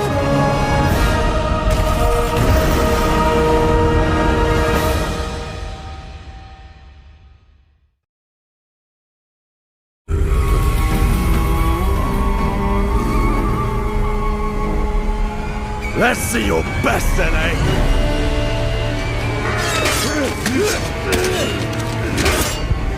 Sword play is a game of strength. Winning is what matters. And you can bring as many friends as you want. Not good. Whether it's sunglasses outside, blue light glasses inside, or night driving lenses in the dark, Zenni has affordable eyewear for everyone. Get 10% off with code PAX at zenni.com.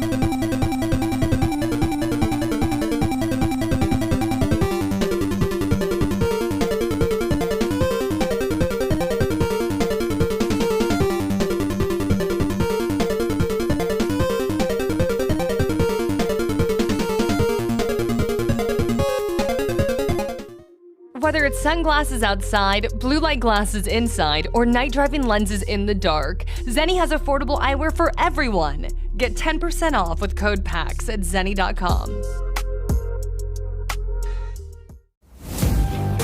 These worlds we dive into, they're alive. They're epic, and they're ours. We don't just watch, we don't just play, we live them. Bring your worlds to life with metal posters from Displate. Games, movies, shows, and anime you love.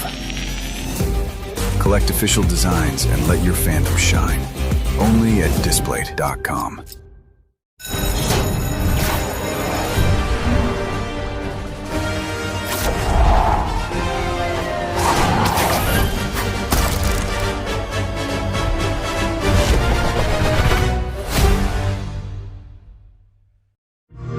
This is Sloan Beaumont speaking. Yes, from the commercials. Listen, I was given the chance to run a massive research project out at the local park. So, no leaks, no teams, just calm, cool science. It's gonna be amazing.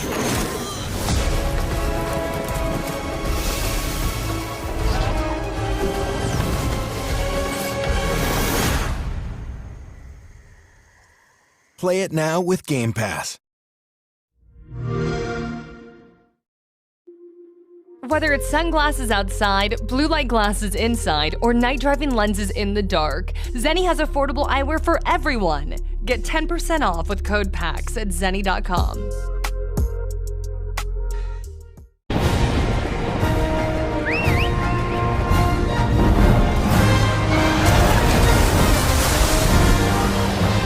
Our ignorance is proving fatal. The encroachment threatens to drive our people out of house and home. But this divide has brought our two kingdoms to the brink of war. But it won't be for long.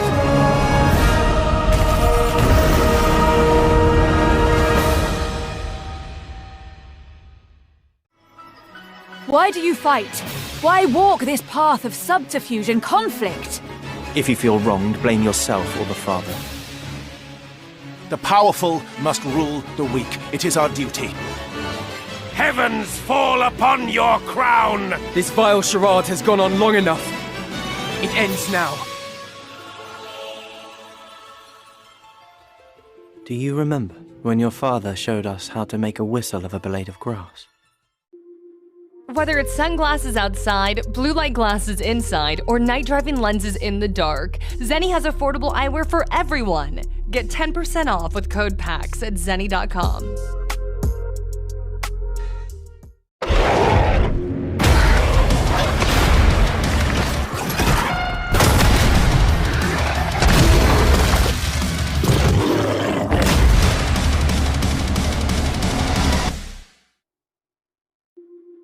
Whether it's sunglasses outside, blue light glasses inside, or night driving lenses in the dark, Zenni has affordable eyewear for everyone. Get 10% off with code PAX at zenni.com. The Imperium of Man has stood for 10,000 years, guarded by the might of the Space Marines and mankind's numberless armies. But they are beset on all sides, and the threat of chaos is ever present. This is your battle. Choose your side with Warhammer Metal posters at Displate.com. Whether it's sunglasses outside, blue light glasses inside, or night driving lenses in the dark, Zenni has affordable eyewear for everyone. Get 10% off with code PAX at zenni.com.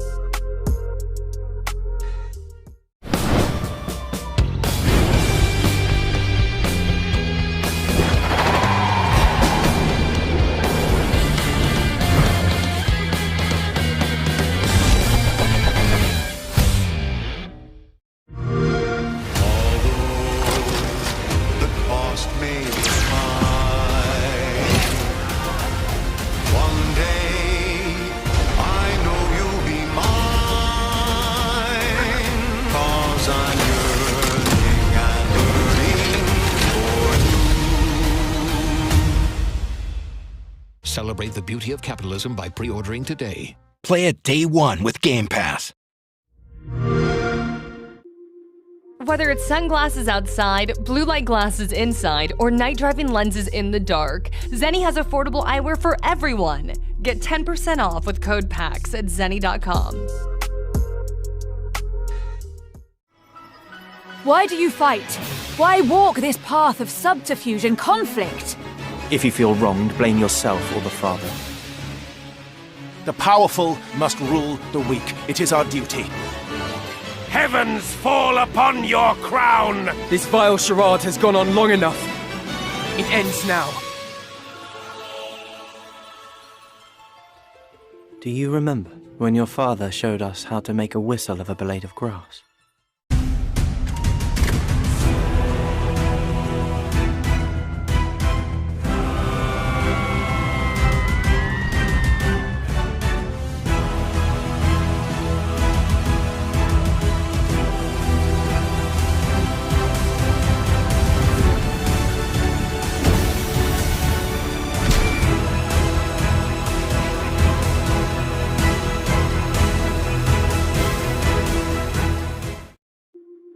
Whether it's sunglasses outside, blue light glasses inside, or night driving lenses in the dark, Zenni has affordable eyewear for everyone. Get 10% off with code PAX at Zenni.com.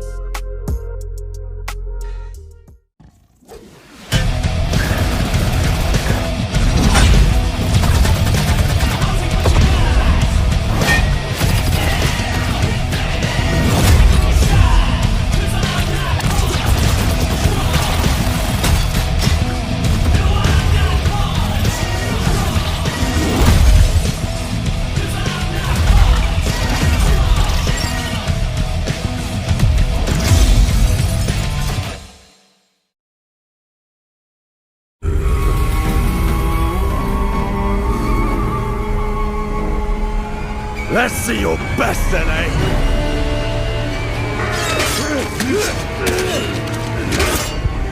Sword play is a game of strength. Winning is what matters. And you can bring as many friends as you want. Not good. These worlds we dive into, they're alive. They're epic, and they're ours. We don't just watch. We don't just play. We live them. Bring your worlds to life with metal posters from Displate. Games, movies, shows, and anime you love. Collect official designs and let your fandom shine. Only at Displate.com. Whether it's sunglasses outside, blue light glasses inside, or night driving lenses in the dark, Zenni has affordable eyewear for everyone. Get 10% off with code PAX at Zenni.com. The Imperium of Man has stood for 10,000 years, guarded by the might of the Space Marines and mankind's numberless armies. But they are beset on all sides, and the threat of chaos is ever present. This is your battle. Choose your side with Warhammer metal posters at Displate.com. Whether it's sunglasses outside, blue light glasses inside, or night driving lenses in the dark, Zenni has affordable eyewear for everyone. Get 10% off with code PAX at Zenni.com.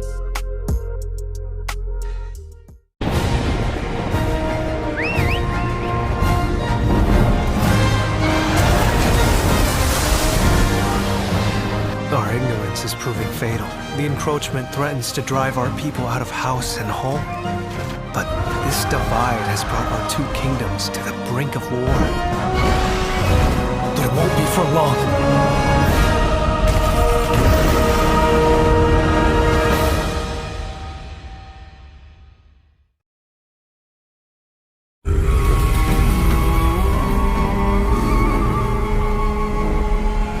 Let's see your best then, eh?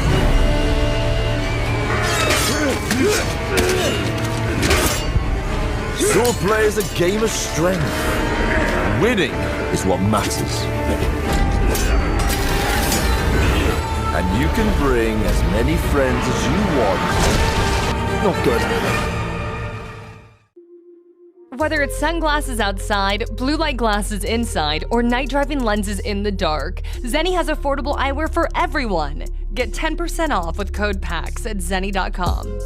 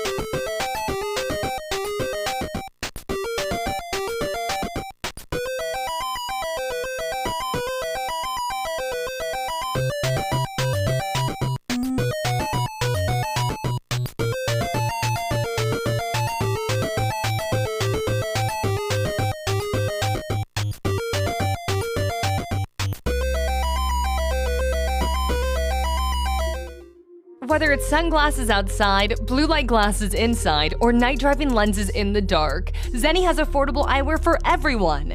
Get 10% off with code PAX at zenni.com. These worlds we dive into, they're alive. They're epic, and they're ours. We don't just watch, we don't just play, we live them. Bring your worlds to life with metal posters from Displate. Games, movies, shows, and anime you love. Collect official designs and let your fandom shine. Only at Displate.com.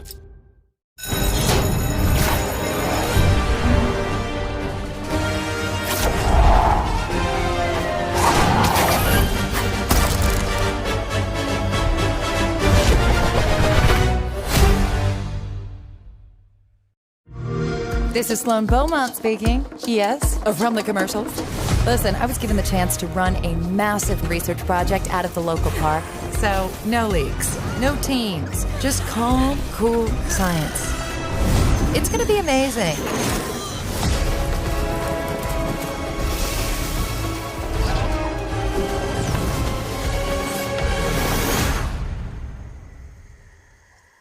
Play it now with Game Pass. Whether it's sunglasses outside, blue light glasses inside, or night driving lenses in the dark, Zenni has affordable eyewear for everyone. Get 10% off with code PAX at zenni.com.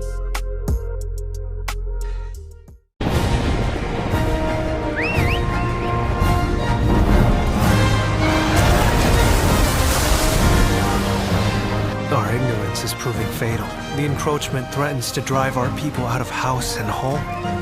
But this divide has brought our two kingdoms to the brink of war. But it won't be for long.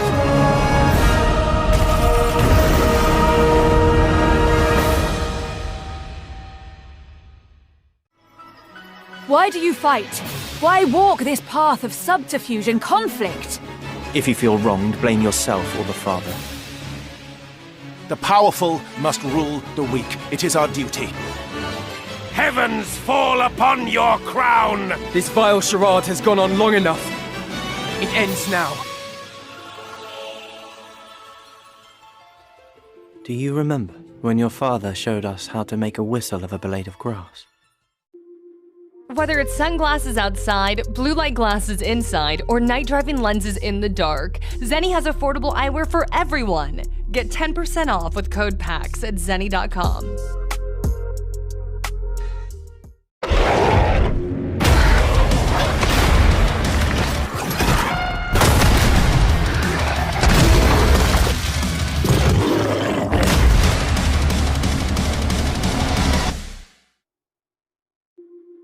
Whether it's sunglasses outside, blue light glasses inside, or night driving lenses in the dark, Zenni has affordable eyewear for everyone. Get 10% off with code PAX at zenni.com.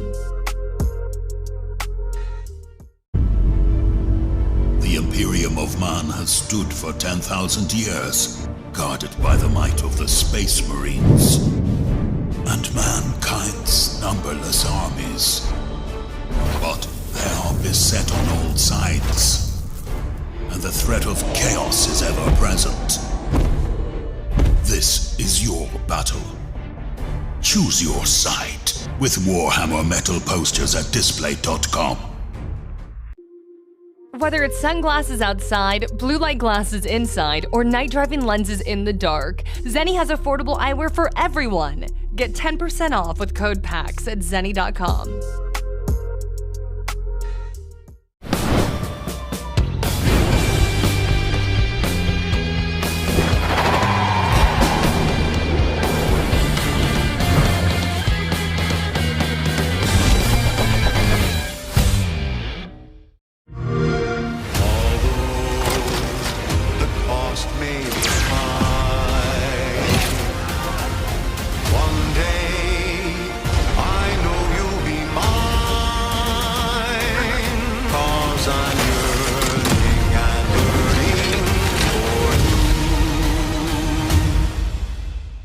Celebrate the beauty of capitalism by pre-ordering today. Play it day one with Game Pass. Whether it's sunglasses outside, blue light glasses inside, or night driving lenses in the dark, Zenni has affordable eyewear for everyone. Get 10% off with code PAX at zenni.com. Why do you fight? Why walk this path of subterfuge and conflict? If you feel wronged, blame yourself or the Father. The powerful must rule the weak. It is our duty. Heavens fall upon your crown! This vile charade has gone on long enough. It ends now. Do you remember when your father showed us how to make a whistle of a blade of grass?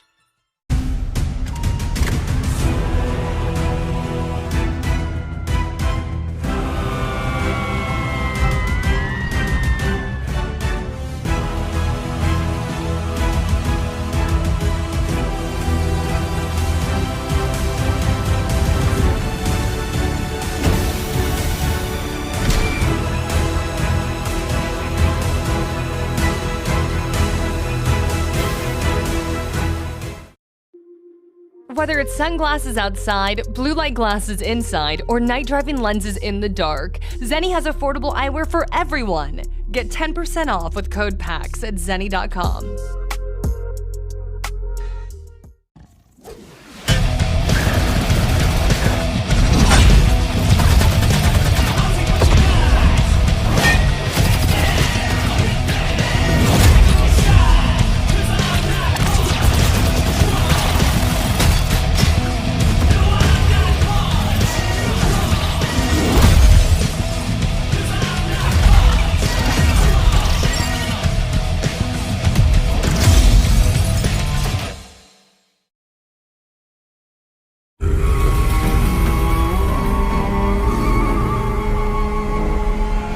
Let's see your best then, eh?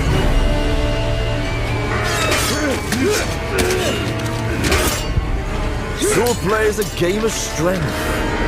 Winning is what matters. And you can bring as many friends as you want. Not good. These worlds we dive into, they're alive. They're epic, and they're ours. We don't just watch, we don't just play, we live them. Bring your worlds to life with metal posters from Displayed.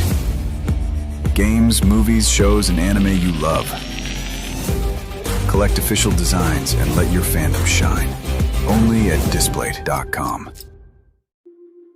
Whether it's sunglasses outside, blue light glasses inside, or night driving lenses in the dark, Zenni has affordable eyewear for everyone. Get 10% off with code PAX at zenni.com.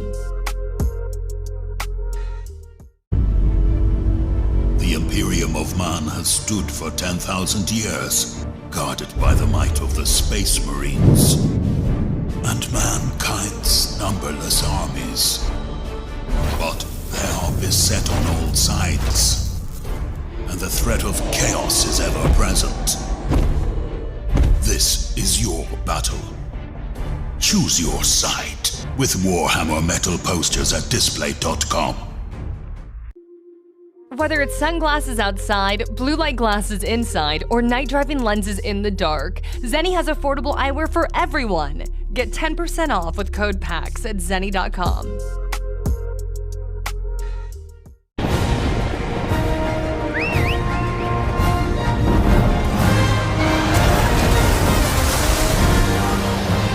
Our ignorance is proving fatal. The encroachment threatens to drive our people out of house and home. But this divide has brought our two kingdoms to the brink of war. But it won't be for long.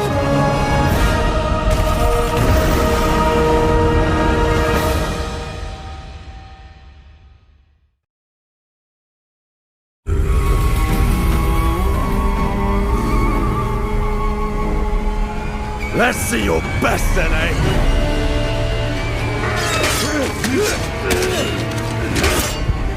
Swordplay is a game of strength. Winning is what matters. And you can bring as many friends as you want. Not good.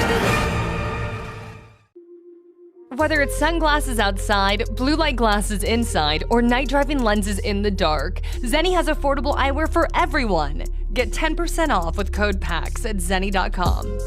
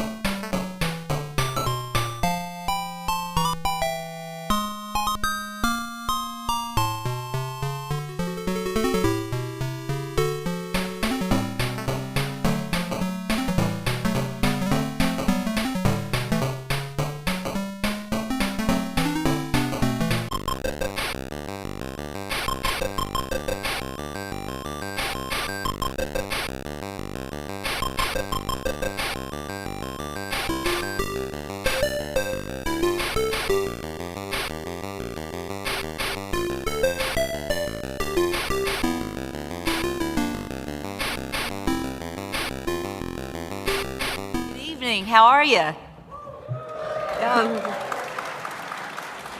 So this is going to be audience participation, and it's a little strange because I can't see you as well as I normally can. But how many of you came by the booth today wondering what in the world NASA's doing in town? How many of you were pleased that we are in town?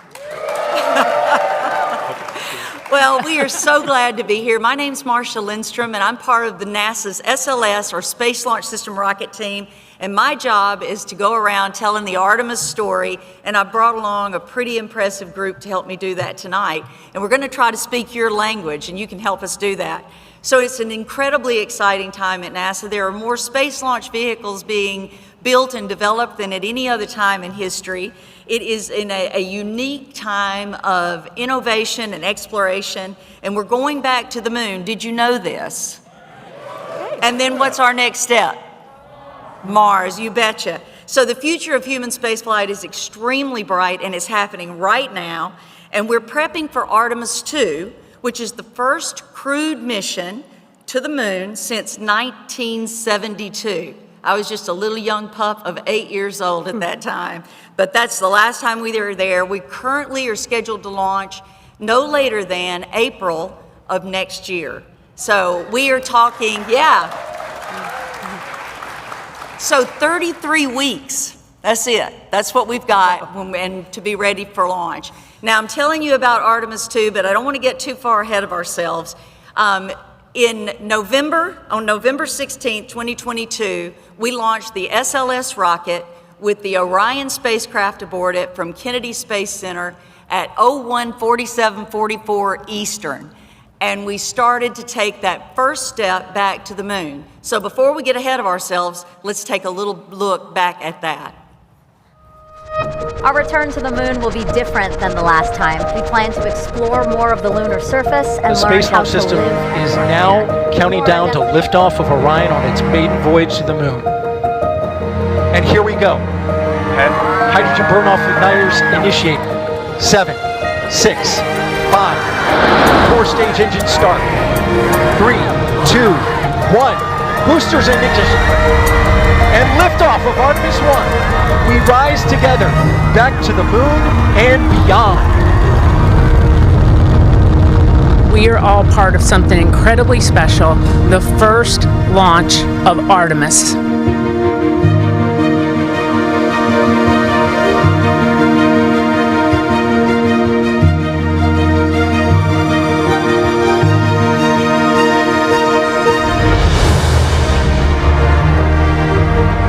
Of Earth from a human-rated spacecraft not seen since 1972 during the final Apollo mission.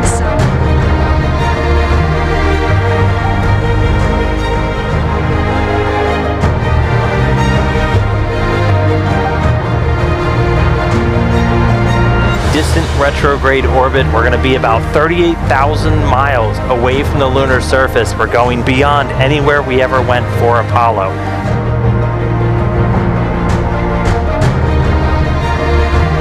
The Orion spacecraft is barreling its way back home after circumnavigating the moon and beyond in an elliptical distant retrograde orbit. Splashdown. Orion back on Earth.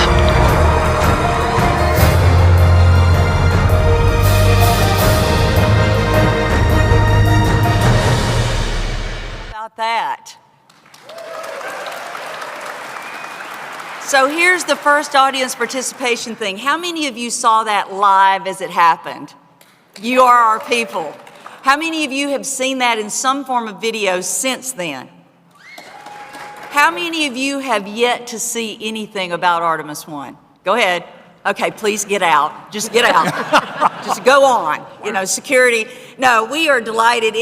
We think everybody knows it's going on, and we discover all the time that people don't know that it's going on. So we're here to talk about that historic return to the moon and what's waiting for us out there, how modeling and simulations play a role in the architectural design, as well as mission management, and also astronaut safety. And we'll even talk to someone who has a little firsthand knowledge living and working in space.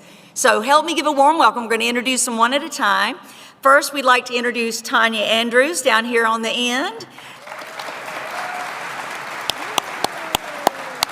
Tanya is the Deputy Chief of the Systems Analysis and Human Systems Integration Branch at the NASA Marshall Space Flight Center in Huntsville, Alabama. She'll tell you what that is, don't worry. With degrees in mechanical engineering and systems engineering, Tanya manages the human systems integration work for the Mars Ascent Vehicle, the Moon to Mars Lunar Architecture Team Concept, and she performs SLS Human Factors Engineering Analysis for Artemis. Her work includes management of the Virtual Environments Lab, where she enjoys involving interns in meaningful work to help better NASA's future with extended reality in engineering analysis. So that is Tanya Andrews. Next up, she's with us in Huntsville, Alabama, and then at Johnson Space Center from the Orion program, so the spacecraft, we have Seth Lambert. Seth is a visualization and simulation developer for Orion spacecraft program's strategic communications team. So he grew up in Seattle, hoping to go to PAX West, and he never made it. But here he is, all grown up, with a degree in game design and development. He started as an intern at NASA's Orion program in 2019, developing informative kiosk applications before moving into a full-time role developing spaceflight visualization and interactive simulations. So that's Seth Lambert. He's going to help us understand a little more about the spacecraft. And then somebody that I work with every day that's on the SLS team, Whitney Shepard. So Whitney is a technical writer in communications working for the Space Launch System rocket. It's no surprise she ended up there. She grew up a few miles from where we work right now at the Space Flight Center, Marshall Space Flight Center. Her job is to write about the rocket and its mission in a way that speaks to the general public. So taking engineerese and turning it into real peopleese. She is using the principles of game development to tell stories and design conceptual roadmaps that create engaging narratives. And she works hard to inspire the next generation of young explorers that we are calling the Artemis generation. And by the way, that's all of us, it's not just young explorers. So warm welcome for Whitney. And then finally, because you really can't do a panel about space exploration without having someone with some firsthand experience. So help me welcome Dr. Michael Barrett. So now sit back, because it's going to take just a minute here.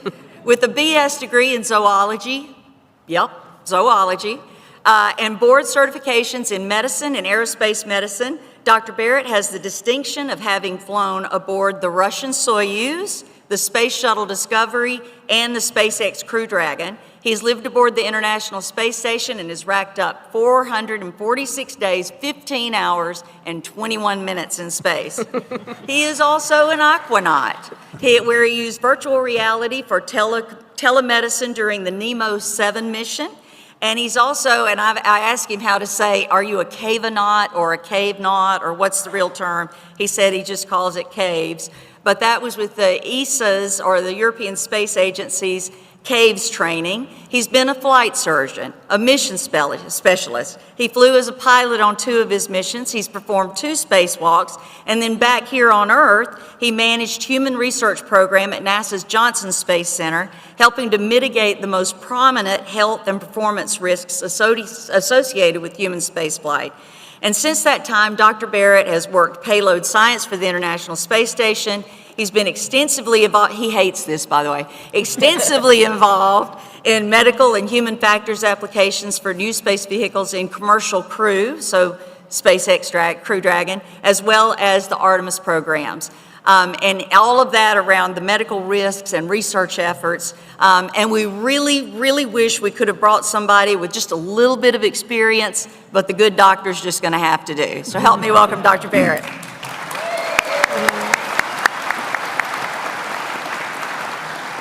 All right, so before we get into the real nitty-gritty, it's true confessions time. I am not a gamer. I know, it's disappointing, isn't it? It's horrible, it's disappointing. But I did bring along some enthusiasts with me, but Seth, talk to me a little bit about like your gaming experience. Sure, absolutely. I'm an avid gamer, particularly fond of immersive simulations and narrative RPGs. To call out a few, Dishonored 2, Fallout New Vegas are really my jam. So, Dr. Barrett, are you a gamer?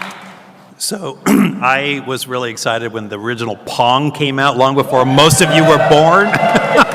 I survived medical school on asteroids and hold the record for Abbott Hall at Northwestern University in Chicago. But we kind of live in a gaming world at NASA. We don't have spaceships that we can just check out and go fly around, or spacesuits or robotic arms. So we spend a lot of time in high-fidelity simulators, which are basically games, the same interfaces, the visuals, the digitals you guys have, except we really sweat bullets when we do that because the implications are pretty dire. I will have one caveat. The most high-fidelity game I played without being in space, there's this centrifuge in Russia called the MOAC, and it has emulated the joysticks and the controllers for doing a manual entry. MOAC stands for Mother of All Centrifuges, by the way, because it is the biggest in the world. And when you make wrong control inputs, you're going to fill 8 Gs through your butt. So yeah, games to me are a very visceral reality. Yeah. So now, Tanya, you're a little bit like me, but are you a gamer? Does Tetris in the 90s count? Tetris counts for me. I am not a gamer, but we employ quite a few gamers in our virtual environments lab at Marshall Space Flight Center. So we recognize the need to have you guys there to simulate the things that we can't do here on Earth.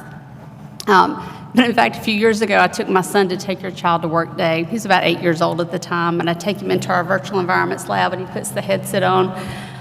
I don't allow my kids to even have a gaming system. I tell them to go outside and play in the woods. Boo! No, I know. So he puts the headset on, and he's completely feeling betrayed by me, right? He's like, Mom, you do this all day? I'm like, no, I just hire people to do this all day. So I don't understand gaming, but I do understand systems engineering and the importance of being able to use the technologies that are developed through the gaming industry to apply to the many things that we need to be testing at NASA. So though I'm not a gamer, I have complete respect for those who can do the development of these games, and I'm so thankful to have that as a tool for us to use in systems analysis. So we have given Whitney on our team, we've given her a brand new call sign, Lady Gamer. So Lady Gamer, what about it? I've been a huge gaming fan all my entire life. I play a little bit of everything. My favorite subgenre is anything Soulsborne. Praise the sun. And but I do a little bit of everything. I love RPGs. I love horror. Enjoy it all. Yeah, and so you can see from the image that we do have a good many gamers, and there's some aboard station, but we have a pretty big enthusiast aboard station right now, don't we? Yeah, we do. Johnny Kim, who is also a physician astronaut, a really good friend of mine, and I've actually been working things with Johnny a lot over the last couple days, and I asked him casually what games does he like, and he very enthusiastically sent me this in like 30 seconds. As a kid, I grew up playing StarCraft, Counter-Strike, Warcraft 2, too many hours maxing out Final Fantasy VII to 100% gameplay. Played Diablo 2, was playing when duping stones of Jordans was as easy as clicking the ring. As soon as I picked up a different one, gamers will understand the reference. Sounds like you did. GoldenEye, Halo, Metal Gear Solid series, the list goes on. Before he launched to the space station, he was playing Minecraft, Diablo 4, Rainbow Six Siege, the latest Halo, Call of Duty Black Ops 6 with his kids.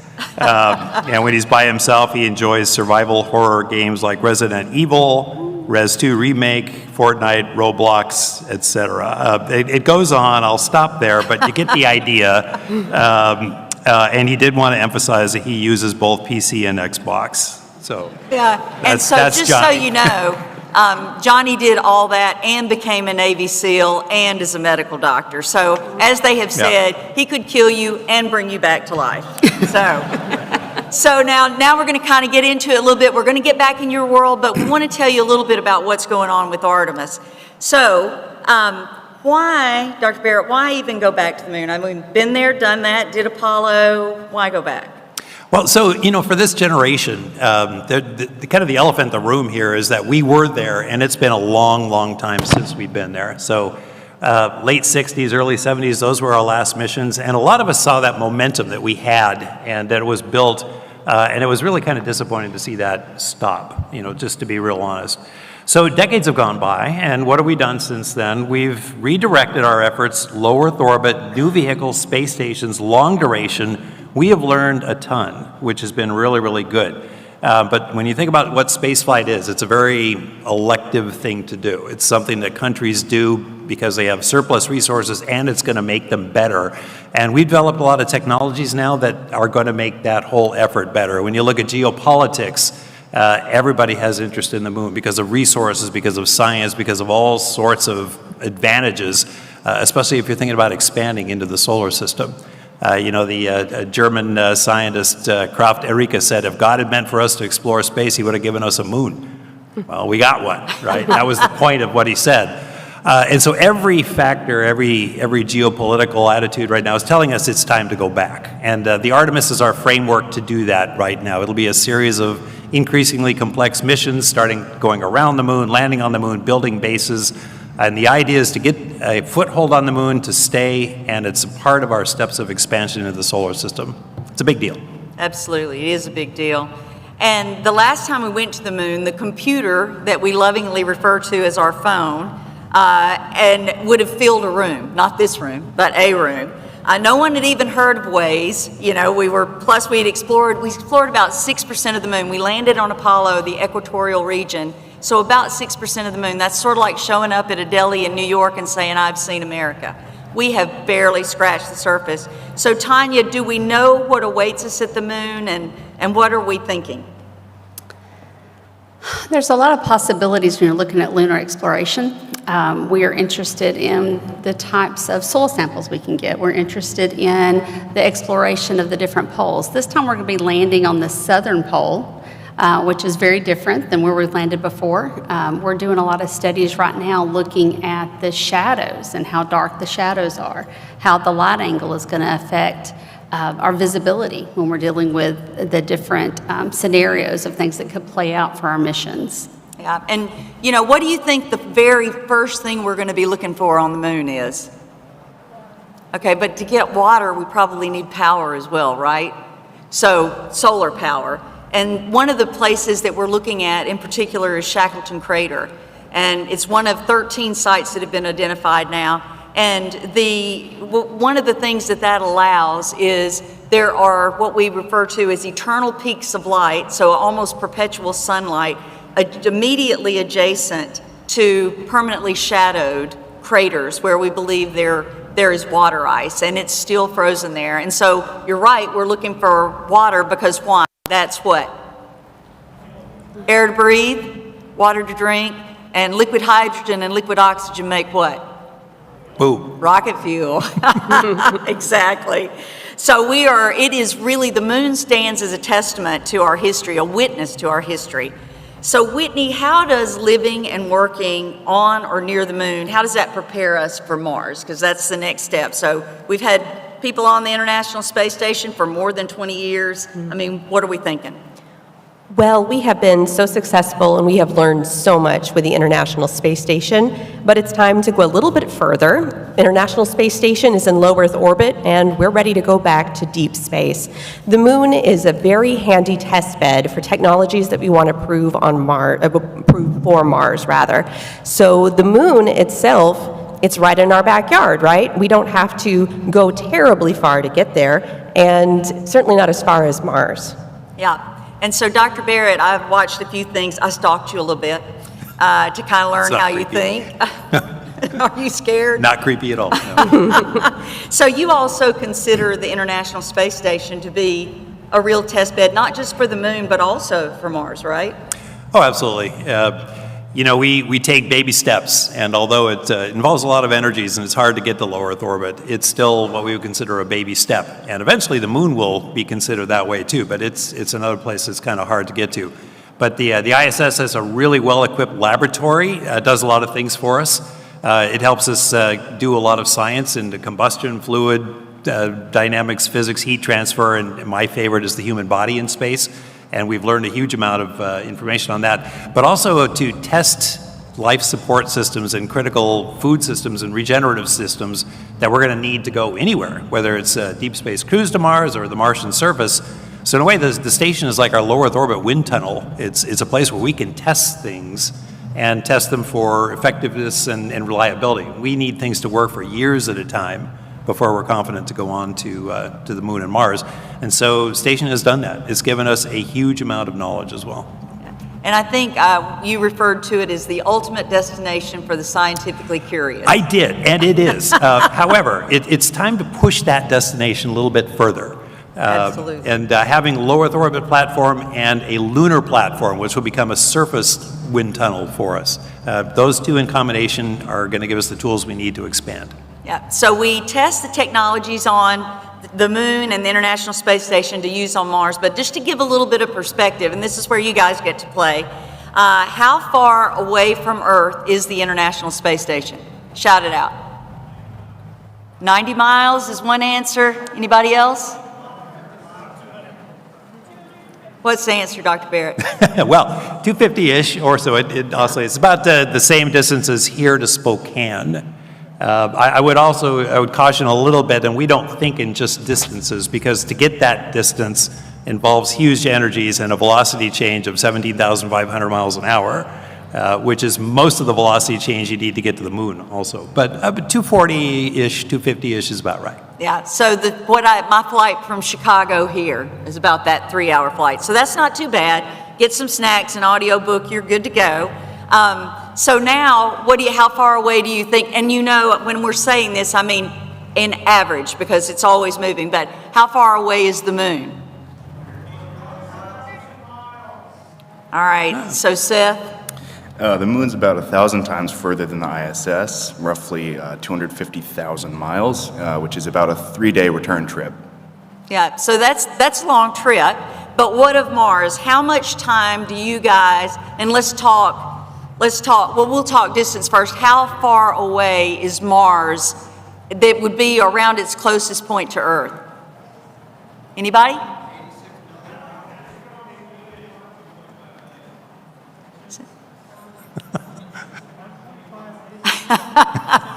So I'm hearing some good answers. Whitney, what do we say? It takes about 9 months to get to Mars. That is one way. So you're going to be going 9 months with your best friends in a very small crew capsule.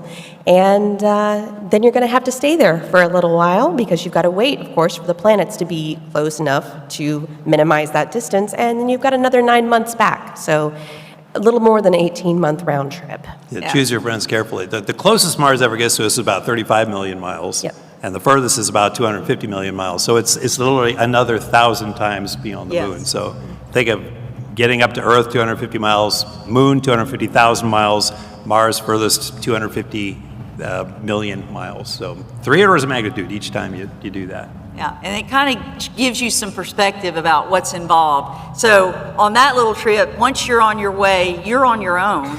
There's even about a 12-minute communication delay. So I say something, you guys sit here and wait 12 minutes. You want to do that?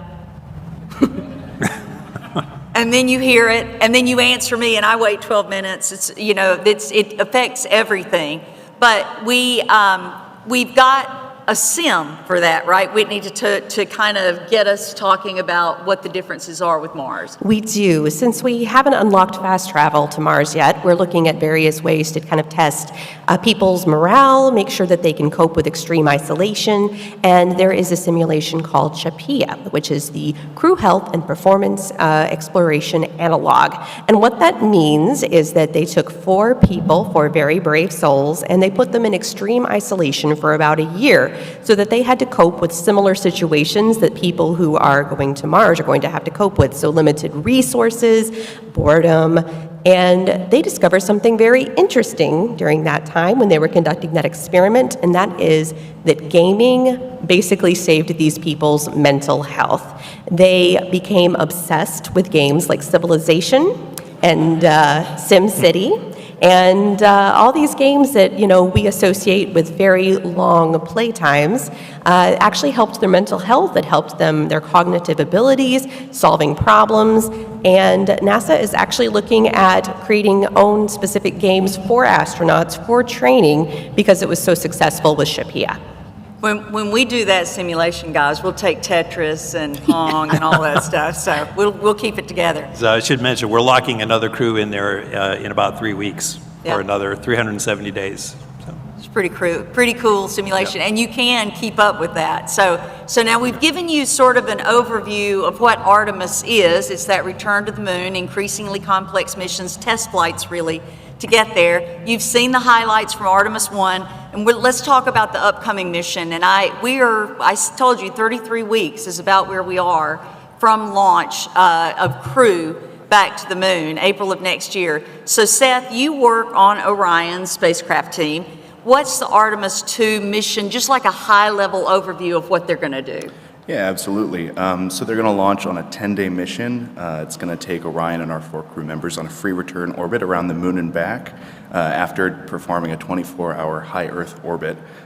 During the mission, we're going to be checking out all of our crew systems, our life support systems, both on SLS and on Orion. We're going to perform a lunar flyby, and after separating from our upper stage, we're going to perform a rendezvous and proximity operations demonstration, which is going to be the first time that our crew have hands on the controls of Orion. It's going to be a manual piloting demonstration to make sure that our crew can properly pilot the vehicle in proximity with another vehicle, and that helps prove out the technology for future missions on Artemis 3, when we'll be docking with a lander. Yeah, so we'll do a free return trajectory around the moon, so use the Earth's gravity to return. We did that on Apollo 13, not on purpose. That's how we had to work to get them home because of the anomaly that they had experienced. But that is the plan with Artemis 2. So that's how we'll be coming back home. We'll splash down off the coast of San Diego. So now, given Whitney and I both work for the rocket program, and Seth works for the Orion program, we might be a little bit biased, but the rocket and this spacecraft really, truly represent an unparalleled national capability. The rocket stands 322 feet tall, weighs in at 5.75 million pounds when fully fueled, and packs 8.8 million pounds of thrust off the pad. It is a beast of a rocket. It's the only rocket capable of carrying crew aboard Orion and the things they need on a mission to the moon in a single launch. And Orion is the only spacecraft that can get humans to the moon, sustain them on that mission, and then bring them safely home. We don't think that'll always be the case, but that's the case right now. So does anybody know the statistical rate of success for a brand new rocket, like on your first launch? What do you think the statistical rate of success is? I only hear that. I hope y'all can hear us. What did you say?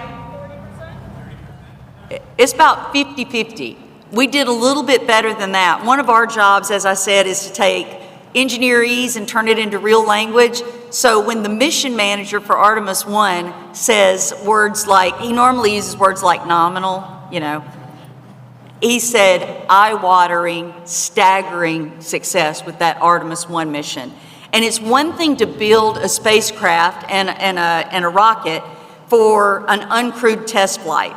That's one thing. It's a whole other thing to build a rocket for 4 souls to go to the moon and return. And we know these guys. We work with these guys. And really, Mike, the crew of Artemis 2, they'll be venturing around the far side of the moon, as we said, but they're your brothers and sisters in arms. Would you do us the honor of introducing them to us? They look so formal. Sure. So on the left there, the tall guy, Jeremy Hansen, he was from London, Ontario. He's a Canadian. I hear at least one voice of support there. He's famous for saying that we got a token Canadian on there, so if things go wrong, we can just blame Canada. But F-18 pilot from the Royal Canadian Air Force, an outstanding individual. Actually, I spent my week and a half in a cave in Sardinia with Jeremy as one of the international crew members on there. A good friend. We call him Weed. Next, Christina Cook, we call her Nana. She's an electrical engineer. She had the record for a while of the longest spaceflight for a woman on board, 328 days. She didn't launch thinking she was going to be up there for 328 days. Very resilient, took it in stride with a lot of grace, and did a lot of killer science on there. Victor Glover, we call him Ike, Navy test pilot. He has degrees in engineering and masters in flight test engineering as well. Just really outstanding individual F-18 pilot. one of my regular coffee mates, and Reed Wiseman on the right, their commander, with Ike being pilot. Reed, we call him Tonto, also an engineer. He actually flew F-14 Tomcats way back in the day. He looks a lot younger than he is, but he's incredibly experienced. I commend him for assigning me to the flight that I flew last year for 8 months on board. That was when he was chief of the astronaut office.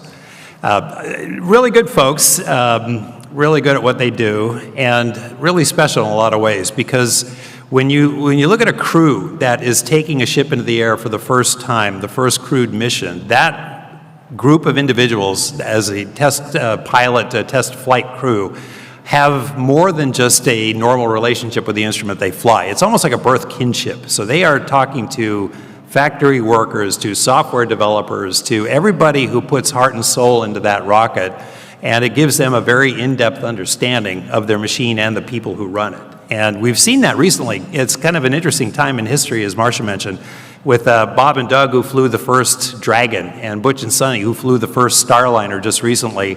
This adds a whole different layer of complexity in this beast of a rocket. So when they are lying on that thing getting ready to launch, they're going to be 6 layers deep in the details of running their spacecraft, but also in their relationships with all the people that put it together. So it's just an incredible, special thing to be on a first crew for a brand new vehicle. Yeah, and thank you. Oh. So this is the crew that's going to test all of that out, and I'm showing you their mission patch. If you came by the booth today, we talked a little bit about it. That's them individually, but as a crew, they see their mission, they see themselves as pathfinders. Their measure of success is how much risk can they buy down to pass the baton to the Artemis 3 crew. So they took a little, you see the Artemis 2 there, but in their minds, for their mission patch, they wanted to take a play on that and say it's exploration by all, and what Mike said earlier about all of the hands that have touched these systems, and it's exploration for all. And that's how they see that mission and what their mission patch means. So now, Dr. Baird, I'm gonna keep you on the hook just a little bit longer. This is really your area of expertise. We know about the mission and how we're getting there and getting to the moon. We know it's not easy, it's not like just going, but we face a myriad of challenges, including the health of the astronauts. Can you talk to us first about radiation exposure? Yeah, sure.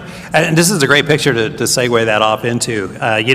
Some people kind of think of space as a radiation environment. I don't do that with my students and trainees. It kind of is arrogant in a way. It kind of smacks of geocentrism, if you will. I mean, space is radiation. Radiation is everywhere we want to be. Earth is a privileged bunker against that radiation. We grew up with that, and so we think of space as that radiation environment. But it's really more that we live in this radiation-hardened bunker.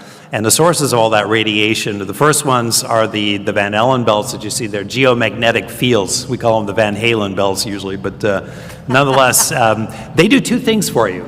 They can expose you to radiation if you fly through them, or they can protect you from it if you fly under them. And the ISS actually flies under them. So we still get a good bit of radiation on the ISS, about 3 orders of magnitude more than a normal land limit, if you will. But it's a good bit of radiation. It would be a lot more. Once we get out of those Van Allen belts, that triples. We go from about, if anybody cares, about half a millisievert a day to about 1.5 millisieverts a day. And then you're exposed to two other things that are really in full force out there. One of those being solar particles, which can be a gentle solar wind, or it can be solar particle events, storms. And then the big enchilada for us is galactic cosmic rays. It just comes from everywhere, and they're big, heavy particles that carry a lot of energy. So why do we care? Because they can actually hit macromolecules like DNA that are very important to us. And so we worry about those a lot. So once you get out of those magnetic fields, number one, you've flown through them, so you've got a little bit of radiation exposure there, and number two, you no longer have their protection. So the Artemis 2 crew will be the first to venture outside those belts since the last Apollo mission. And so, Seth, did we test for radiation on Artemis 1? We did. The NASA Orion spacecraft is designed to keep our astronauts safe in that, high radiation environment. It's got 5,600 passive sensors and 34 active sensors on board to measure the radiation the vehicle. And while there was not a living crew on board, there were passengers. We had Munikin Campos, who was wearing the Orion Crew Survival System, which has radiation monitors on it. There was also Helga and Zohar, two life-size female analog mannequins with sensors both inside them and outside them. And Zohar was wearing a radiation protection suit. And this research helped us develop new technologies ranging from protective gear to warning sensors and other protection devices. That image is a little creepy, isn't it? But that's Helga and Zohar, and it did help us understand more about how to protect. So, Dr. Barrett, there are other dangers. Like I said, I've listened to a couple of your presentations, but of the impacts on the body and the adaptations of the human body to those extreme environments. And I heard you say we actually become extraterrestrial beings. We do. So it's not just radiation mitigation, is it? No, but it's interesting. Almost every system in the body changes. Your heart changes its regulation, nerves, bones, muscles, immune system, endocrine system, everything changes.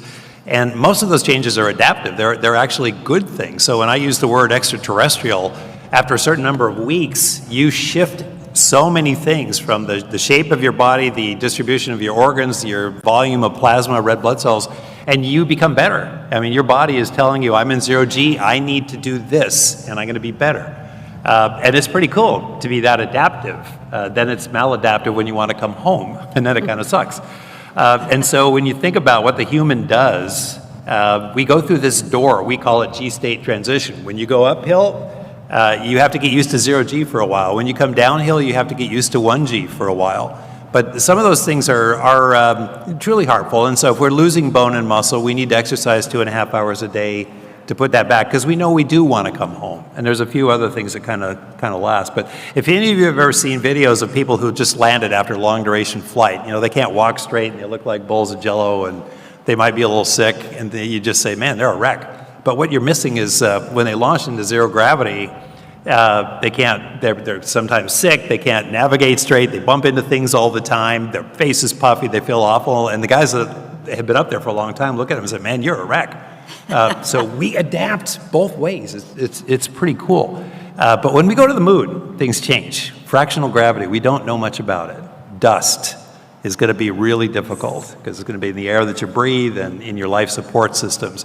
The physical loads associated with putting on suits and going out there and exploring the surface and the chances of trauma and the exploration atmosphere that we're going to use in a habitat. It adds an extreme cold, a few degrees above Kelvin in some of these permanently shaded areas. So it adds new medical risks way beyond what we've seen now. So it's exciting for us to try to figure out how to prepare for that.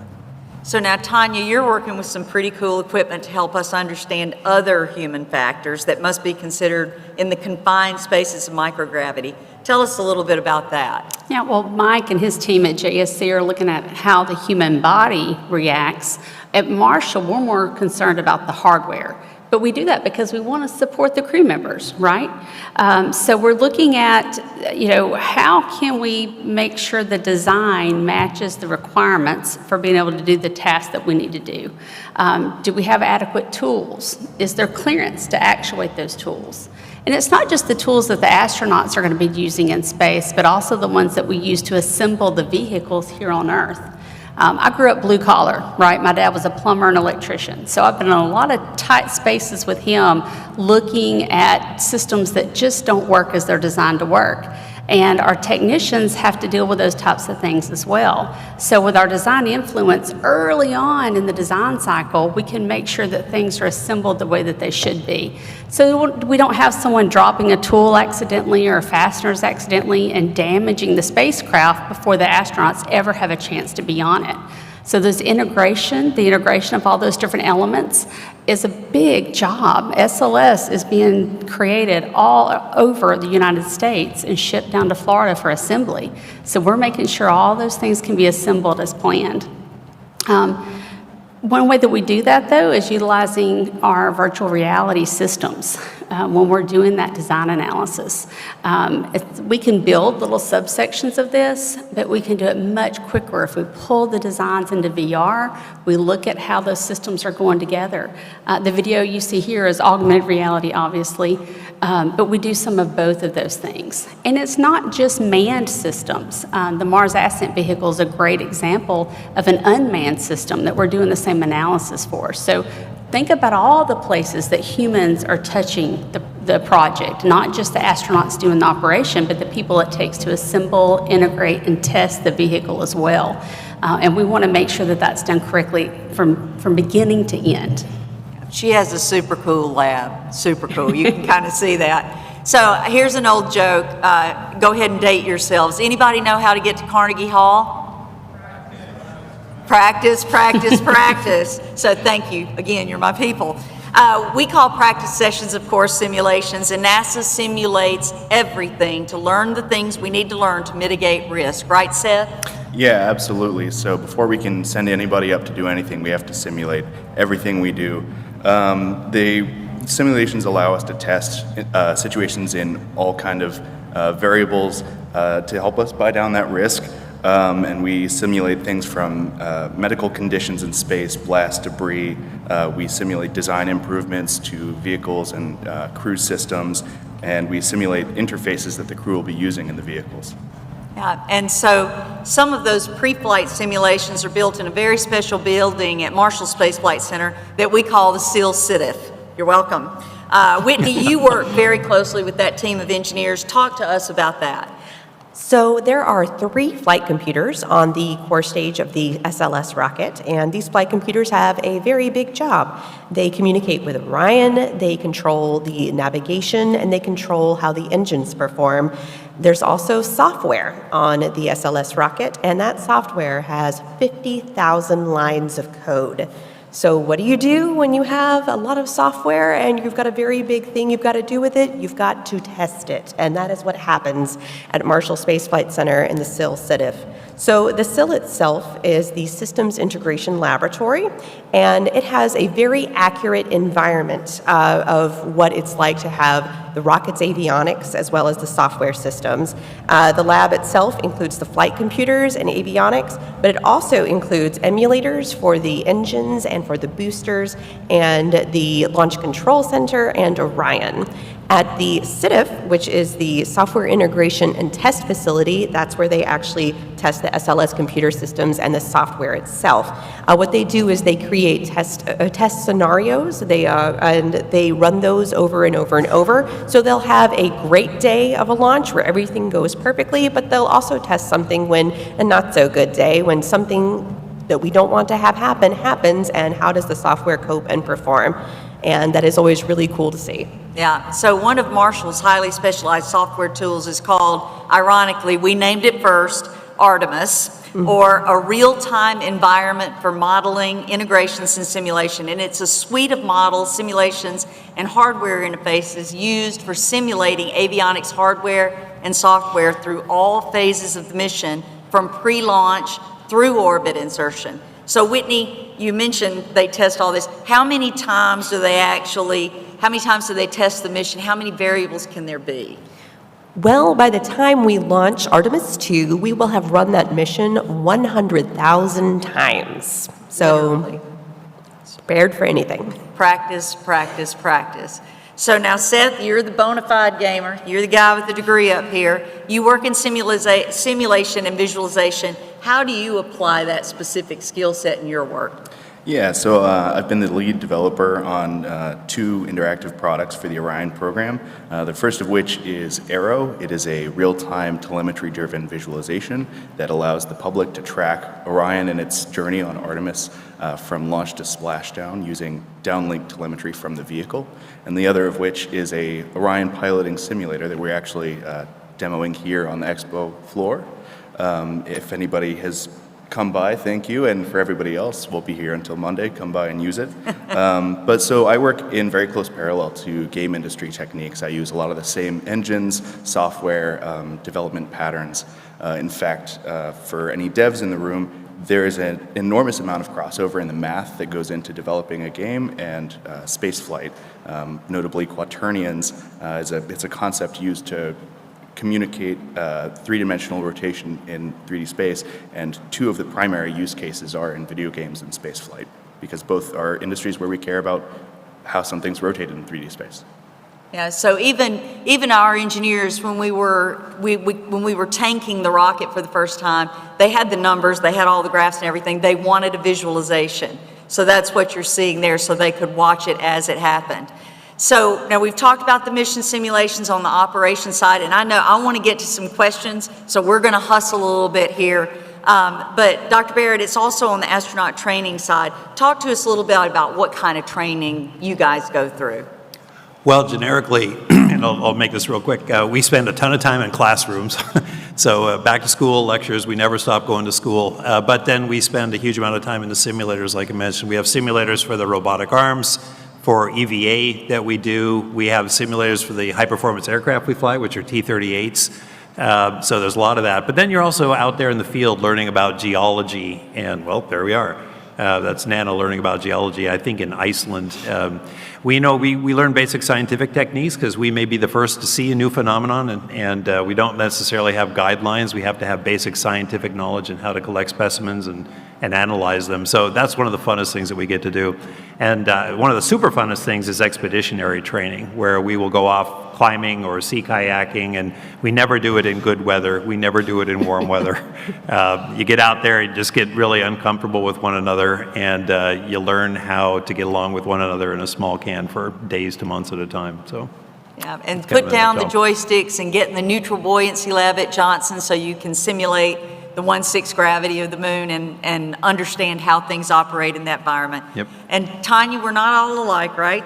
We come in all shapes and sizes, including the crew. We've got a crew member that's around 5 feet and one crew member that's around 6 feet.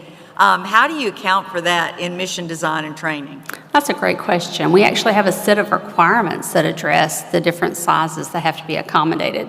And those accommodations have to be made to fit a large variety of heights. We have to look at things like physical access. Can a person fit in the space? We also have to look at reach. I think Mike here could probably reach a lot of things that I cannot, right? I'm only 5'2". So I have step stools all over my house because whenever I need something, I can grab a step stool and climb up and get it. But if I were to go to space, I wouldn't have that problem. I could reach any shelf I wanted to in microgravity. The lunar surface is going to be a little different, however. We have partial gravity there. So we're going to have to think about different ways to deal with having to reach the top shelf when you're someone short like I am. But no matter how tall or short, we are figuring out how to make accommodations to make sure people of all sizes are able to do the mission at hand. Absolutely. And so we were not able to bring any of the Artemis II crew with us because they are training, practice. But one of the main objectives for Artemis II is to test out the Orion. How does it handle? So we actually have a little video here from the commander and the pilot kind of showing you how they're going to fly Orion. I'm Reed Wiseman. And I'm Victor Glover. And this is how we pilot the Orion spacecraft.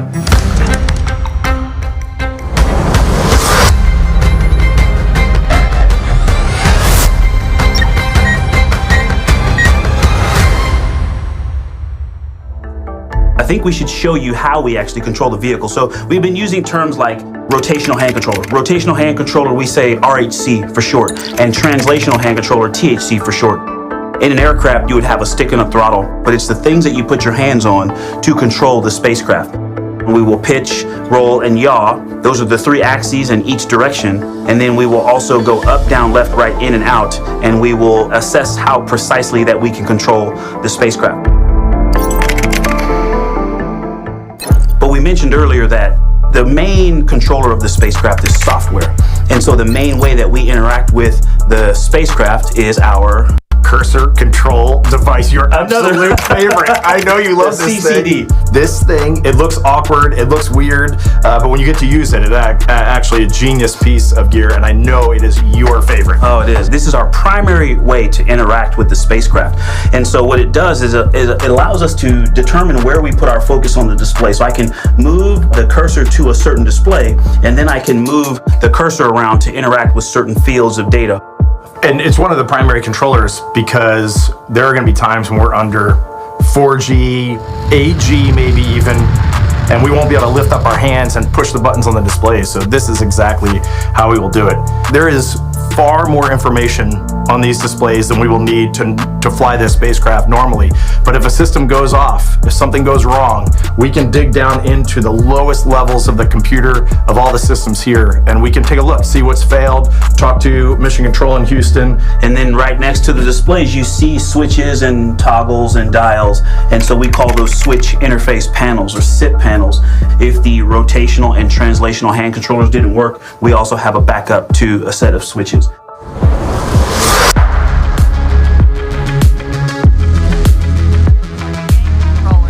I mean, everything they're using looks like the things you guys are playing with. Or is playing okay, or do you say gaming? I shouldn't say playing.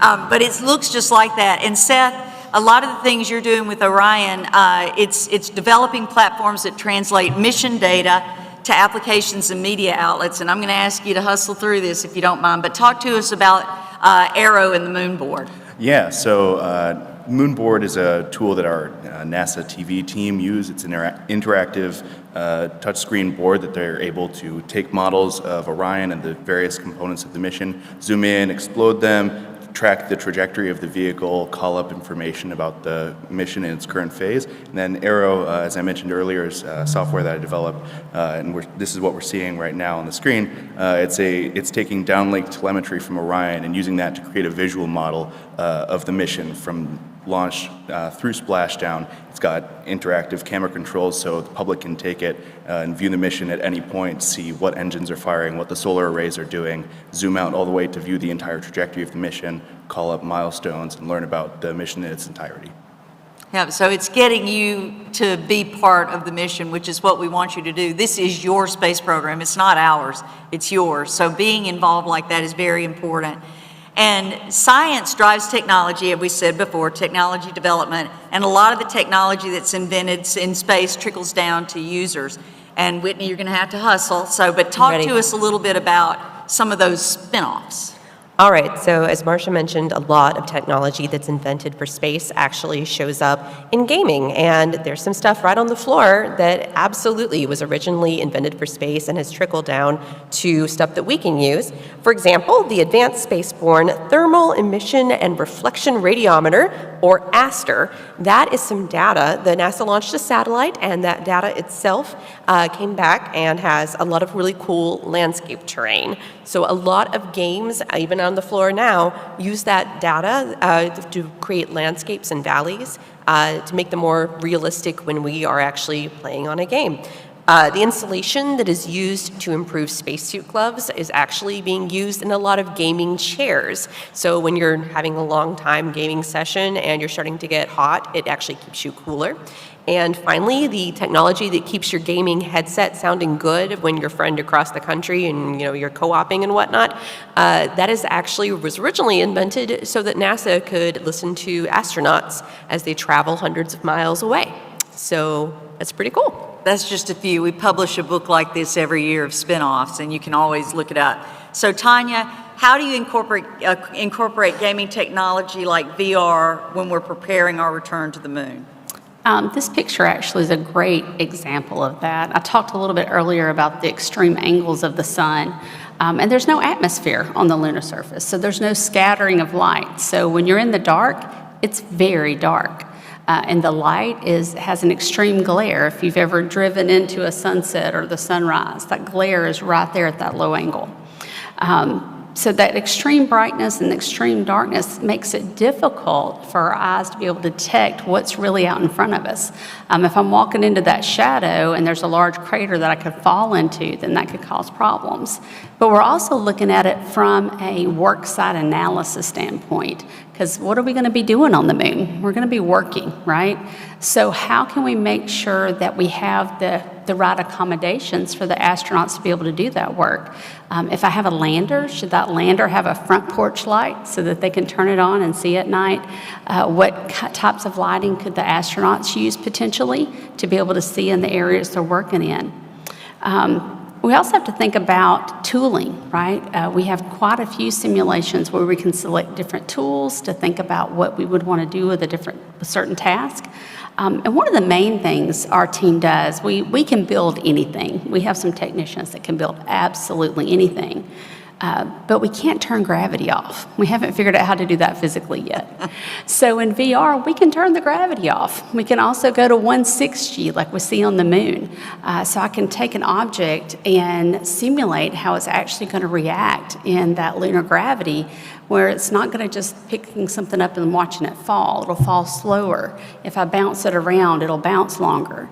So those types of simulations are the only way that we can simulate the reality of the gravitational differences between here and Earth. So it doesn't matter how cool it is, what we can build, we can't turn the gravity off without VR. So we're very thankful for the technologies that allow us to do that. Absolutely. And one of the things we do, a lot of you have asked while we're here, one of the things we do is outreach. And so what kind of outreach are we doing to engage the youngest among us to come along? So just like she asked earlier, okay, how many of you are aware of Artemis? That's part of our job, is to make sure that the younger generation is aware that they are part of the Artemis generation. And we are currently working with something called the App Development Challenge, which focuses on high school students and community college students. And it is teaching them how the principles of coding and game design can actually prepare them for jobs in the aerospace industry. So hopefully in the next couple of months, we'll be doing a little bit more with that, but it's a really cool venture. Yeah. And so now I'm going to ask these guys I'm going to ask you to give me the shortest answer possible.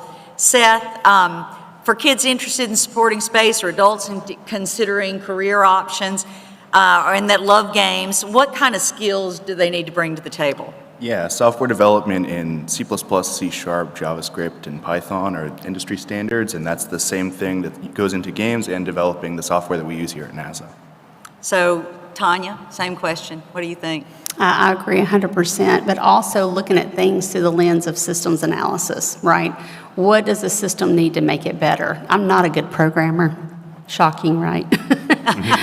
But I do understand the systems. So working together, Seth and I make a good team in looking at that system as a whole and how we can improve it from an engineering and a coding perspective. Yeah, and Whitney, storyboarding, end user experience, all that. I'm a writer, so I tend to think of things in terms of storytelling. I want to be able to tell the story clearly and succinctly and get the point across as quickly as possible. So, and I'm going to ask Dr. Barrett in a minute because we want you to be able to ask some questions. But so this mission that we've been talking about all this time, it is historic. There's no way around it. It's extremely significant to our future. And we have been delighted to be with you tonight and this week to talk to you about it. And I'm going to leave you with a few words. Eugene Cernan was the commander of Apollo 17, last man to step off the surface of the moon. And he said, "We leave as we came, and God willing, as we shall return, with peace and hope for all mankind." Those were hopeful words. We're turning those into prophetic words, and we are going back, and we are just getting started. Here we go. 1. Give me fuel, give me fire, give me that which I desire.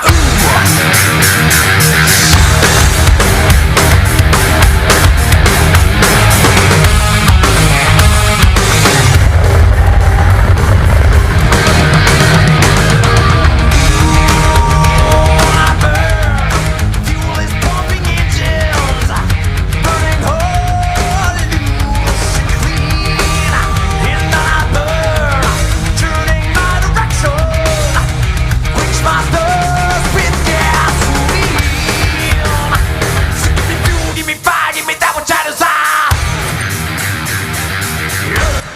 How about that? So guys, you can keep up with us anywhere, and we've got about 1.5 minutes, but I'm hoping they give us a little since we had a little late start. But have we got questions in the audience? I think we've got mics on the outside, or you can shout it out, or if you want to move to one of these edges here. Yes? Thank you for coming. I have one question. There's a lot of misinformation out there. Is there one thing in the past and one thing in the future that you can put on the moon or that we can see with a decent telescope to have definitive proof that we were there?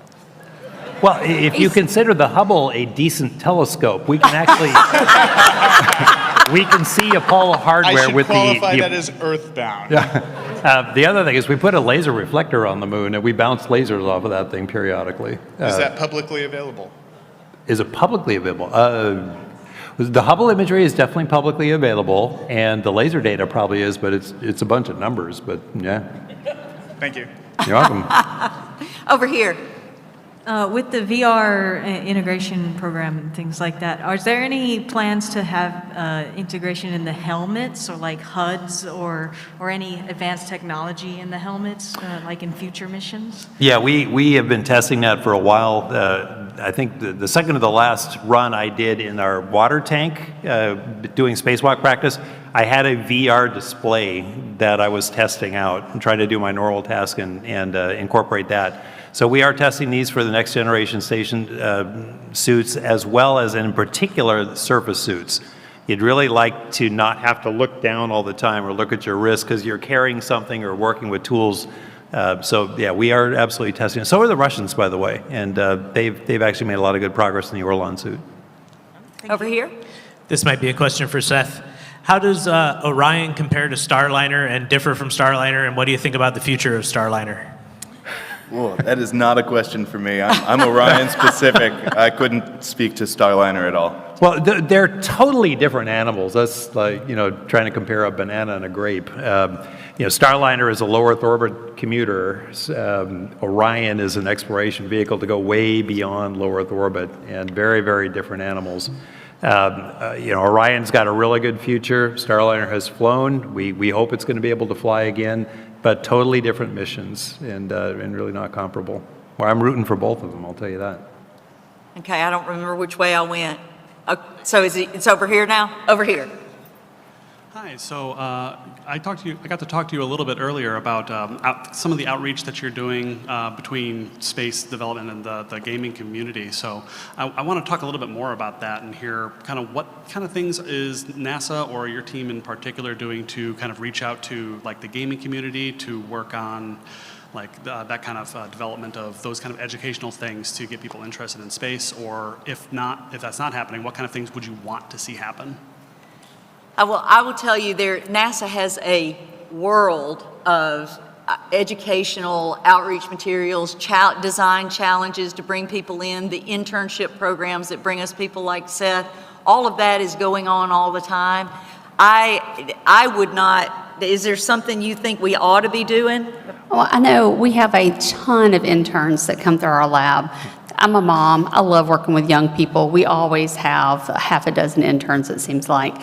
So intern.nasa.gov, and I'm amazed at the things that people in the gaming community are doing that these young people are bringing into us at NASA. It's really the way to get the newest intel, if you will, right?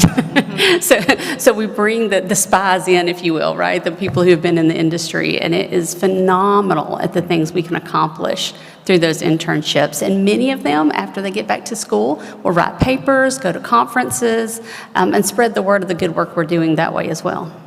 And there are engineering design challenges, the Human Exploration Rover Challenge, which used to be called the Moon Buggy Challenge, where they build it, they bring it, they race it in Huntsville, Alabama over all kinds of crazy terrain. We also do student launch with rockets out in a farm out in northern Alabama, where they launch huge rockets, and they're huge competitions that involve not just designing and building the rocket, but also the program management things that you have to do, your budget, talking to the public about your program, and all of those kinds of things that go on all the time.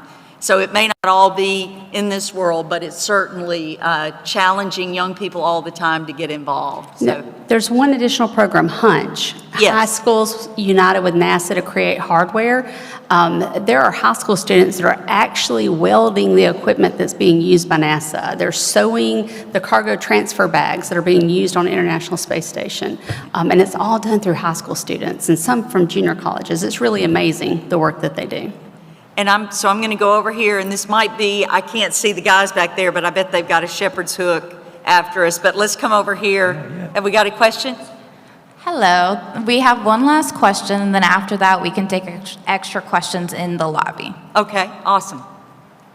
Yeah, so I think one of the biggest pieces of technology that's kind of being talked about right now is AI. How is NASA using AI either in development or assisting in like the Artemis mission or even like in VR and robots and stuff like that? That's a question. Well, I can start. I mean, broadly, I'll put it that way. Yeah. So, we were talking about what kind of skills people should kind of bring to the table. I absolutely agree, software, coding, those languages, but I would add AI to that. Because a lot of our software development now is being done with the help of AI and working with software developers, not only at NASA, but out there in the commercial world. Some knowledge of AI in helping to develop the tools is really, really important. But I would couple that with a deep knowledge of the surroundings and the systems that you're trying to emulate or you're trying to control. So you can't just be an expert programmer or an expert in AI. You need to understand the systems that you're trying to vet that against. Control systems, hardware, even medical. We're actually developing an AI model for diagnosing medical issues in space against the physiologic changes that I mentioned there. So those are just some of the places that we start with it, but it's going to be, and it is already a very large thing. But it is overdriving its headlights, I will say that as well. Every once in a while, I teach heavily, and I had the occasion to address a question like, can you fart propulsively in space? Why do people care? I don't know. But I looked at an AI answer for that, and it said that you can't hear farts in space, but you can sure smell them. Now, if you think about that, if you can smell it, that means there's an atmosphere. If you can't hear it, it means there's not an atmosphere, but AI didn't know the difference. And when you don't have a big, robust database for AI to learn things, welcome to spaceflight, especially humans in spaceflight, it is going to give you some gobbledygook answers.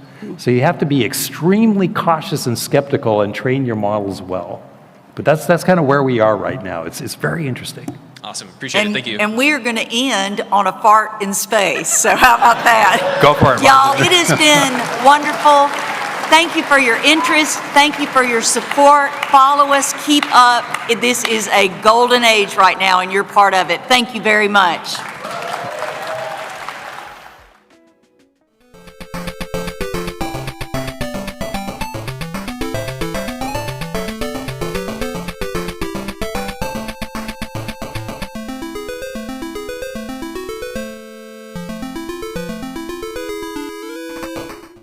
Whether it's sunglasses outside, blue light glasses inside, or night driving lenses in the dark, Zenni has affordable eyewear for everyone. Get 10% off with code PAX at Zenni.com. These worlds we dive into, they're alive. They're epic, and they're ours. We don't just watch, we don't just play, we live them. Bring your worlds to life with metal posters from Displayed. Games, movies, shows, and anime you love. Collect official designs and let your fandom shine. Only at Displayed.com.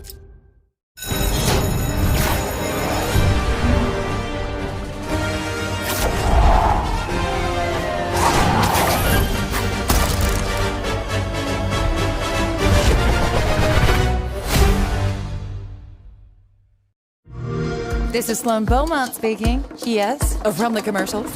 Listen, I was given the chance to run a massive research project out of the local park. So, no leaks, no teams, just calm, cool science. It's gonna be amazing.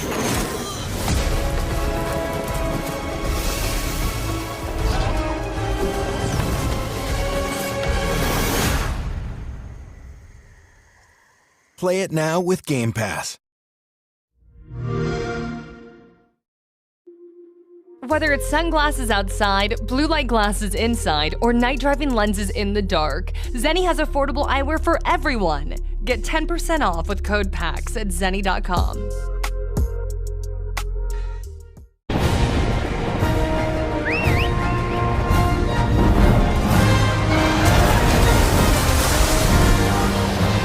Our ignorance is proving fatal. The encroachment threatens to drive our people out of house and home. But this divide has brought our two kingdoms to the brink of war. But it won't be for long.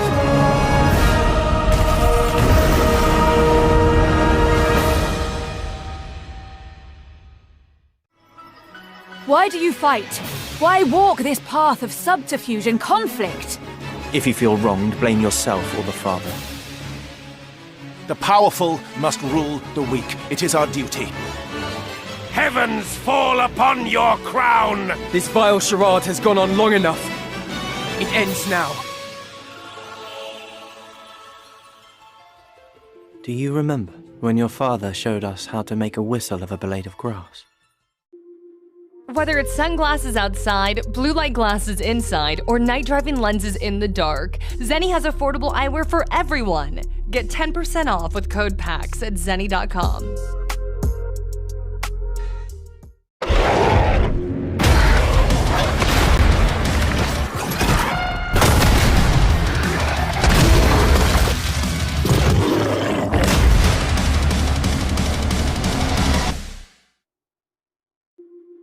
Whether it's sunglasses outside, blue light glasses inside, or night driving lenses in the dark, Zenni has affordable eyewear for everyone. Get 10% off with code PAX at zenni.com. The Imperium of Man has stood for 10,000 years, guarded by the might of the Space Marines and mankind's numberless armies.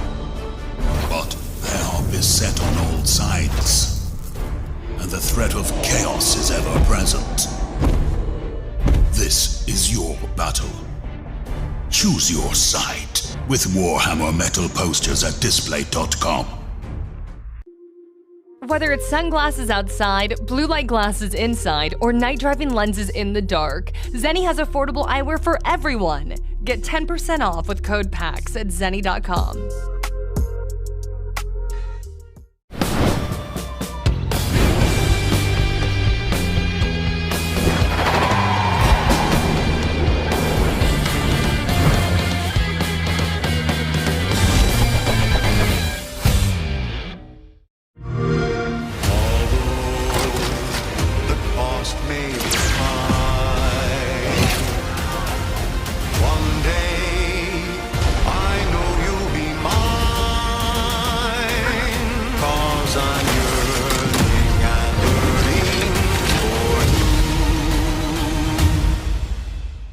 Celebrate the beauty of capitalism by pre-ordering today. Play it day one with Game Pass.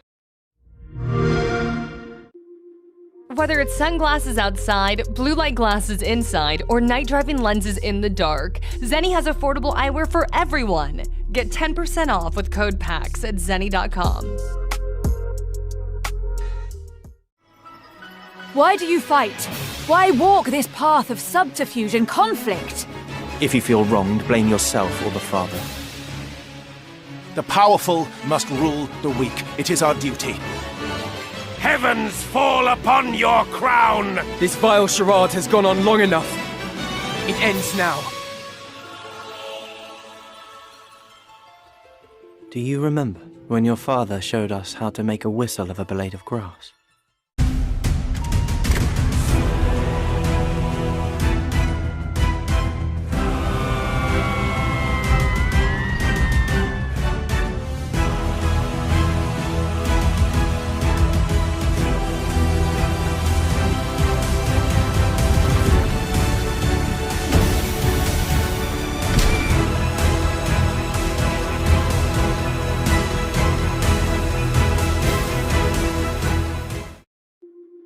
Whether it's sunglasses outside, blue light glasses inside, or night driving lenses in the dark, Zenni has affordable eyewear for everyone. Get 10% off with code PAX at zenni.com.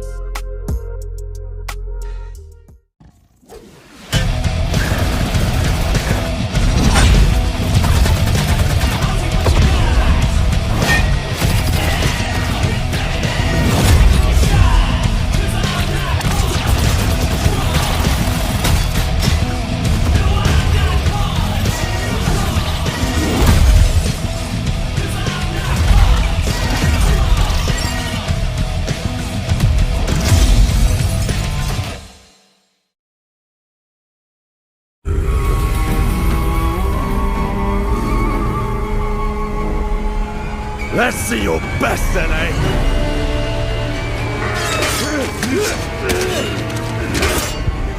Swordplay is a game of strength. Winning is what matters. And you can bring as many friends as you want. Not good. These worlds we dive into, they're alive. They're epic, and they're ours. We don't just watch, we don't just play, we live them. Bring your worlds to life with metal posters from Displate. Games, movies, shows, and anime you love. Collect official designs and let your fandom shine. Only at Displate.com. Whether it's sunglasses outside, blue light glasses inside, or night driving lenses in the dark, Zenni has affordable eyewear for everyone. Get 10% off with code PAX at zenni.com. The Imperium of Man has stood for 10,000 years, guarded by the might of the Space Marines and mankind's numberless armies. But they are beset on all sides, and the threat of chaos is ever present. This is your battle. Choose your side with Warhammer metal posters at Displate.com. Whether it's sunglasses outside, blue light glasses inside, or night driving lenses in the dark, Zenni has affordable eyewear for everyone. Get 10% off with code PAX at zenni.com.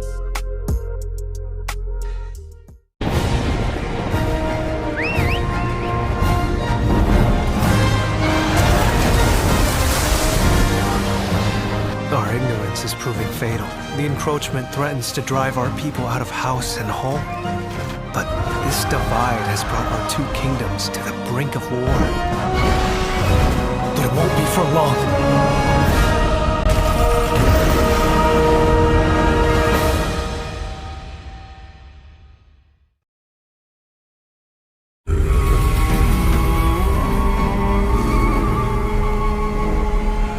Let's see your best then, eh?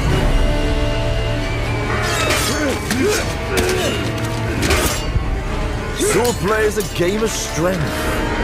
Winning is what matters. And you can bring as many friends as you want. Not good. Whether it's sunglasses outside, blue light glasses inside, or night driving lenses in the dark, Zenni has affordable eyewear for everyone. Get 10% off with code PAX at zenni.com.